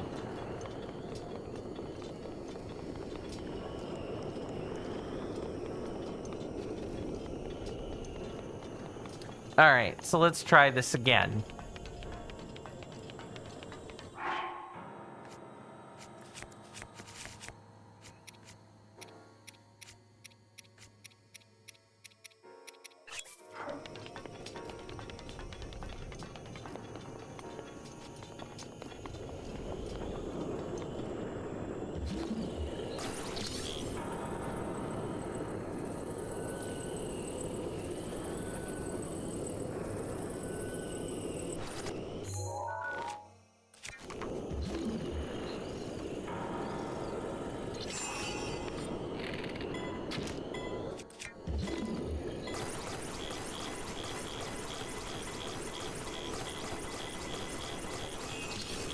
Got it.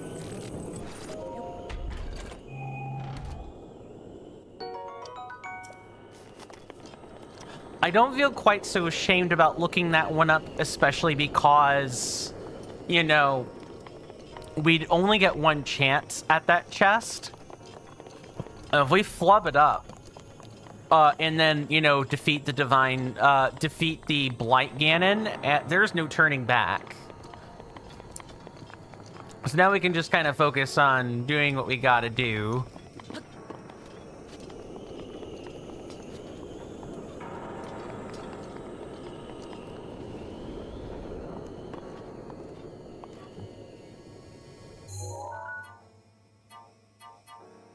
Ah, you can choose how it rotates. Okay.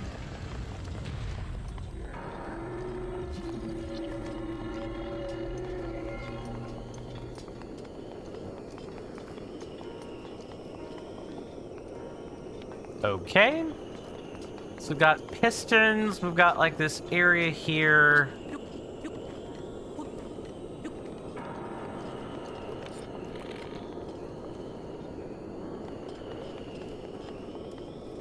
And we kind of have to, like use these metallic pistons somehow. Oh, do we sort of need to like conduct a current here?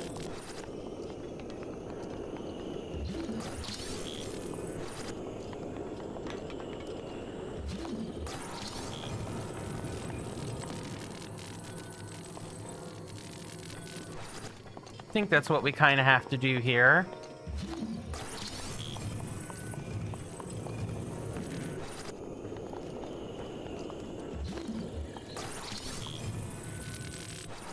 Okay.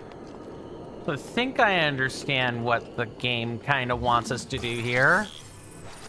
Gotta line these up and create like a sort of current. And then we have to figure out how to channel or conduct that current.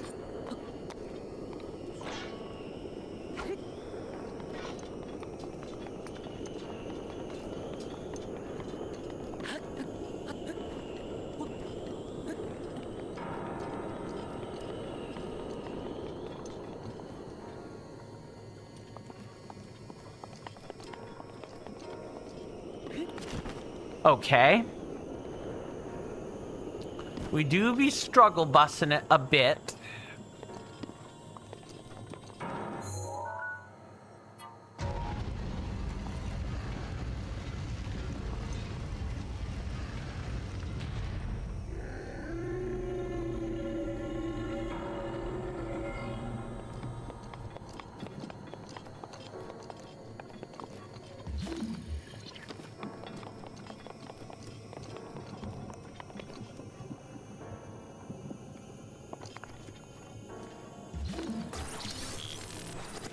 Okay.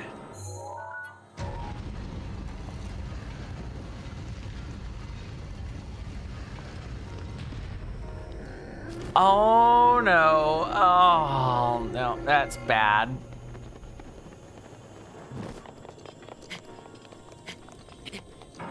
There we go.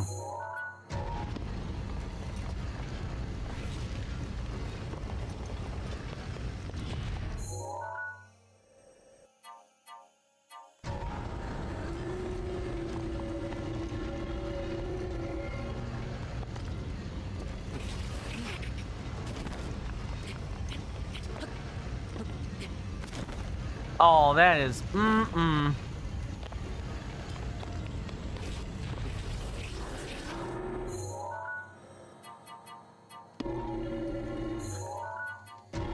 you can only rotate 270 degrees at a time as well, which is quite interesting.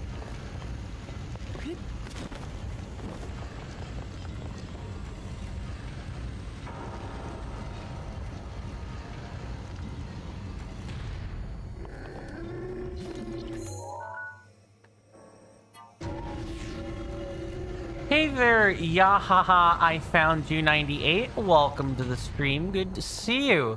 Hopefully you're doing well in health and in spirit. Hope you enjoy your stay.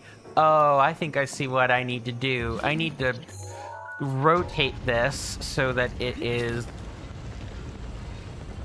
basically kind of like in a hole. And then go from there. But what sort of level of familiarity do you have with Breath of the Wild, if and you don't mind my asking? Are you a newcomer to the game? Are you a series vet or a game veteran? A series veteran even? I'm merely curious. I've had people from all that have had all different kinds of experience with Breath of the Wild, come in and talk about it. We are, well, I wouldn't say regrettably, but we are a bit over schedule. Took us a while to, get here. Okay, what did I miss? I feel like I missed something. It's because this is graded. Yeah, so doing this doesn't do anything for me. Now that we've done that, we actually kind of have to,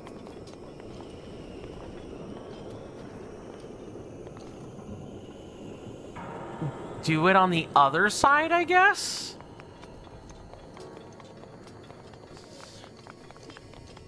The other 3 divine beasts I've had some level of familiarity with, just because... Ooh, hello, I'm glad we found this. Because, I streamed this game one other time many years ago. But, I never made it to this point then, so this is like a whole new puzzling experience for me. There are 4 terminals remaining. I'm counting on you. Thank you, Urbosa. Thank you for that.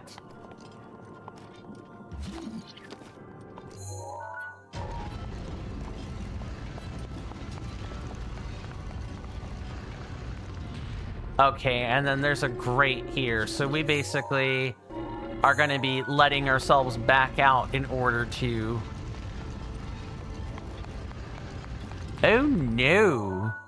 It appears that we're kind of stuck in whatever way we entered this from. Interesting.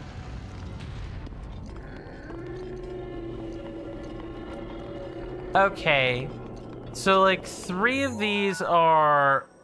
Okay, well, 2 of them are definitely going to be where we saw them. We need to do this same thing, but on the other side now.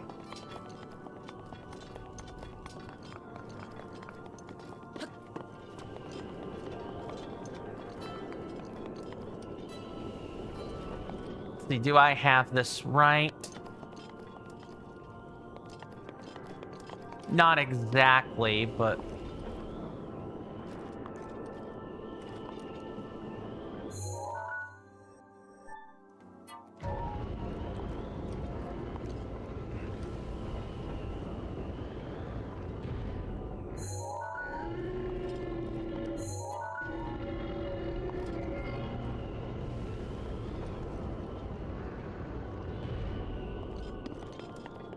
Okay, absolutely nothing.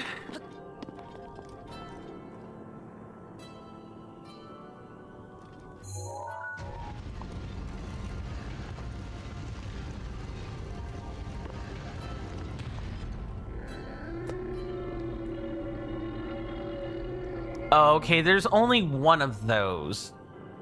Okay, so we do need to kind of pay attention to all the rest. One's definitely up there. One's definitely back here. This is probably the last terminal.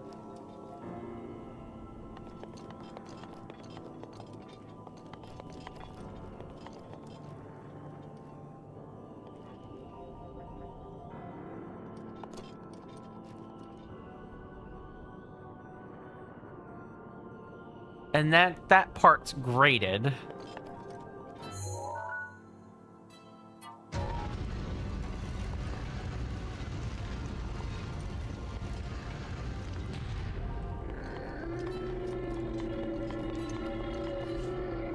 Sorry, I'm trying to puzzle out the spatial geometry kind of in my head, and that's a very difficult thing to do.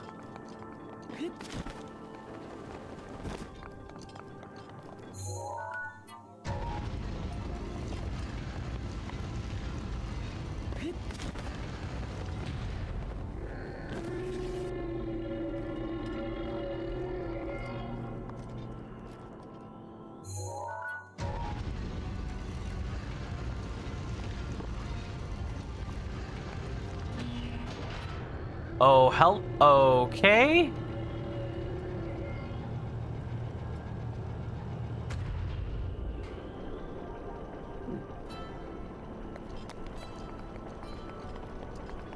Oh, interesting.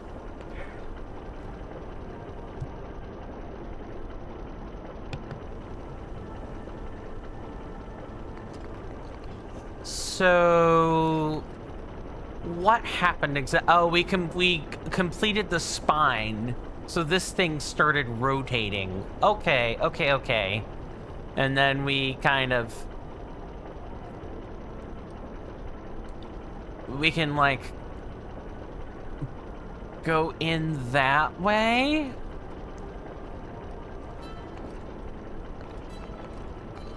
I need to, like, do this right.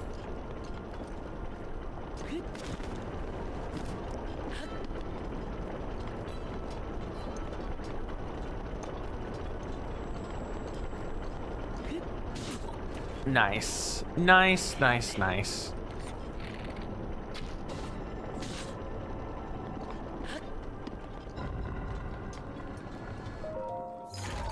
This is not for... Okay. Time to get rid of another guardsman shield or soldier shield, I'm sure.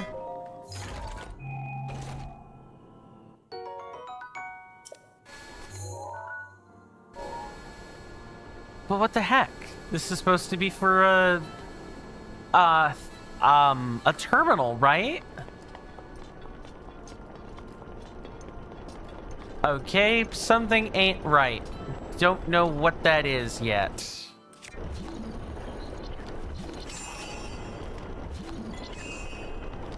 Okay, that appears to only stop the mechanism.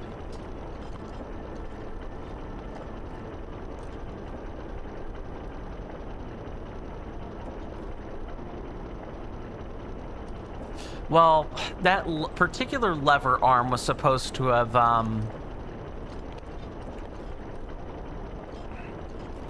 what was supposed... There was a reason that cutscene played out. I need to know what that reason is.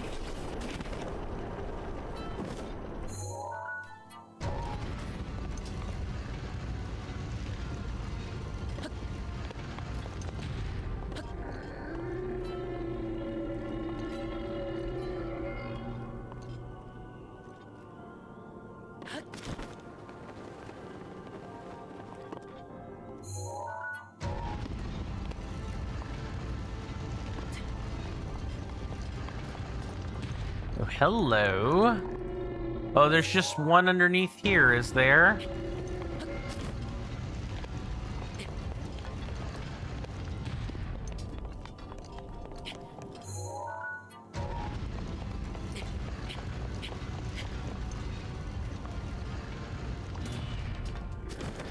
Oh my god.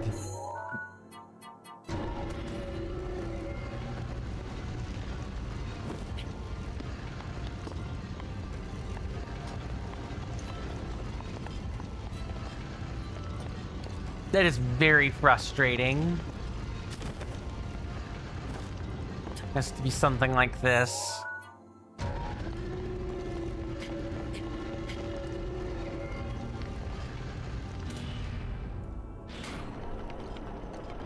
And you have to make this jump. There's no other way.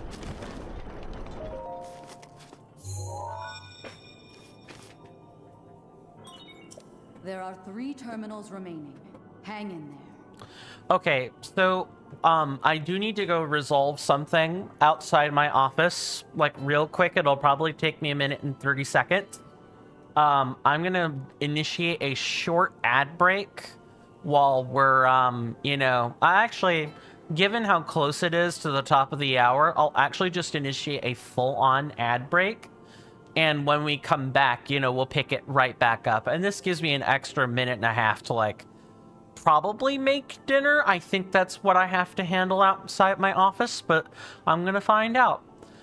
Thank you guys for, you know, hanging in there with me. And I promise, you know, we'll make it through this, you know, one step at a time.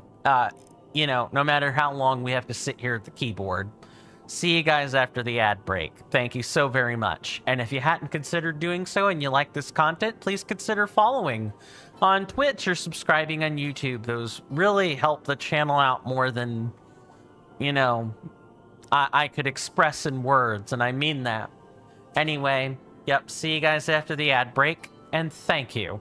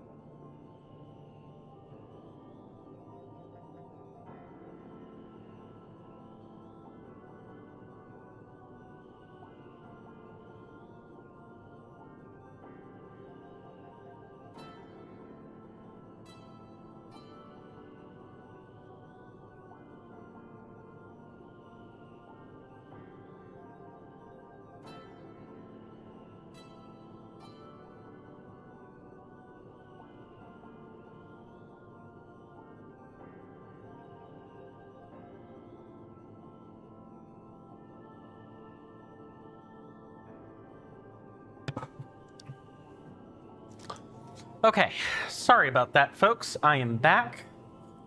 I was able to make a plate, but not before having a nice bite of meatloaf.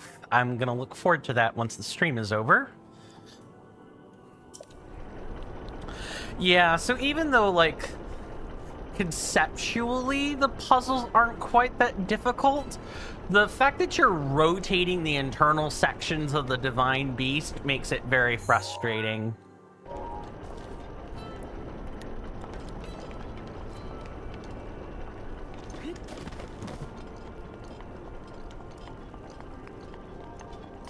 I mean, it makes sense. This particular Divine Beast is supposed to be a test of your skills. I do genuinely think that.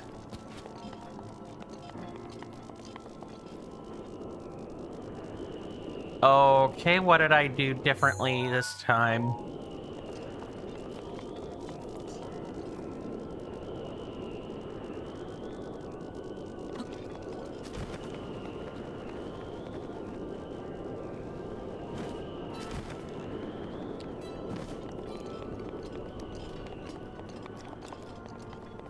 Okay.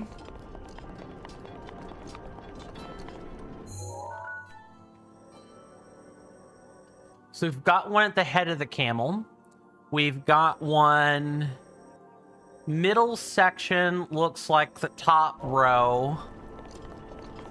And one up in this other tank somewhere. So we gotta find a way to get up into that hole. And I don't know how to do that yet.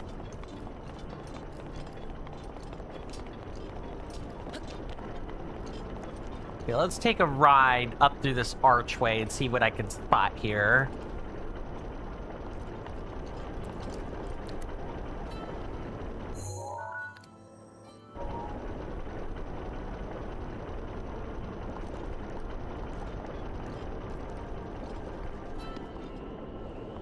I see. Okay. All right.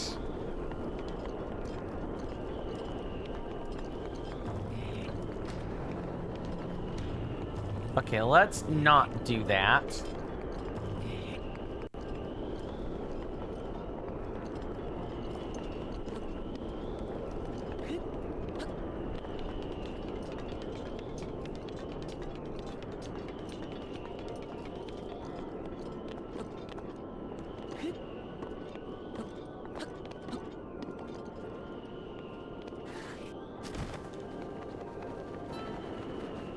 Okay, so it's like internal to the camel. So it's like in the head, not on the head. It's in the head. All right, so what does spinning this kind of do?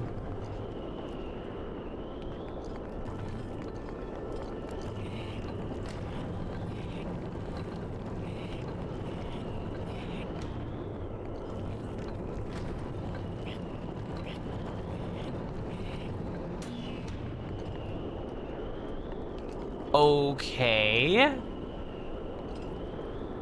Oh my goodness. I am very confused.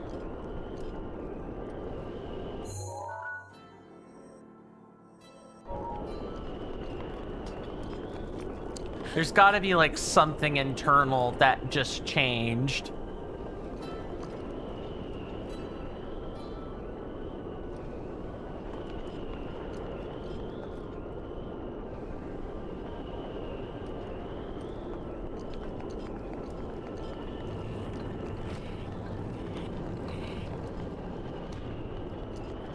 Okay.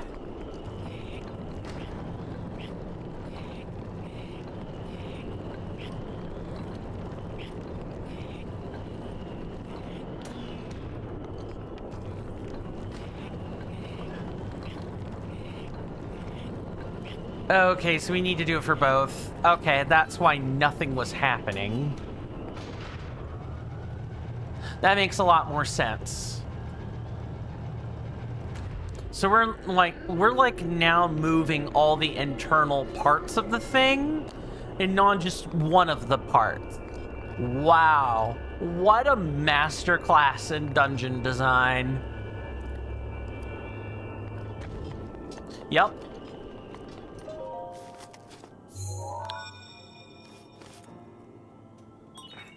There are 2 terminals remaining.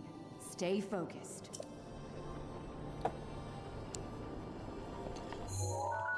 So like the internal configuration changes as well. Like I like the fact that this map is visually intricate. I love that. I realize that I've just basically said the same thing over and over again, but I really do mean that.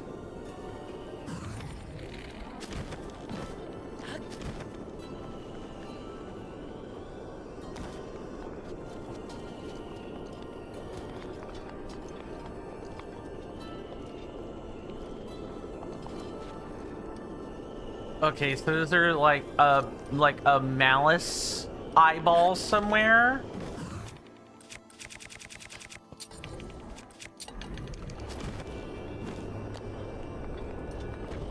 Okay, well thankfully the golden bow is a sniper bow, so we can like kind of use that to our advantage.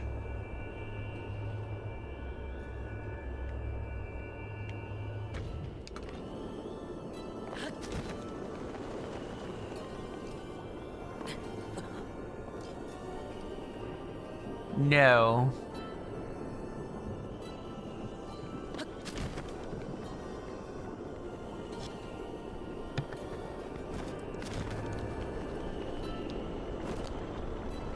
Well, what I do wonder is if something like, if us changing around a bunch of stuff caused certain other things to change.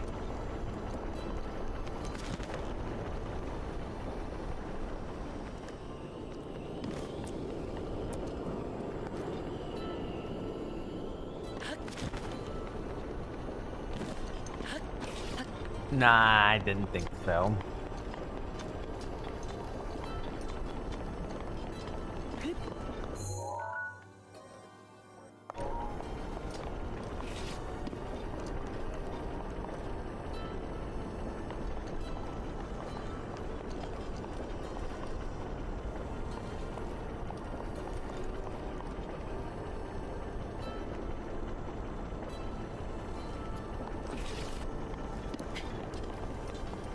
I guess let's come up here and rotate this section. I need to break the circuit.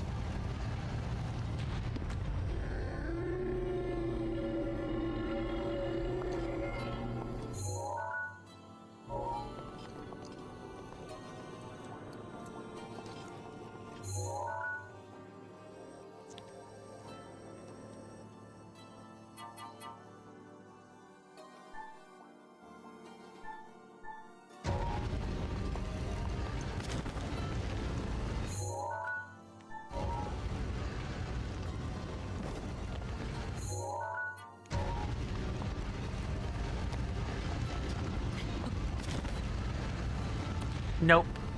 Yep, that's kind of what I expected, if I'm being quite honest.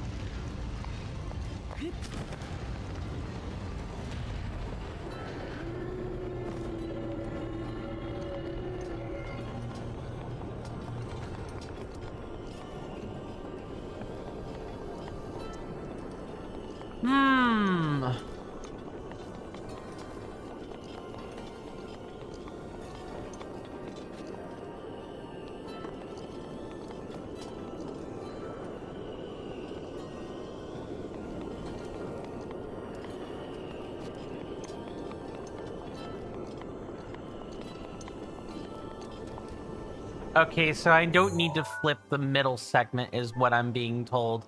I need to flip another segment. Probably this one. Yeah, because that one was just the suspended metal chest.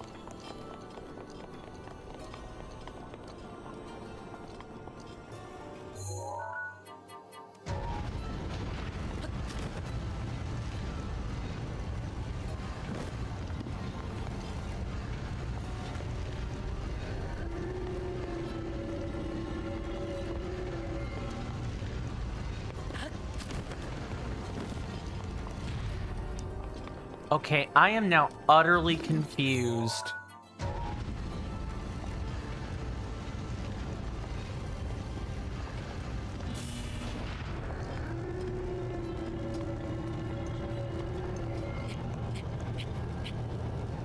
Oh, well, no, that's not exactly a problem. Okay, hang on a second.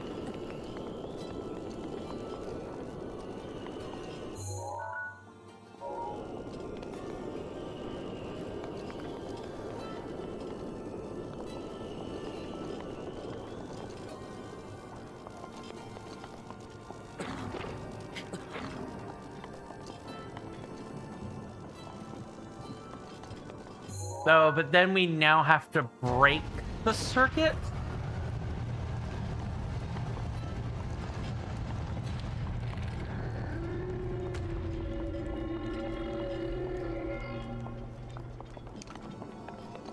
I am so confused.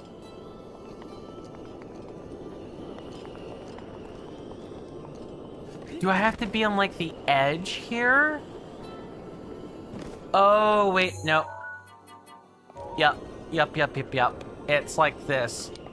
There's like a freaking malice eyeball. That's why this cutscene was here. It was literally to show me the malice eyeball.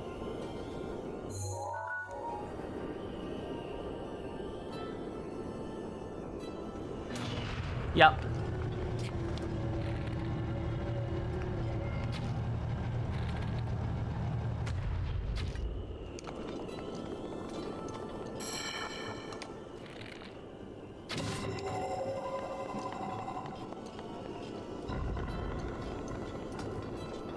Okay.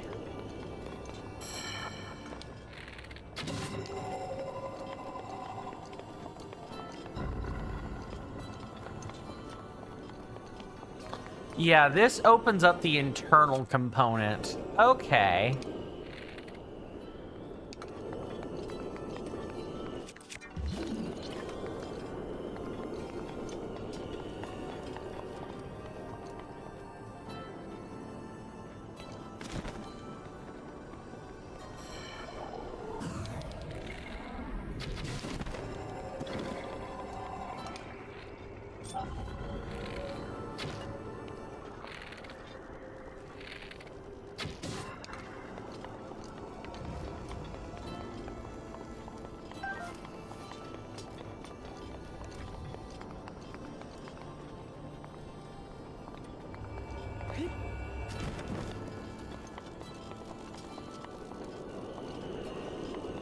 Okay, so this like opens up a bunch of different shortcuts.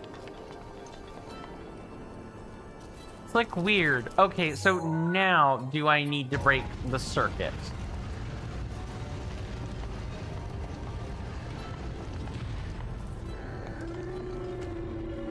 No, not really. Didn't need to do it then.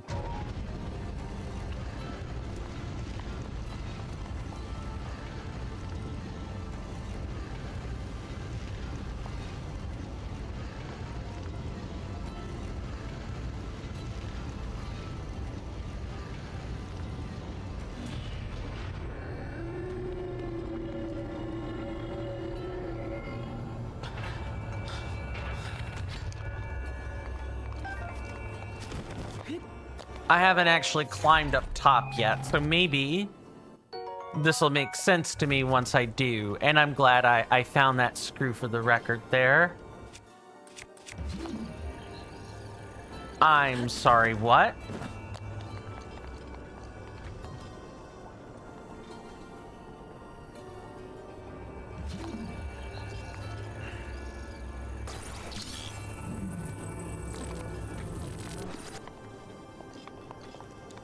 Interesting. So now we have this, like, thing that...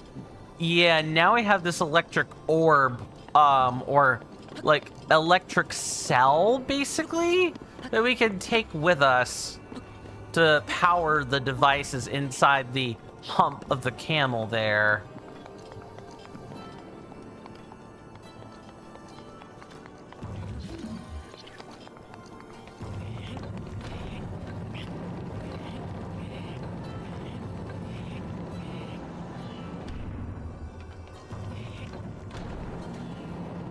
Ah.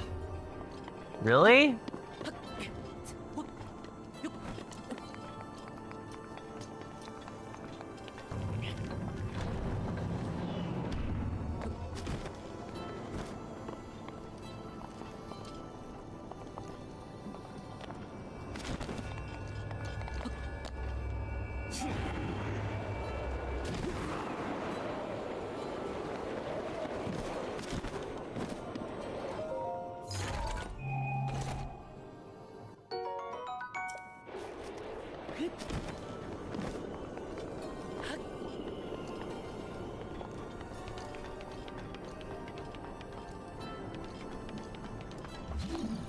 Definitely very interesting. So we need to take this, like, second cell and, like...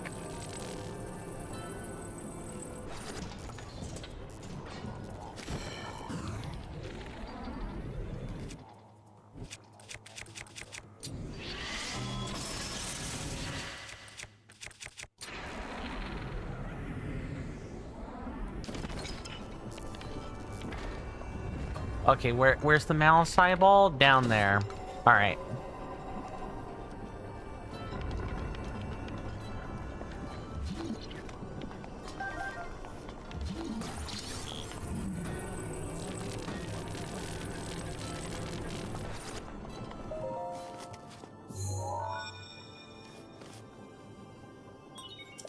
Just one terminal remains. Oh, we're so close.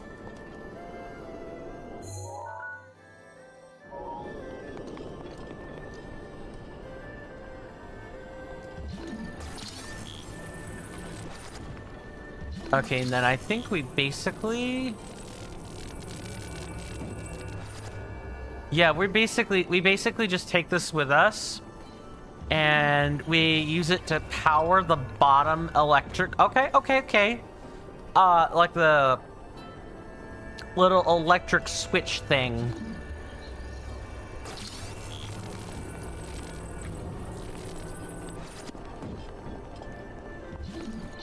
Just making sure that we don't have, like, a malice eyeball to worry about.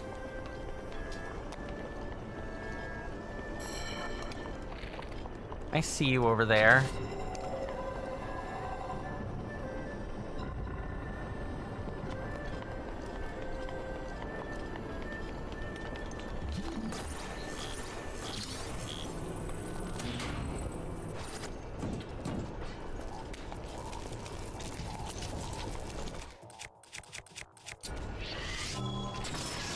That's one.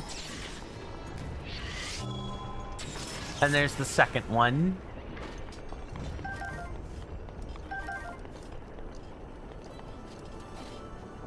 Ah, now we take the metal orbs and we put them in here. Okay. You know what, to be honest, I was wondering when the humps of the camels were gonna come into play, and now I know how. We just set these orbs literally right here. We go grab the other one.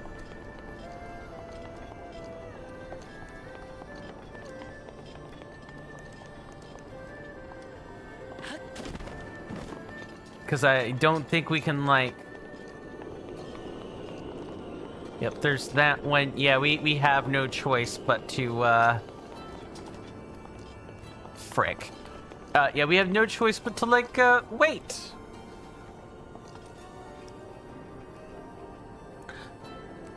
This kind of feels Spirit Temple-y. The Gerudo lands in various games always have this habit of having really hard dungeons associated with them.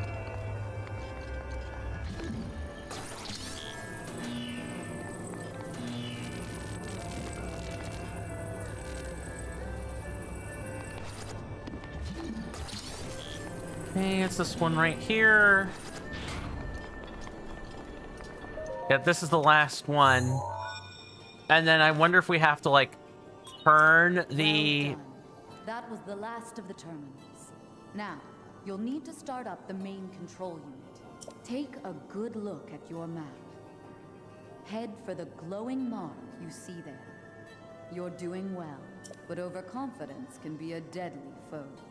But overconfidence is a slow and insidious killer.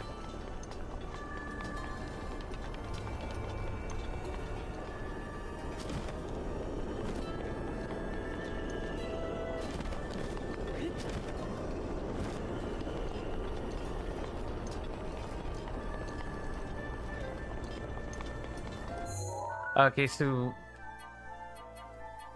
we need to now break the camel's spine, so to speak, so that we can activate the terminal. Makes sense.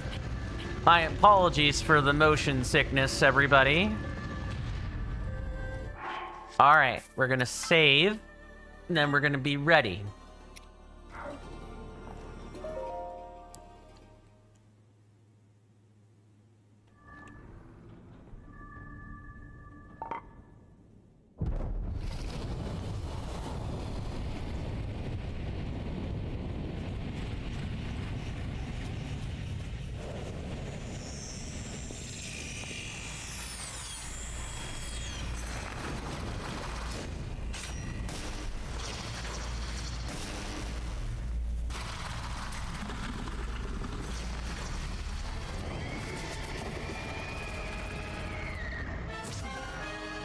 Well, Stay on your edge, Link. This formidable adversary was made by Ganon, and brought me to a warrior's demise 100 years ago. Do not allow this to be your end. Fight for your life. And its death. you got it. This thing is fast. Watch yourself.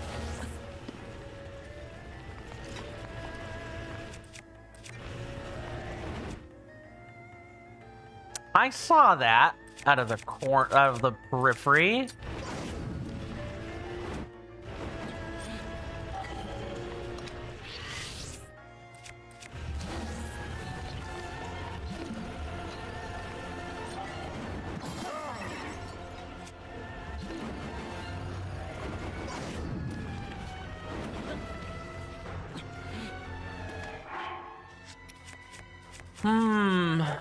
So I feel like Daruk's protection is definitely definitely making this fight easier than it should be.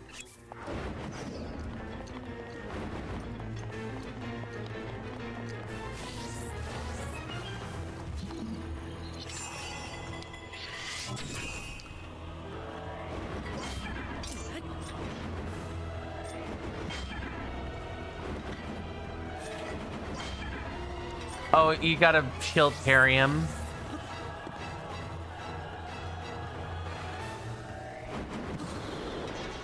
Got him.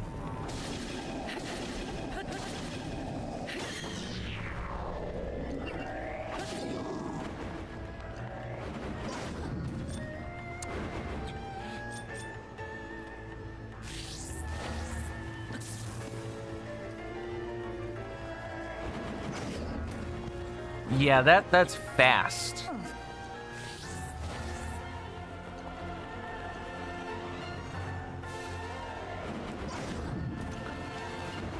You have to like anticipate it. You can't react.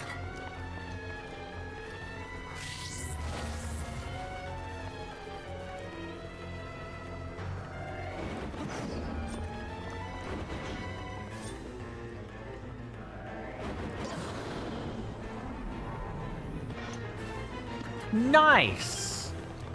I love the little arena.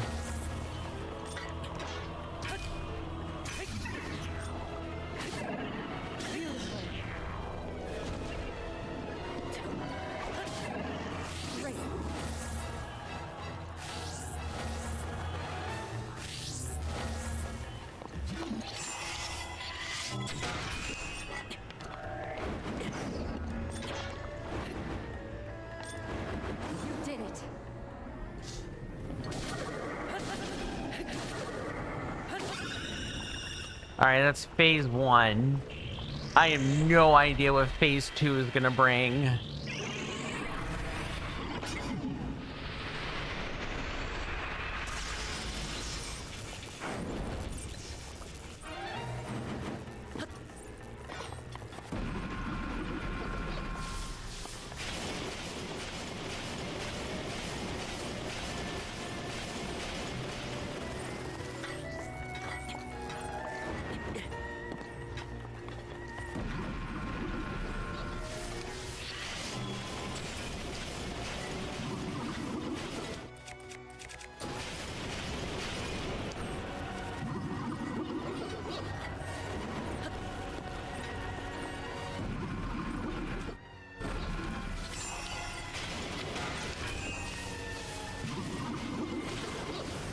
Nice.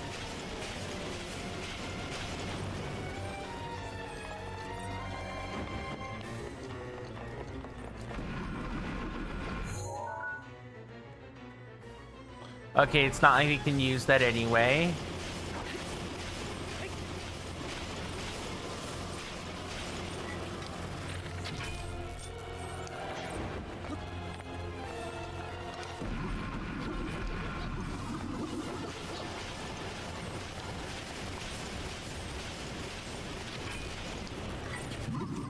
I have no idea what I'm doing.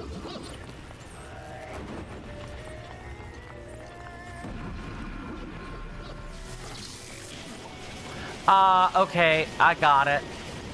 You need to make him strike himself.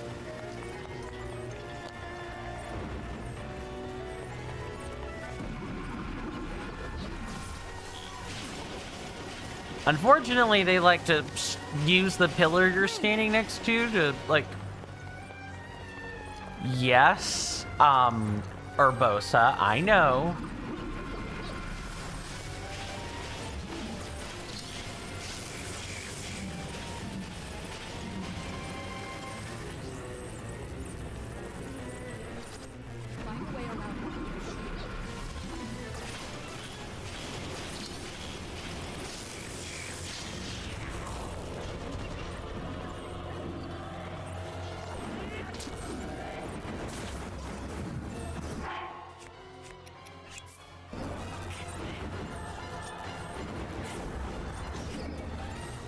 Wow! Okay, so if you, like, strike him out of whatever he's doing, he gets faster.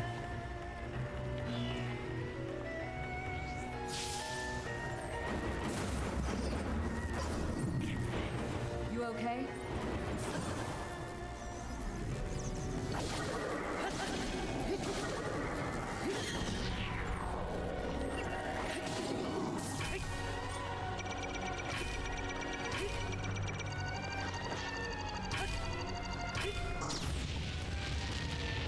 Interesting.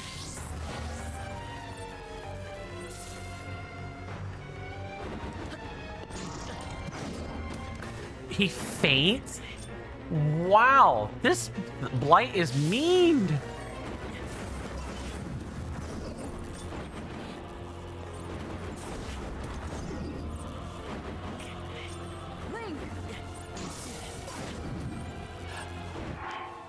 Can I just say he's a very competent warrior? Good job, Thunderblight Ganon.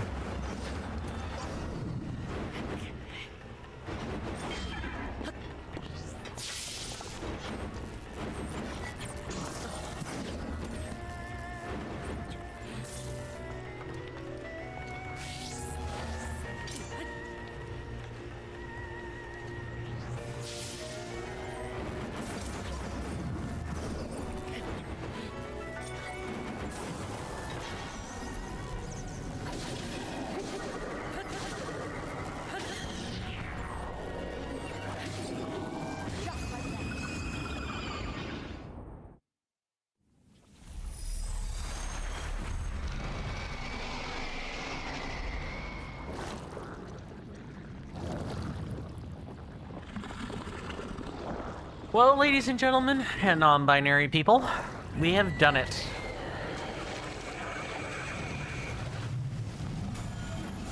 The last divine beast that is reclaimed. The last blight is defeated. All that's left are DLCs, Korok seeds, shrines, and all other kinds of fun business.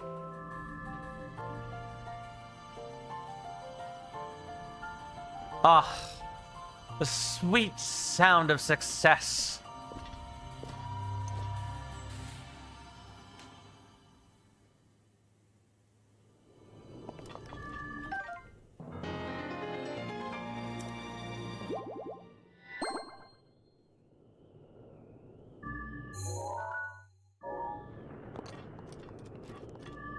I think I've gotten everything.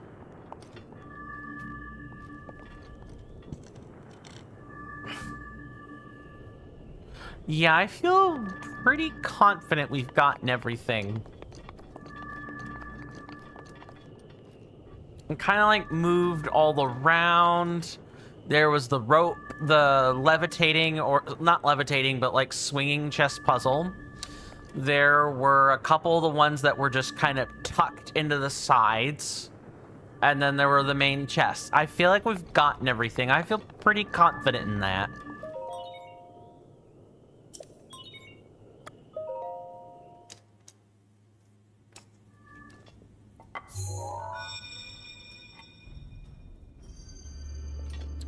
All right, Urbosa, let's chat.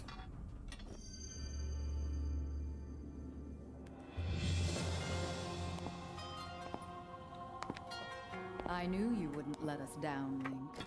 Thanks to your valor and skill, my soul is free, and Naboris is ours once again.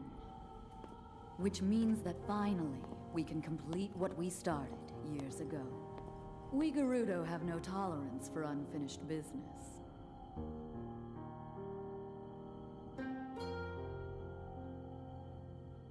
I've waited so long for the moment to see you finally rush Hyrule Castle.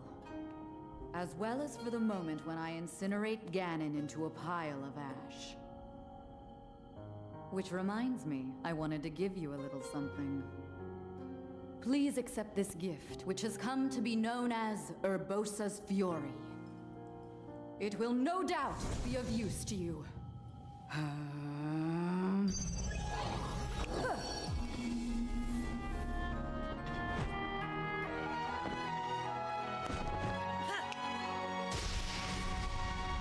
And the glorious power of lightning is ours to command. Both you Beautiful. and Princess, I know you have suffered much regarding what happened to us champions. But this is how things had to happen. No one need carry blame. So please, make it clear so she understands that. Tell her to shed any worries. And let her know I couldn't be more proud of her. You take good care of the princess. Oh, and also, take good care of Hyrule. You got it, Urbosa. You got it.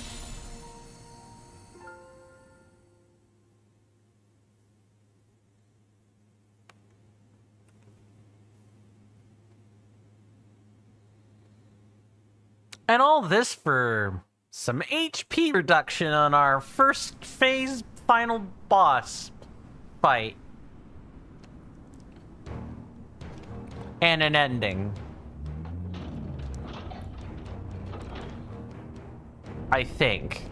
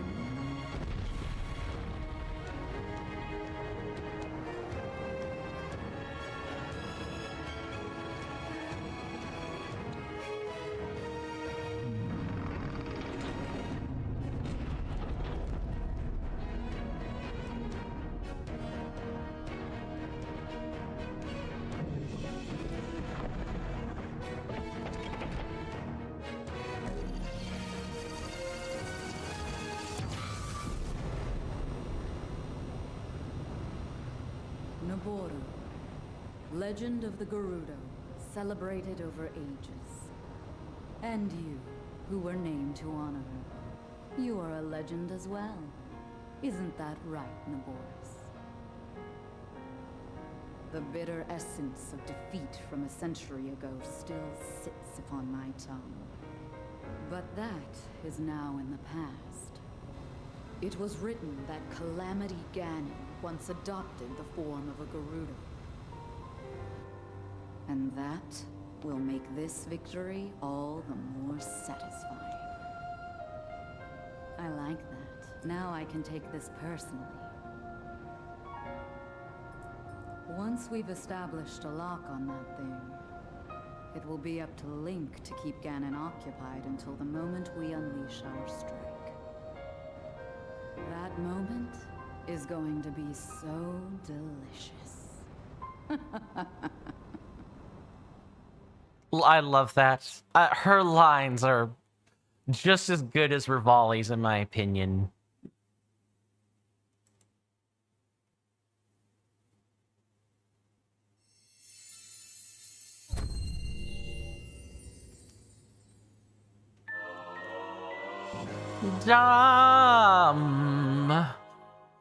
Urbosa's Fury. A destructive power born from the unbridled anger of the champion Urbosa. Summons powerful lightning to the surrounding area. Trigger with a charge attack by holding Y. Link. Link. Link. Thanks to you, all of the divine beasts have returned to us, and the spirits of the champions are free. We will all be awaiting your clash with Ganon at Hyrule Castle.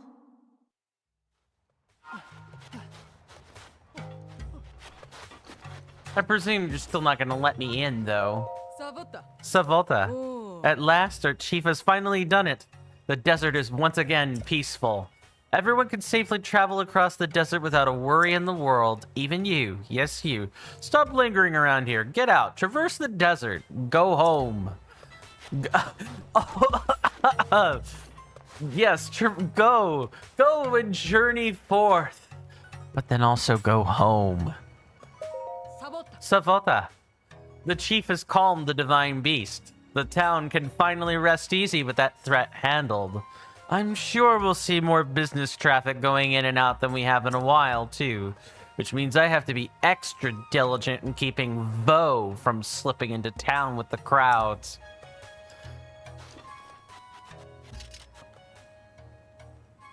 Freeze!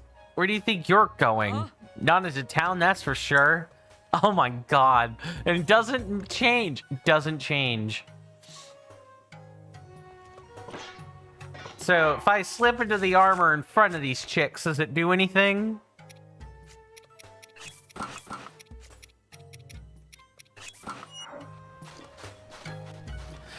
These ladies watched me strip in front of them, kind of. And then slip into the garb. Like, there's... Okay. That was an ordeal and a half.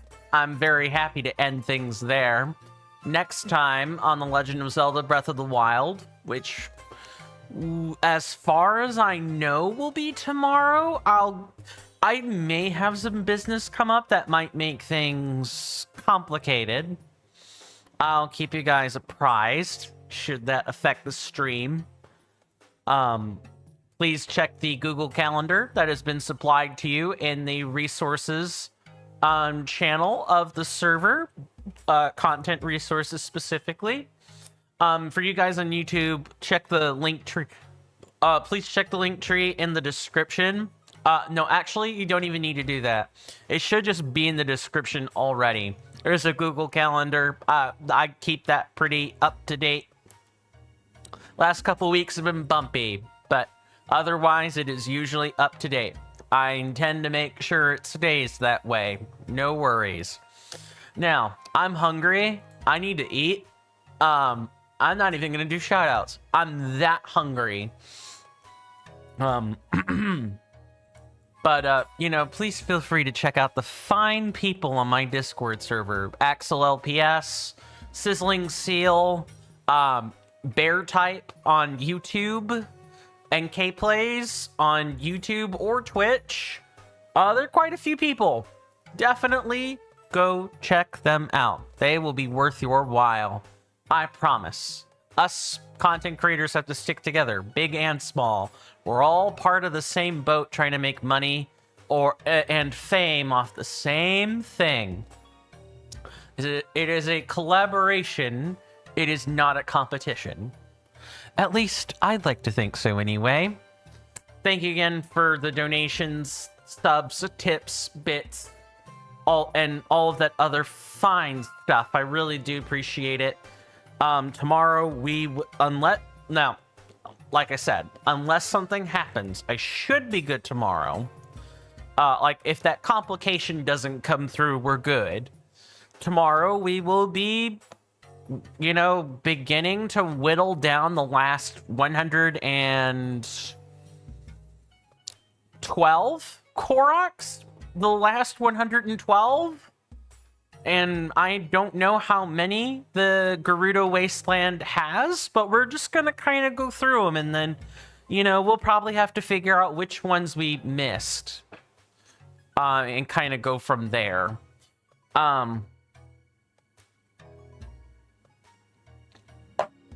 My name is CoinStamp. Most people call me Coin. It's just easier that way. And this has been another episode of The Legend of Zelda Breath of the Wild. You guys have been a blast. Really, truly, I mean that. Do stay safe out there, my senators and inductees. You are welcome in my hallowed halls anytime, whether that be amongst yourselves on my Discord server, my DMs, or places like Twitter or /X, or Blue Sky. I have avenues for personal communication through those. Please feel free to use them. Or don't. I'm not your parent. I am not your daddy. I will not tell you what to do. Promise. But, yeah. Take care of yourselves and goodbye.